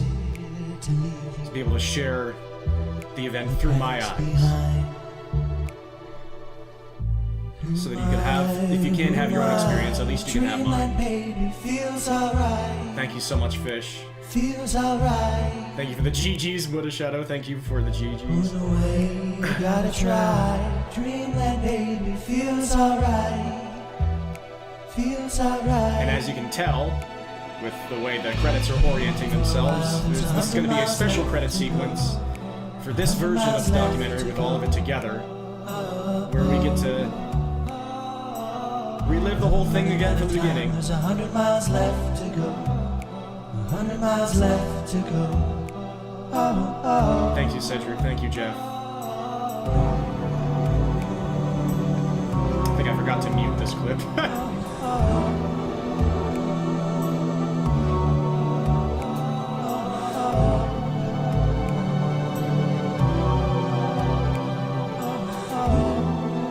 This is a cover of 100 Miles that I made for this documentary. Seek out trouble outside, shining cute and subtle. You could never know. But the devil's back whispering in my ear. But lately I am someone else. I'm walking safely. Will be that close. Same here, Buddha Shadow. Dreamland, baby, feels alright. Feels alright. If it's never there again, then I'll be a little sad, but I'll just be so grateful for the 2 times I was able to experience it right in my backyard.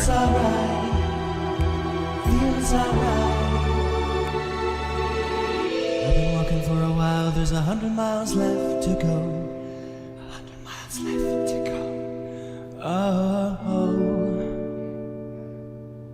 I've been running out of time, there's 100 miles left to go. 100 miles left to go. Oh, I've been walking for a while. Thank you, Jace.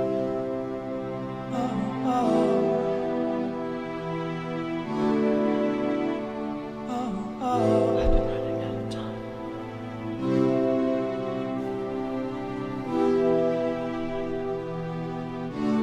And if you were in this video and you saw yourself, especially if you were like prominently featured in the shot, and your name doesn't come up in these credits, I apologize.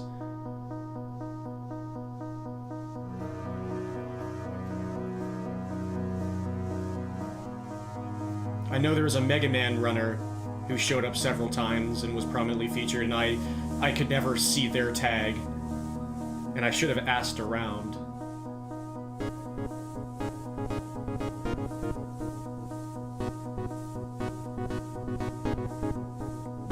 That room went just the way Mega was hoping it would. And this tune right here is another one I made just for this documentary.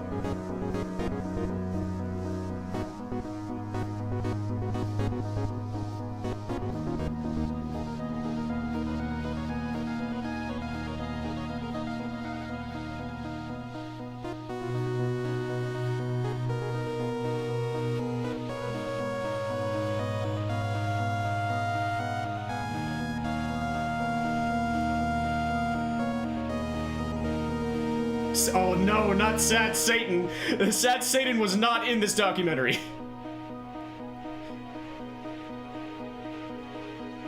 It might have distracted from the main message.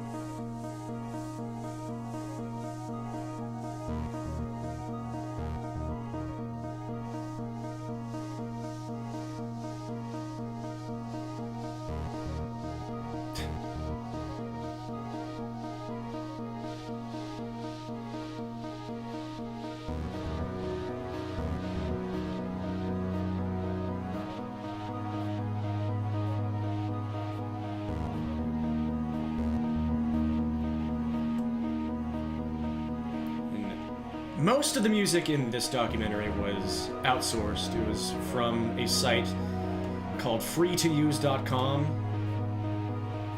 So you'll be able to see all of those tracks listed, mostly in chronological order. A couple of them were reused.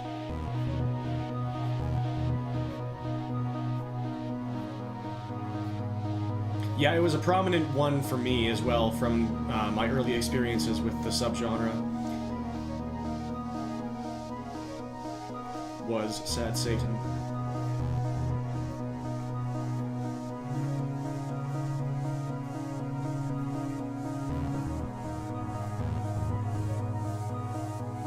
I really feel like such a true filmmaker having my credits be like 12 minutes long. Because there was just that much to credit. And I'm sure I missed some things. Like, I didn't credit, like, every single source of every sound effect I used. Oh no! Well... It took hours, but we finally have reached buffering. Fortunate that it never occurred once throughout the entire documentary in the body.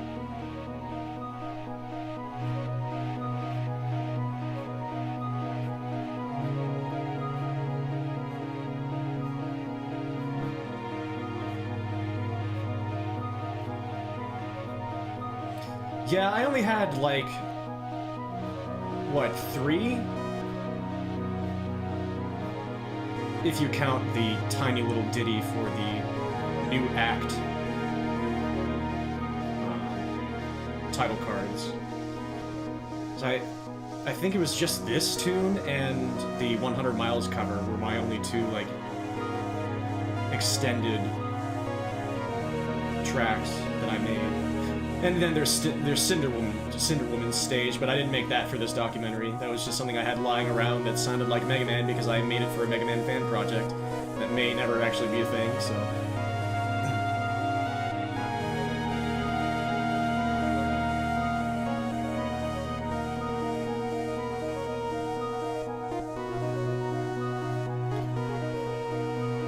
What were all of your favorite parts, those of you who have one, who have been here for long enough to have one that rose to the top that would feel like sharing? What were your favorite parts of my experience? And if you haven't gone to GDQ before, and if you were to go, based on what you've seen, where do you think you would end up? Where do you think you would spend the most of your time?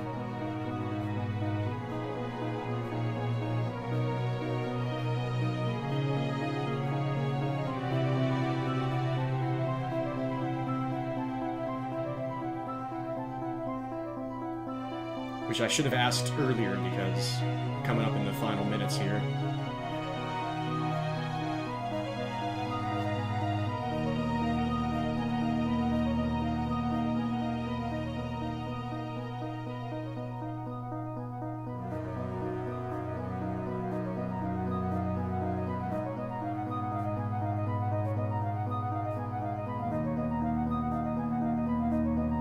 Wherever there were a bunch of old video games to F around with, honestly. The Casa Grande things piqued your interest. Yeah, that was also a very easy place to just sit down and hang out. Very easy to watch. Loved the Crazy Taxi bit. Nest Block looked amazing. Kusa was fascinating. I'm glad that you were one of the people that found the ending part worthwhile. I'm very glad it was not for nothing.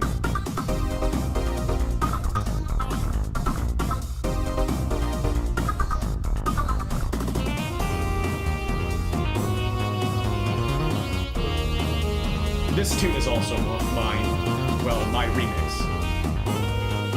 But it wasn't expressly made for this documentary.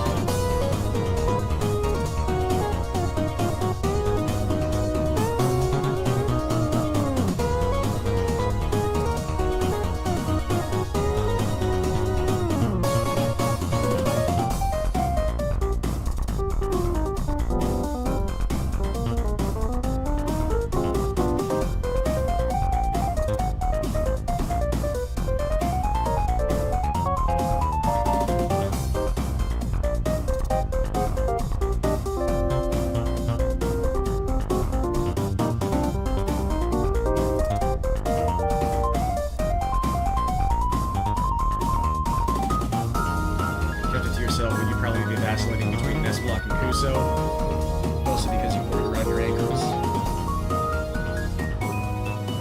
Yep.